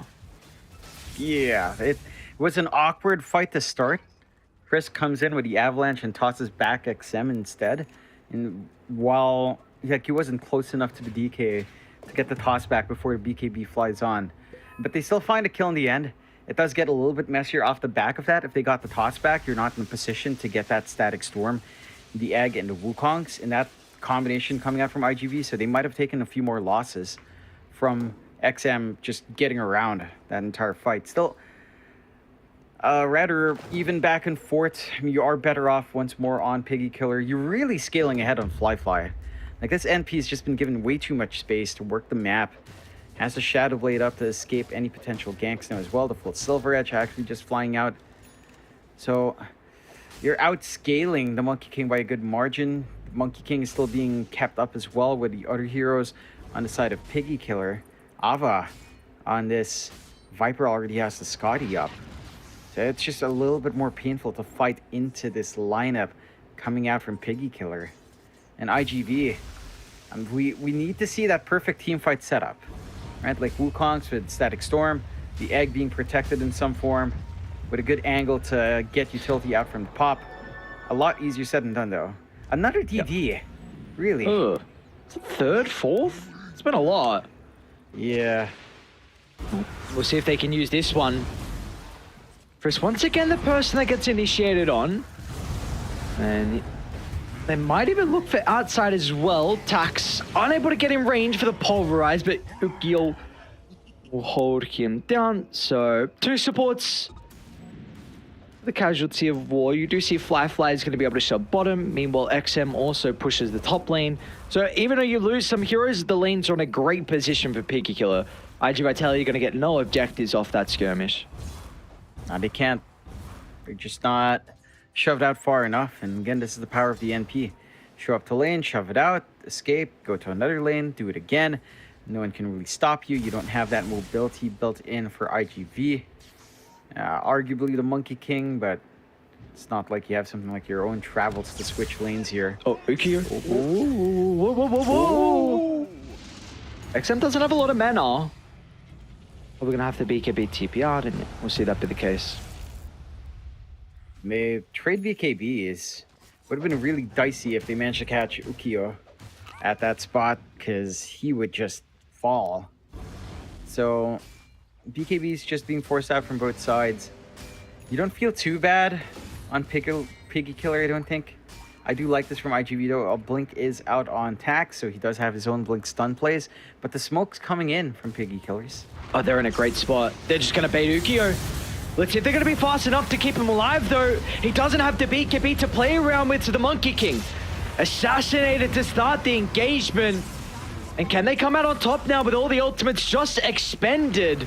Looks like that will not be the case. Down goes to Toro.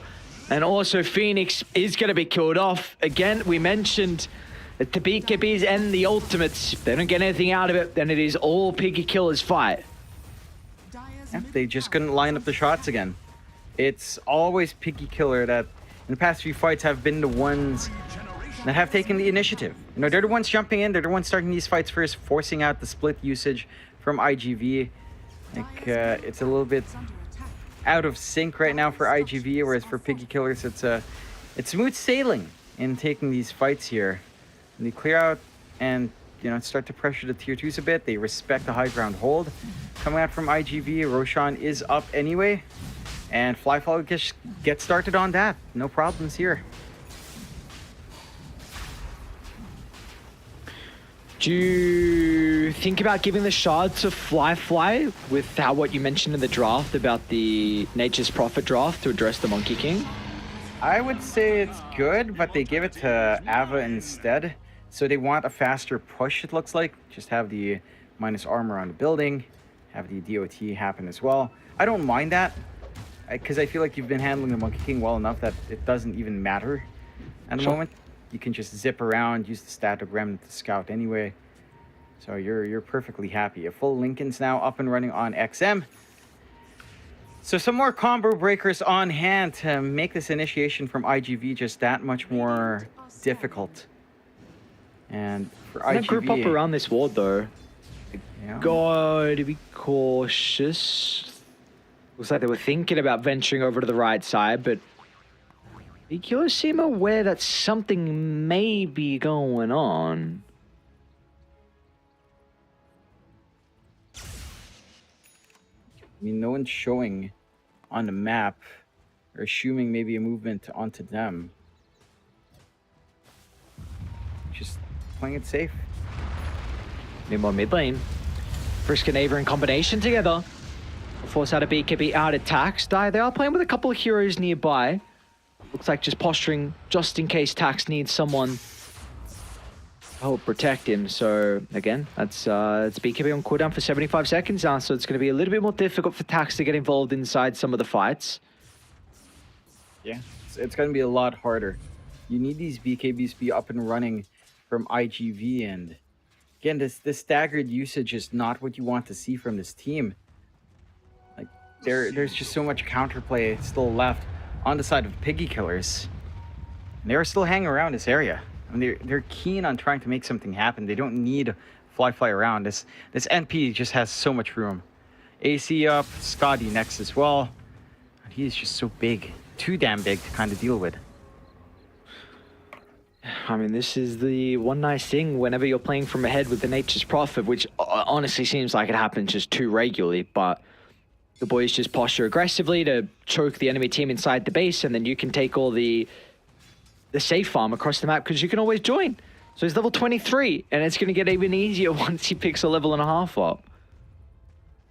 Yeah, that's where some of that more control kicks in. I mean, you already have the leash anyway, but once you're teleporting across the map, like it feels nightmarish. Totoro. He should know.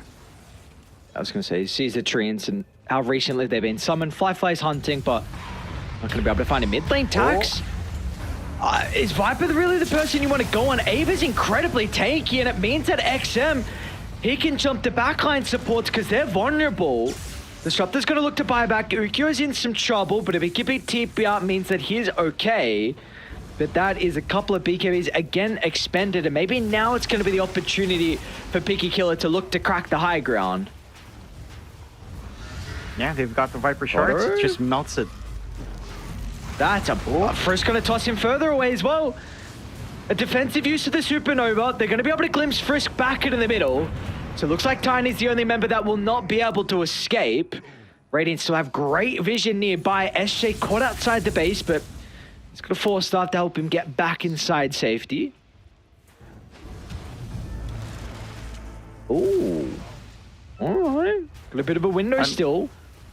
Yeah, I mean, you have this high ground push. It's a Viper with shard. Like this is a very significant amount of damage. Like Fly is not even joining in. Just wants to back up Ava when the jump does come through. Frisk. Off the back of the buyback's gonna find the toss, but he's just put himself inside his own grave, it looks like. So a dieback for the Tiny, but it might not matter because it gives an opportunity now for the rest of the Radiant cause to get up in their faces. This Dino's got no buyback. Phoenix gonna use his instantly. Totoro's gonna find an opening, but again it's onto the Viper who's still yet to use a BKB. Ava's just taking every single spell. He wants them to go on him. He wants them to waste all their abilities because now XM, he too has a free fight, just zipping over to the top, secures the triple kill. And this is why Ava goes for this build. This Skadi, Hurricane Pike, and the BKB. He's so goddamn survivable, and as a result, he will not die in the end of these fights. They play it spectacularly well out from Piggy Killers. For the side of IGV, I mean, they had some interesting draft ideas there. They tried to shift around, you know, getting Monkey King, getting Primal Beast early as solutions, but they left the NP alone. They had no way of just jumping Fly. Their lane came out atrocious for Ukyo, because of Ava on that Viper. He just dominated it. It's a Viper versus Monkey King matchup. What do you expect for the Monkey King? It's nearly unplayable. And I think for the side of IGV, they've got to be able to adjust, right? Like, you probably just don't want to have to deal with the NP. You had to counter this game. It didn't feel like it was really countering much. Like, they were working the lane quite well, but they were killing off outside, not Fly. And the Monkey King, again, like, they couldn't protect it with their bans. Like, they were expecting a different carry to come out, so the Viper's left alone, and, well, you just have that solution. Fly can play that NP, even into the Primal Beast lane. Sure, it's theoretically a counter, but they just didn't play it like it was. And the Storm just managed to get what he wants. This moment was pretty funny, though, when XM died. That was a bit of a chuckle. A bit of a sadist moment, but just... I felt like Piggy Killer had a pretty good read on how they needed to take a lot of the team fights. We saw when the ultimates were expended, like Wukongs and Supernova, they're just, let's disengage. Just run away, waste out the ultimates, and go back in afterwards. And IT Vitality didn't have the greatest way to stop them from retreating. Then we saw these last couple of fights, like they're starting onto a Viper, who went BKB, Hurricane Pike, Skadi. You're pretty much unkillable at that stage. You've got so much effective health. You have the Titan Sliver as well. And you're trying to commit everything to kill this man, and he's probably laughing. He does not care if they go on him. Yeah, like, there was one moment where they went for the Pulverize, and I believe outside was behind with a Glimmer Cape, and there was just 0 damage, legitimately 0 damage coming out onto the Viper. Like, their targeting on IGV just wasn't the ideal, and again, that's something they're going to have to try to correct for the next game. But I feel like overall the draft had an idea. Like, it did have really good team fight. The last pick, Monkey King, probably one big shortcoming of that draft. Piggy Killers, though, they adapt, they shift, they give Ava a Viper, and they just dominate. Like Frisk had a pretty insane time getting some good tossbacks there as well. Definitely doing a lot of work for Piggy Killers to get those openings for themselves. And overall, like, it is still as messy as you mentioned there, Aries. It's not the cleanest coming out from a team like Piggy Killers, but they are still good enough to just outplay off the back of those small mistakes they may make. Yeah, I think you honestly just summed it up perfectly. Like, they are still just outplay anyone else, and they can read if there is a slither of a window, cooldown, etc. One person's vulnerable because they're not connected with the team, and they can make that jump. They still have that individual capability, and you've got the experience to be able to make those calls. But overall, still, it is a team who, it's not looking completely clean like we're expecting. Regardless, though, they were still able to find the victory, so it is that, and they're getting better from this game compared to their first series. It is definitely a upwards road for them, and it's continuing to be that case as well with if they're able to keep getting these wins under their belt. So for Piggy Killer, they're going to be able to take game 1 in our last series of the night. Let's see what IG Vitality are able to do to adapt and see if they can overcome Piggy Killers in the second game. We'll find out after the break.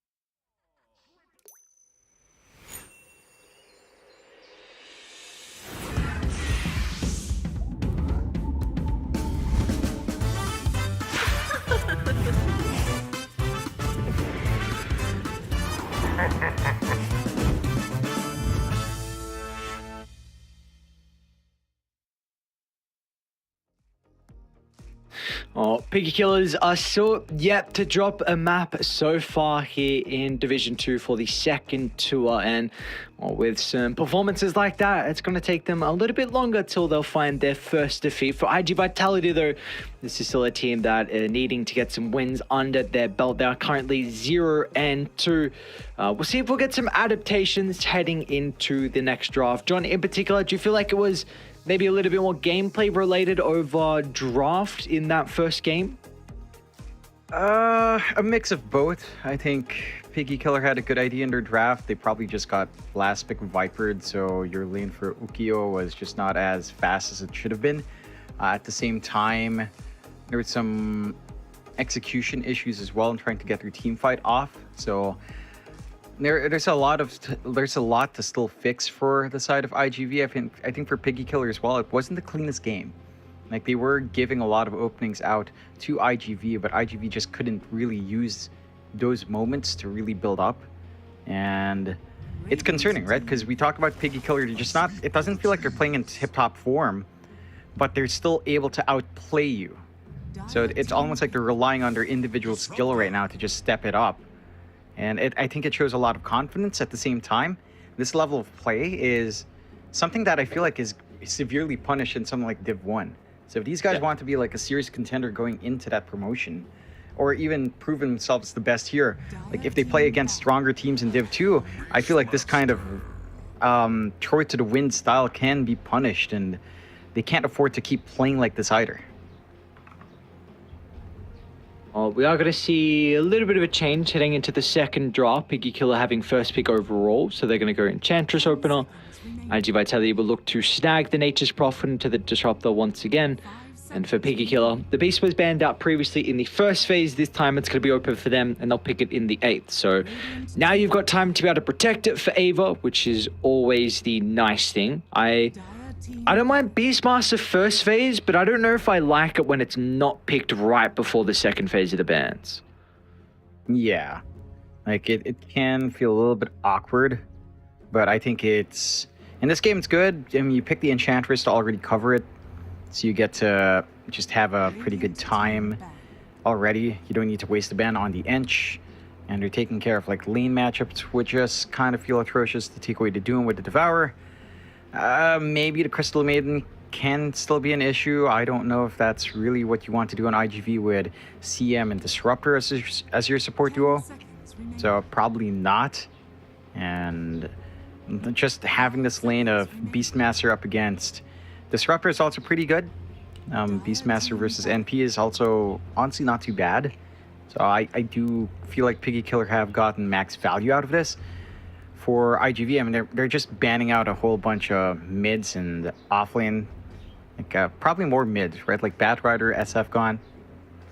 So they're taking care of things that counteract the NP. The Batrider in particular is one that's just really too strong for it. I'm wondering if Piggy Killer can maybe just try to run some like a mid primal beast for XM. If you really want like a Nature's Prophet counter, like that could be one way to go. Could even just see them go back into the Storm Spirit as well if they really want to on XM. So I think it seems like he's been a little bit more comfortable in that. I think that's 3 games now where they played the Storm Spirit. So I think that's another route if the Primal Beast isn't available. I do wonder if Piggy Killer actually consider about banning the Night Stalker. I think there's a lot of value on it for IG Vitality. There you go, it is banned out. Would have been flex between the 1 and the 3 with the Nature's Prophet, Vision for the Disruptor, and of course to address the summon to the Beastmaster and the Enchantress as well. So I do like the ban. It's sensible. I mean, that is one solution out towards the Beastmaster, and it can be a bit of a nightmare to deal with some high mobility heroes once that blink timing's up. They do still respect ban the Primal Beast, again, just securing a better time for the NP. Even though IGV had a Primal Beast themselves up against the NP, it didn't look like the cleanest answer. Again, maybe just down to execution a little bit there on IGV's end. Okay. They'll go for their own way to be able to address some of the support. We might, I don't know if the Frisk might be considering about a Rubik. Of course, Rubik's kind of the better Jakiro, but being able to steal some of those spells, and I mean a good hero overall, so maybe something that they might be thinking of. Yeah. Snag it right up. Feels good in this game. Good spells to steal from just the Jakiro and the Disruptor. It's pretty impactful. So you're feeling great. And they just go straight into the Ember. Out of all the Spirit Brothers into Disruptor, I feel like Ember probably has one of the better times there. Into the Glimpse Static Storm. It is something that you have like a moment to respond and kind of bail out a little bit easier. It's also a solid answer towards NP in the sense that you can jump him, you can clear out the treants fairly well. Not too worried about that. The AM slides out for IGV though. Awesome. So it's the offlane NP. AM game here. I don't think it's the most straightforward AM game. You're dealing with a Beastmaster lane, so the Boars can actually be all right here. You don't need to go Axes. Although Axes could also still work out. You're kind of open there. You have the Roar to control him. It's, I don't know. So what I've been seeing in Dream League is Beastmaster first phase into responsive AM at the 8th. So from what I've been seeing, people really think this anti-mage addresses the Beastmaster. You have to go Boars. You cannot play Axes. It's a really bad matchup. Still, the one thing about this though is that Beastmaster can push the tempo, and anti-mage does not like that. But AM is such a scary laner now with the changes. That's going to be the anti-mage, maybe even a plus a Jakiro, which sounds almost unlaneable for the Beastmaster because you can't even go for the Boars because then Jakiro deals with them very well.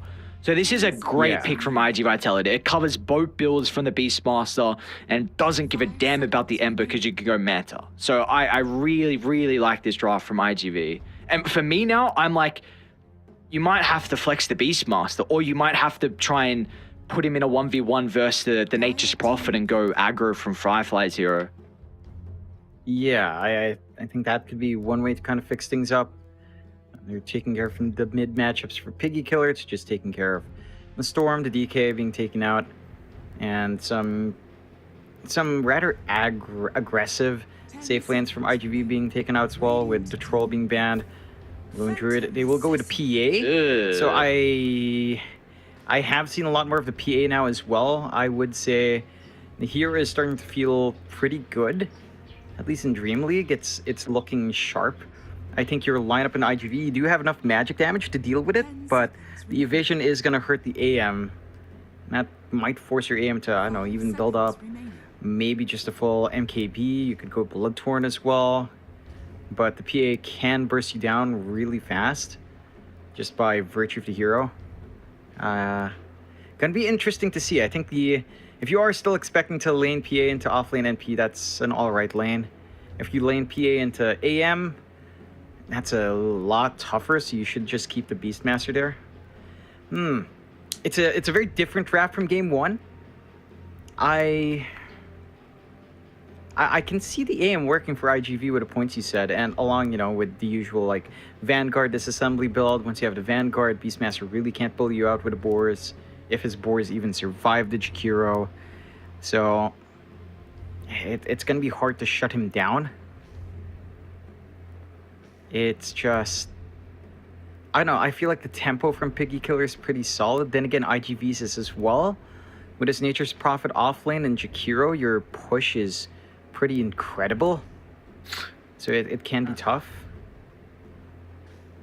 They need a stun on IGV and someone to stand in front. Like, you need a way to set up for Jakiro and the NP to right click. But I can't really think of a two that can do that. They go Pango. So it's not a free Pango game. And in fact, I think it's a really rough Pango game. You've got Raw, which can prove to be an issue, and eventually it's going to be Raw into BKB on Fly, and Pango's just going to die throughout that combo. You go up against the Ember, which is actually one of the better matchups. Now, it can go back and forth. The Fusel Blade's always annoying against the Ember, but the big thing is the chains. Like, Pango hates playing into roots, and that's one thing why a lot of people like playing the Ember into this hero. So I don't think it's a free game, but it does kind of provide the weaknesses that they had where they didn't have a hero to go first and they didn't really have stuns. So I don't hate it. What do you think about it? It does fix the issues up. I feel like if Totoro does have a slower lane and XM just runs away with it, it gets pretty tough. Like, I'm expecting Fly. to not be contested too much by the NP lane, and that is concerning. Like, you can just stand back, dagger, you can just get your farm, work towards your Battle Fury, and I think it feels like the PA timing with Battle Fury BKB is a little bit scarier than the AM Battle Fury Manta in this game. So I think that is one thing that can catch IGV a little bit off. Like, the tempo from Piggy Killer under 1 is a little bit faster. At the same time, IGV, their team fight is a lot more shaped up. This is something we saw from them last game as well, where they had this really good 5v5 AoE team fight, and the side of Piggy Killer really didn't focus in on that aspect. Same thing's happening here. So there is like an outplay potential for IGV and just force this 5v5. You've got the magic damage to still deal with PA pre-BKB timing. And your lanes, again, are pretty solid outside of maybe the mid. So they have to get that running start going. Like, just ensure Ukiyo can kind of hit his Vanguard timing into Battle Fury, or just straight up Battle Fury if you feel no need for it again, Vanguard considering your lane, and just kind of try to take it from there. Because I have not seen Phantom Assassin a lot lately, and with the games that you've seen, have you been impressed by this hero, or does it still look relatively weak? Okay. I have been impressed. Like, I am also biased as a PA enjoyer, but the big thing is really just how absurd Blur's range is. Like, the reveal range is just way too small. Like 400, it's pretty much just 100 units above, like, Monkey King's attack range is a melee unit. That's true. Yeah. It's kind of dumb. Like, you have to really be up close so Fly can sneak around and farm pretty safe. Or just go hunting really safely as well. And you have some good backliners to kill. Like, you kill off this Disruptor fast, Mickey Q is not going to last long. And when he's gone, like, the team fights simplify. Static Storm's a big aspect in these fights. And looking at it a bit more, I actually feel like they're going to struggle at this top lane for IG Vitality. Like, Enchantress doesn't... you're a pretty good hero to play into the Nature's Prophet. You get an even bigger treant. And I'd like to see Fly go for some stats and maybe a Corrosion. You see he's got Wraithbane queued up and the Blightstone. Maybe the Orb of Corrosion's a bit too heavy into it, but I think they can really look to play off the back of killers in this lane, because you got two squishy ranged heroes and you should be able to get on top of them pretty easy. So I do think at least the safe lane from Piggy Killer is going to work out well. I don't think their off lane's going to be good though. Yeah, like, it's going to be really rough for Ava down bot. He does go Axis level 1 as well, which is fair. You don't tend to go Counterspell anyway on the AM. So you have this moment where your harassment is just going to be highly effective. Just keep landing it onto Ukiyo. He does have the Basilius to sustain the spell spam on top of that. And I suppose that's just the solution. See if it's like a game of chicken. See whether or not Ukiyo will really want to level Counterspell in the lane, because it is pretty atrocious in trying to do anything offensively. Yeah, so maybe that's the one thing with this Anti-Mage Beastmaster matchup is, like, you just have a support that can also spam and level 1. I mean, we see how much damage they've done to Ukiyo. He's completely out of regen and SJ's only got 1 Tango. So now they can't play aggressive for the next minute or so, which is going to continue to delay it out. And usually in a lot of the anti-mages I've seen is like level 2, level 3 is when you get a lot of control on the lanes. As Vakfris, they might be able to find first blood down bottom, and that's going to be the case. The Jaw Breath will do nothing. And now Ukiyo is not going to get a return kill, so yeah, very nice of them. Yeah, they see the opening, they get the kill, they get that aggression going. And Ukiyo, I mean, does opt for the blink. You have to. You really don't want to counterspell, but his lane is a lot slower than you'd expect, just because they identify this on Piggy Killer. I guess they still have the value point in the boar, but it's really about the axe spam here.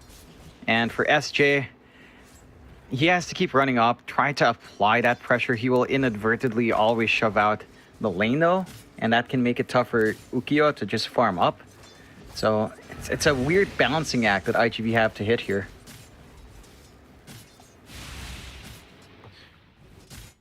Well, how's the other lane shaping up at the moment? Mid lane looking pretty good for Totoro versus the Ember. Nothing too crazy, pretty even.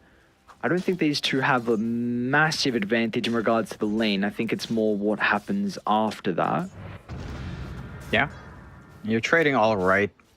XM does manage to sneak away a deny on the range, so it feels a little bit better. Feels pretty even. Rune control is massive for these two, and that's where maybe you feel a little bit better on the side of Piggy Killer. Your support rotations, especially on Ench with a creep, can feel a little bit scary, and that is something you have to watch out for here on IGV. I mean, Disruptor is nice. Jakir is a little bit too slow, feels like, to go on to mid. So that's where I kind of see Piggy Killer pushing ahead on the mid, just purely off rune control, rune fights, especially around the 6-minute mark. I guess one minor thing, but they did get Fly's courier. Looks like he was trying to send it over to Radiant's secret shop, so he's going to be avoiding the Blight Zone. Looking to try and rush into that Ring of Health to get him closer to a faster Battle Fury timing, but overall he's having a pretty good time in the lane so far. Yeah, I don't mind that too much.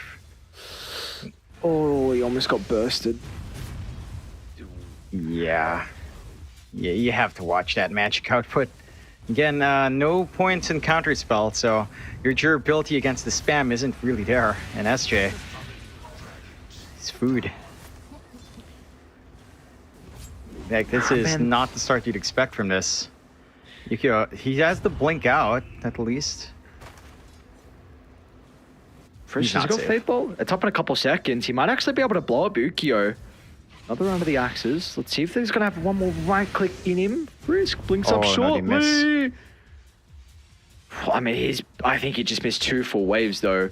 And this is your counter pick into the Beastmaster, which I still believe, I'm pretty sure, is still a counter pick from what I've seen. A lot of people think that's the case at Dream League, but in particular, it's not working out this way in the lane. So they are having to put a lot of emphasis on trying to buy out some region for him to play. And well, Ava's got arcane boots now, so that spam's going to get even worse. But finally, we're going to see Ukio and SJ look to get on Ava. So this is really the first time that the anti-mage has been able to burn all of the mana from the beast. And that's because they have left Ava alone. Frisk is working his way towards the mid, trying to look for maybe a bit of a snipe on Tarktora, expecting him to be on the retreat. Doesn't quite fully back out. They are starting to make their way over for the 6-minute timing. You have a lot of heroes mid to counteract XM. You might go down, XM. Whoa, and now Frisk as well is potentially in some trouble. Even, okay, the Nature's Prophet even wants to get involved too, so IG Vitality getting a couple freebies mid lane. They've still got this catapult wave as well, so Dire, I mean, if Tax wants to stick around, Dire gonna have to bring some extra members to try and keep this tower healthy. Yeah, they've really collapsed all their supports. They don't get the rune though, and they got the glimpse. Oh, okay, he got the remnant out at the least. XM look a little bit worrying, TPing in front of the disruptor, but you're fine. The movement does give you free side lanes though, and DQQ. Oh, well, nice return kill. It's going to be outside that actually is rewarded with it.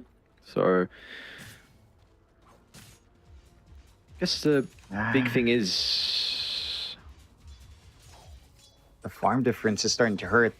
Yeah. You're pulling pretty good on Fly, and Yukio is not even at the Ring of Health, and he has the gold at least. Would have loved that kill. Which is not going to be the case. It's SJ that finds it, so still successful rotation from Totoro. Should be able to get the refill as well from the Disruptor. And we do see that Phantom Assassin is more than happy with how this lane is going, and that's going to be a big concern considering this hero, you have a great carry-to-carry matchup versus the anti-mage. It's one of the better ones. It's an old-fashioned kind of PA response to it, so the fact that Fly is free farming has to be a big concern for IG Vitality. Yeah, I love that the 15 talent's the one that has the blur evasion now as well. Like, you get the plus 25, 75% blur. Like, AM will have to get something to counteract that. It's just too painful to not be able to get your hits on. Surely this tower is not going to be up. Ava has level 6, the potential to skill level into the Raw. They do see Ukio as well. They're going to need the telekinesis from Frisk to start.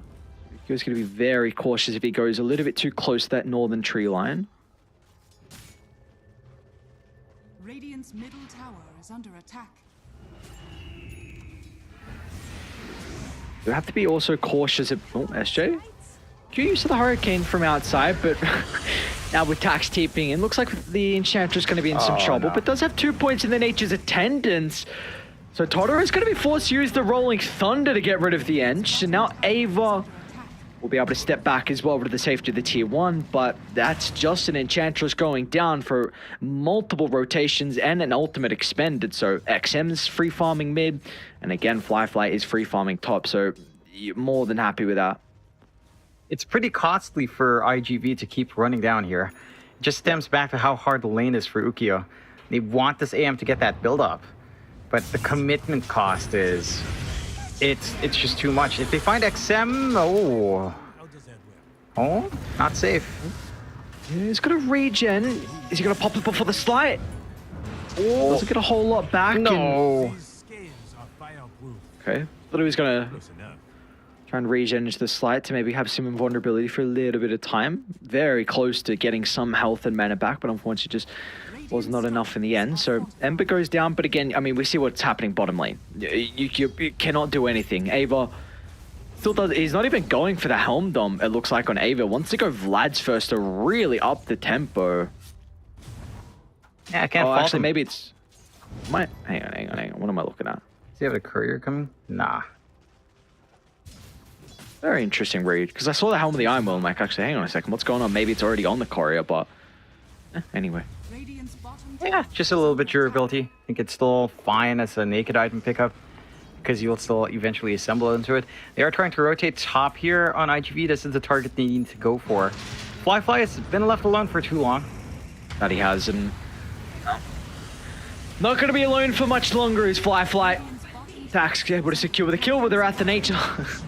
Calls a quick Dagon to the face with his ultimate, and now this tower going to end up going down. They got the max out Nature's Call, so with help of the treants, they will get a trade across the map. Dire might look to move mid pretty fast, though, to maybe get their own little bit of damage into the tier 1. Yeah, I mean, they're all in position for it. They only really lack Ava on hand to push. He has queued back into the Dominator already, so he's made a choice. The big creep needs to come out here. So no weird memes here, Ares. Just going back into the standard build. Despite that kill on Fly, like, this PA is still very comfy. Just the Perseverance part and the last sword to finish up the Battle Fury. Still a comfy lead ahead of the AM. So this is still a little bit rough for the side of IGV. I mean, it's still an even game. 2K is not much for the side of Piggy Killer, but their farm distribution is just so smooth in comparison to IGV just lagging behind with Ukiyo. The fact that they're able to get that tier 1 mid is pretty huge as well in exchange for the top tower, so it's going to start to free up the map for XM, who we haven't really seen make too many rotations, but he's got a haste rune in the bottle. The ward by the outpost is continuing to scout out Piggy Killer inside Radiant's jungle, so it is given time for Ukiyo to react, and we're actually going to get a smoke out of IG Vitality. So looking at move as 3, what do they got? They got some ultimates to work with, Macropire, Static Storm, and the Rolling Thunder all at the ready. Some much needed kills for them. They need to connect with this movement. Moment, not many heroes are showing though for Piggy Killer. Seems like they are aware that potentially something is brewing, and look at Outside's positioning as well. He's just nearby to pop the smoke. There's going to be no way. It looks like he will. Surely he doesn't survive, right? Outside, 2 points in Nature's Attendance still. This time Macropie is going to be forced to lay down, but they used a lot to get that Enchantress kill. So, you know, SJ, he's going to take a spill as well. So a 1-for-1 in the end. And that's even bringing Ava over as well. So the Raw's at the ready if he can close the distance. Totoro has to use the Rolling Thunder, and Ava recognizes there's going to be no follow-up even if he holds him in with the Raw. So another ultimate use, and that's now, what, a 70-second window without Thunder, which often can be a guaranteed kill. So it's going to stop some of the playmaking we'll see over the next minute for IGV. Yep, they got some room going for Piggy Killer. They're getting attention away from the PA. Battle Fury is pretty much done in 300 gold. Very comfy position for Fly. And there was a little bit of split push coming out here from Tax, but no hard commitment. They're invading now. Yeah, Static Storm used. But XM's gonna have a free fight. Slide was a little bit off cooldown, so wasn't able to dodge the glimpse, and as a result, the Disruptor will be able to successfully disengage. So look at the kill. Totoro just completed the Diffuser Blade as well, which could be a bit of an opening. We see all the mana gone from XM, but it will not matter in the end. Man, Yeah. I feel like we're just a couple of patches away from this PA being broken. I completely forgot they gave the Phantom Strike lifesteal. Yes. What? Man, this hero Yeah, there does was so much. It does. There was a time when the lifesteal values were higher, if I recall right. When they added the lifesteal initially, I think it was max at 50, maybe 40%, something dumb. Bottom lane, Ava should go down to the combo. 4 heroes from IG Vitality forced, but yeah, like I just keep his shard does 16% damage as well, and the break. Like, I really feel like we are just one patch away and maybe like a different change of the meta, and then this hero could just be so done with everything it provides. Yeah, Anyway. It's too much. But I feel like if you are ready for a PA lane, then like it is atrocious. I think the funny thing is, Lena is probably like the great foil to it, because she enjoys more, she wouldn't mind a MKV, she builds Silver Edge, she has magical output, like she's a hybrid core that can deal with PA at every stage. And she's kind of out. And Terrorblade, for some reason, has faded down. PA versus Terrorblade is also, like, kind of atrocious. They smoke out an IGV here, though. So outside of those points, they want to make use of this double damage on Totoro. Firefly would be a huge kill. Look like they're going to be able to get him, though. Nice read, Firefly. Now with the Battle Fury, wants nothing to do top. The Ancients is his home. They've got, I think, a double stack, it looks like. Maybe a triple if some is hiding, but regardless, Firefly's got a stack to be able to work with, so his farm's going to continue to skyrocket for the PA. Yeah. Just going to hit that BKB timing at a really good point. They finally lose their mid, so that's a big opening for IGV to continue that pressure onto that top area. They've got a good ward to watch the entrances there as well. But for Piggy Killer, they still maintain a slight net worth lead, 9-5 at 2K going the way of Piggy Killer. Tax has managed to be on top, but you're still hurting on Yukio. Like, your AM is just, it needs more room to farm. And we're at the point where Ava can split push quite well with the Vlad's up, not too far off from the full Overlord. Once the Ancient creep is up, things can get pretty ridiculous with your PA core. Like, you get a Thunderhide creep, buff up your PA's attack speed every single time. You might be better off with a Granite Golem, because PA's strength stats are pretty low. So you just buff her up. With her evasion, it's high EHP, and you just feel really good. Again, I feel like at this point, Fly's 15, he has to go for the Blur evasion. They just go all in to ensure that literally nothing can kill you. Sim, very close to getting caught. We will see once again another rune given over. So Totoro is going to be pretty happy with the Arcane to play with. Love to see them look to try and get active. IG Vitality's haven't been able to find many of the Piggy Killer's heroes. Firefly out for another time, so just a cat and mouse game, but this really favors Piggy Killer. I cannot stress enough that this Phantom Assassin matchup. I'll be very happy. Frisch does get his TP cancelled top. I don't, apparently they don't want to chase him.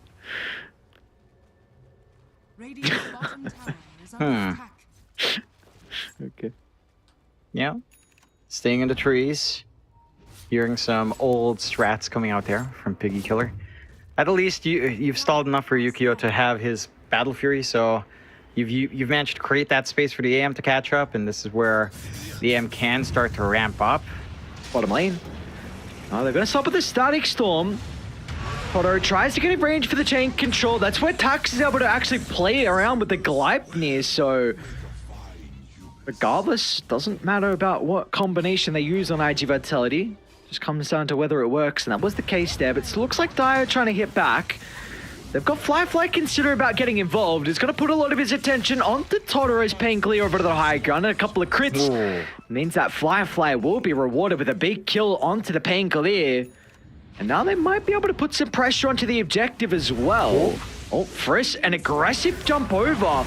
It's going to keep SJ into place. Macropie gets stolen. Frisk will lay it down straight away. Fly's pretty goddamn deep. Burning. Does he have a person to blink to? In fact, he's going to go to tax Fly. Is he done just yet? Because Ukio is stuck in the middle now. And to Mage blink up in a couple seconds, so he'll be okay. But, I mean, Fly's going to be loving what just happened inside that team fight, getting a lot of gold given over to the PA. And looks like that is a BKB now completed here for the carry on Piggy Killer. It's a massive timing for him. You can't physically burst him. You can't control him with your spells anymore. A little bit curious in that fight. Tax was standing on the stolen Macropire. He just stood there. He was just burning down. You cannot disrespect Macropire on Rubik. The spell amp, even though it's a level 1 Mac, it is still a lot of output. And now they managed to multi-objective Fly. But Jesus. what's he got to worry about? Nothing to fear with a BKB. Yeah. I mean, it's a pretty early BKB usage. At the same time, you probably don't care. You just want to push this advantage on Piggy Killer before, you get solutions out here from IGV. I like that Tax is going for the Halberd. So that's going to make life a lot tougher here for Fly. And even Totoro with a good swash or two with Lucky Shot can make it kind of nightmarish for Fly to try to get this DPS constantly. Right attacks. Can't be having him caught off the start, and now with the supports, they're going to funnel in one by one, and as a result, they too will be sent 6 feet under as Piggy Killer. They can look to try and claim Roche now off the back of this. They don't have the Desolator, but it will not be required.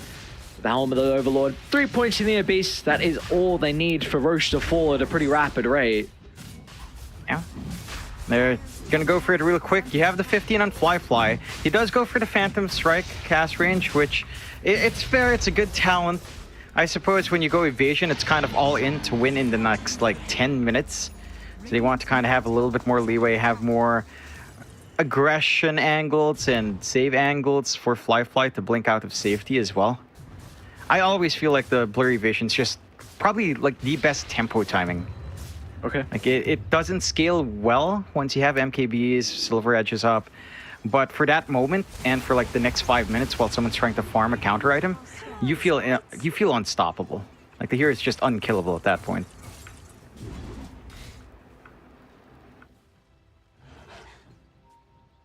Even though Anti-Mage is getting XM's in a little bit of danger bottom lane. BKB won and now seems like he's okay. Have to try and TP up. Close, but not close enough. Top lane now. Some trouble's going to be SJ under the T2 tower. So with all the attention they put on to trying to deal with XM's Embart, freed them up, who's still bottom. So XM wanting a second round and XM won't win the second round. And that's pretty ballsy of XM, but well, it is space. Look at this though. Fly, find that kill. Oh, nicely done. Oh, we got glimpsed. Oh no, now Tax is alone. What's going on? That was a good glimpse. Yeah. For Piggy Killer. It was like, all right, I'll get a little bit more gold experience. Frisky's laughing as well. It's like, yeah, that's a good position for me to be in. He got the lift to cancel the TP. He gets glimpsed back to come in with a Thunder Strike. And yeah, you know what? I'll take it. That's good. Thank you. Agent DQQ. Agent DQQ right there. Making these fights slightly tougher. Awkward. You have the blink now as well in the Rubik, so you don't even need to rely on stealing the AM blink. You just get in there yourself, be aggressive, steal some good spells. And you have the Basher up and Fly, so good luck with that. Get randomly daggered, stunned, and die. Gonna be fun for the sports to deal with that. Yeah, and yes, Yukio picking up Manta is going to be nice for helping shoving out lanes and being able to deal with the chains, but Totoro, under the cover of the Invis, We'll be able to opportunity to play with the Rolling Thunder, but Ava's more than okay with this. Just stands his ground. A BKB activated. Now Fly's got the wraparound. Gonna be able to stop some of the escape avenues, and with the basher completed, Fly doesn't get too lucky with the crits though. So AM will make it out, but it looks like SJ will not be so fortunate. So a couple of members go down from IG Vitality. Should be able to see some of the towers drop as well pretty shortly, with Ava already starting to beat into the T1 top lane. Doesn't take too long to melt it. Radiant's top tower has Fly Down bottom. bot there. Dire's middle tower. Can he actually kill him though? I don't think they can. He's the one actually posturing aggressively. Minute 40 left on the age. Is going to run Oh, into Yukio. Hang you- on a second. We saw what happened last time. Great counter spell though from Yukio, and Fly. He's just going to go for the supports instead. 4 hits. SJ's gone. There's a BKB for support, which is a little thing. Fly though with a long jump. Oh, the bash. One bash sets up for Frisk Ice Path. A long range use of it thanks to the Eye of the Vizier and the 8th Lens. And our top lane as well, but the action doesn't stop just here. The defensive static storm from DKQ is going to help them get some distance away.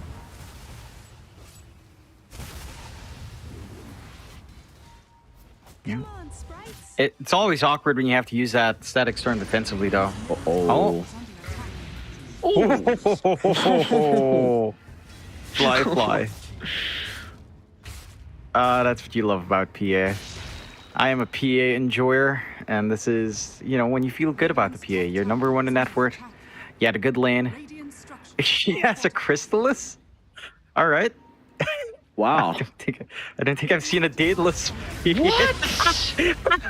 What is that break range? Alright, you weren't wrong. What the hell? He was on top of they almost kissed. It's dumb. It's stupid. The range is really stupid. And the Daedalus... I can't, Aries. I can't Daedalus PA. What do you mean? What extra crits? Not good? Crits Come on, for John. days. Come on. This is how you play. This is how you play it. This is the build, guys. Go into your pubs. You, of course, go for the standard stuff, and then go Crystallis. That's how you know you're winning. Dude, Age just ticked out. Perfect timing with the Rolling Thunder. Oh, but the Ice Path covers. Fly's escaping. Oh, Oh, no! XM. Hang on, where the hell did the anti-mage go? Did he get 1 hit? I swear to God, the AM got 1 hit, and now the rest of the other members, they might die as well in a couple of hits. A couple of buybacks are coming out, but what are they gonna do? Glimpse back. He's gonna TP out in Can he their face actually? if they got the No. damage. All right, at least they have the Ice Path to stop him from escaping. Fly's godlike streak given over to Tax. But that was a heavy cost for them to hold the high ground. 3 buybacks expended. Yeah, they kind of went ham. They're going to be able to punish that quite well. Outside, Ava? All right, he came in, saw his friend PKB TP. Has been killed. Just went up to say his he went up to pay his respects. He pressed that. Condolences. Yeah, that's it. Hello, you're dead. I'm out. The Piggy Killer's having a little bit too fun, Aries. I think Daedalus PA is it's a little bit funny, but you still don't have a solution for the PA outside of magical damage anywhere. Like your AM, not going for the MKB yet, no Silver Edge, don't Blood Torn on anyone. So it's all about just trying to lay on the Static Storm, the Breed Fire, the Macropyre onto that hero. And how these fights are executed on Piggy Killer, it feels like those moments don't come out unless you do something crazy. And Fly ditches, he stops at Crystallis. I don't know if that's better or worse. It feels worse. You should does just feel go worse. Daedalus. He's going for the Ags instead, which is the sensible item if you didn't go for the Crystallis, you know. But, you know, it is what it is. So you have look at that. He has a baby crit of 456 and then a fat one at 1,300. Like, I don't know what to say about this. This is... It's Fly's having fun. He's like, you know what? Let's mess around a little bit. Let's experimenting. Maybe this is the new build for the PA. He's getting ahead of everyone else. He's a trendsetter. Honestly, if he's switched over to Silver Edge, I actually wouldn't mind that. I think the Silver Edge is somewhat sensible Radiant's middle barracks to sneak around. Because who expects that, right? You expect the blur, but you blur, it fades, you immediately Silver Edge and fog? Who expects that? No one expects that shit. That's the play. All right. Bottom lane XM trying to set up a trap, but SJ reveals himself, and XM was able to see Tax in the tree lane with the slide. So, like you said, this scepter, though, for Flyfly is the reasonable thing. There's a lot to dispel. Radiant's Lucky top shot, tower is Jakiro dual breath, Thunderstrike. There's a lot you're hoping to get rid of, and overall, anyway. I mean, the scepter is going to be really nice if you're able to get those kills, and you've got a lot of people who you could blow up in a second. He's still queuing up Daedalus. Alright. Cool. Just damage. Just kill them, bro. Just crit twice. Axe, That's wait, it. they see. Oh, Oh, God. he was on the low ground. He could have been up a step. One step to the left, and they would not have known. I don't think. Yeah, the Hawk doesn't see him. Would not have seen him, I should say. So, rough. It is what it is. Sometimes you make a small mistake, blows the game open, top tower is under attack. and this is one of those mistakes. High ground opens up once more. Fly on the hunt. Dire's bottom Get him, Fly. Okay. tower is under attack. Oh, nice bash. First hit bash. Be able to continue follow up. So what is it? BKB expended. They will not. Oh, they got the glimpse. that's Okay, big. Fly. That's huge. XM now. You might be able to clean up though. They use so much to deal with the PA, which means XM is just pretty much immune to anything else they have left. Meanwhile, Ava just wants out of this game. Like, Peace is just hitting objectives. Yeah. He's like, no, I see my PA going Daedalus. I don't want this crap. Let's end before we throw. And then we'll find the objectives up top. It's Yukio against the world, and the AM just doesn't have a good angle though. He'll try. Try he will, Oh, okay. but try will not be good enough, as now Tax Radiant's top barracks will also be chased down, and that should probably be the G's coming out pretty shortly, Radiant's top considering they can look to go bottom if they like to. They still got the Elder Dragon form. I mean, PA's up in 25 seconds as well, so she'll still even have a little bit of time to hit the objectives before all IG Vitality are at their full strength. Yeah. is under attack. I think Fly is having too much fun. He queued up another Crystallis before going back to Daedalus. He has the recipe. Radiant's bottom All right. has fallen. He sold the recipe. He's indecisive. He's having too much fun. Mega creeps. Maybe one last round for IGV. Tried to fight this one out, but the angles are limited. Dive bombed in the fountain just to be extra annoying. They tried something different again on IGV at the least, you know? They tried going for the AM, but the PA foil's there, and, well, you know, PA is still a hero. Yeah, PA is still a hero who also is still wanting an extra life. Oh, this is the fountain diving life. That's just insurance he's looking for. That's what it is for them. So, has to be said that, well, let's see, one last fight it looks like for IGV. We'll actually hold that thought. We'll save it for later on. Someone does kind of have to deal with the creeps, though, before they get in. Unfortunately, they'll be a little bit too late to contest Roche. Now you got the Ages on Firefly, and the Shard's going to be given over as well. Otto gets a good start onto XM. First hit bash as well, but XM, he had enough time to be able to activate the BKB, so the Ember Spirit's going to be more than okay.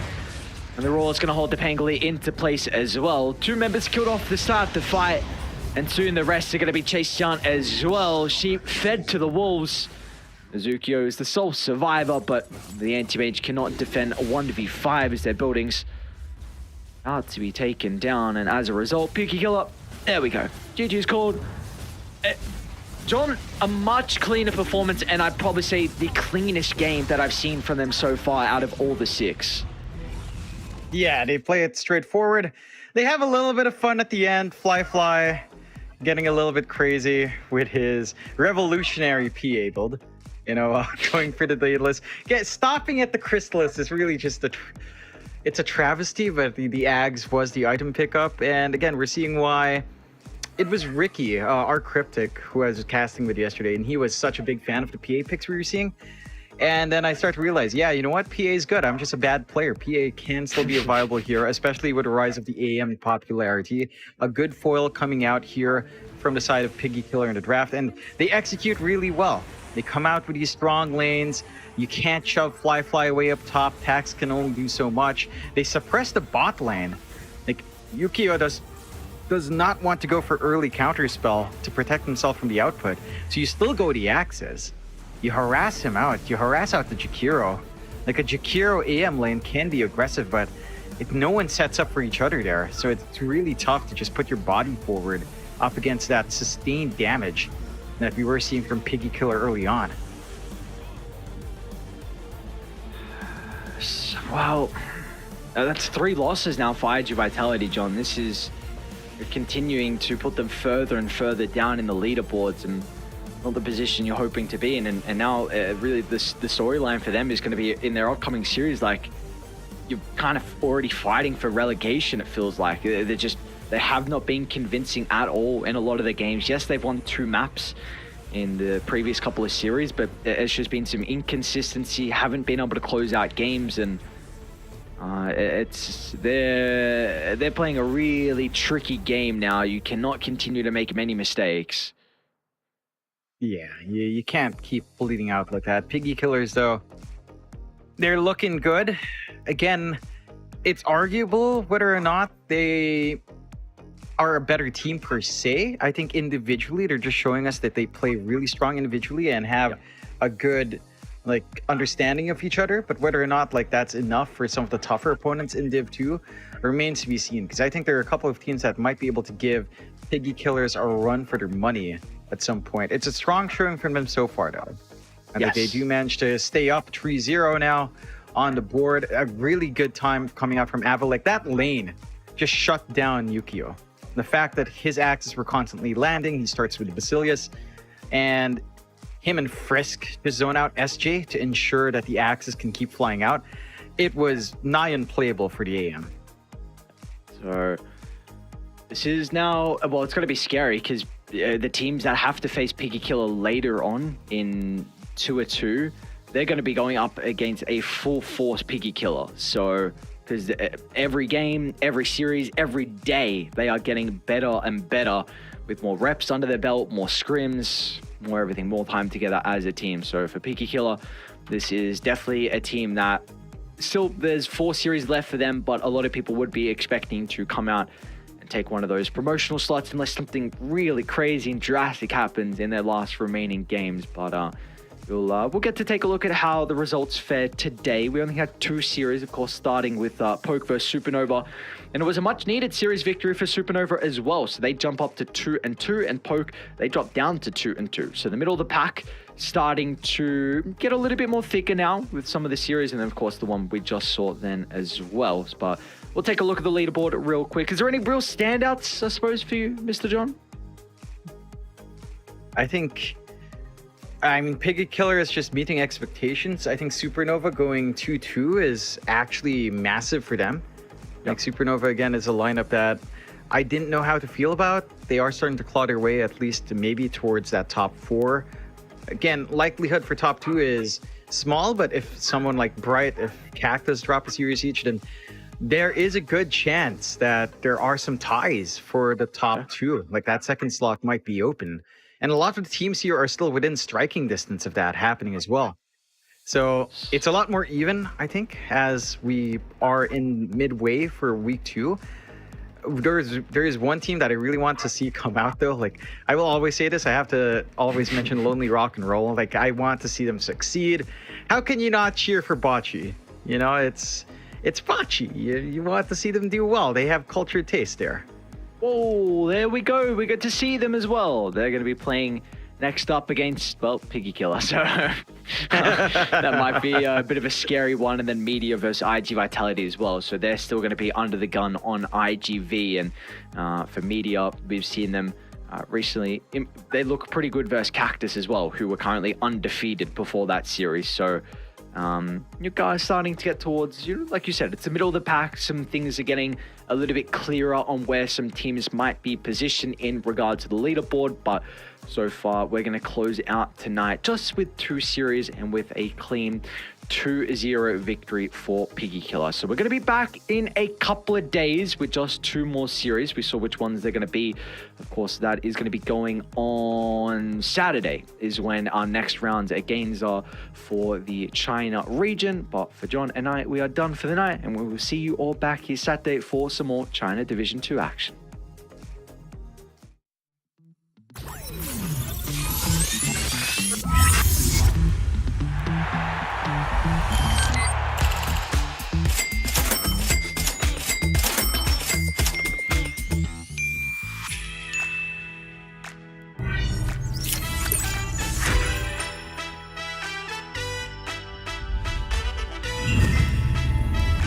Watch more.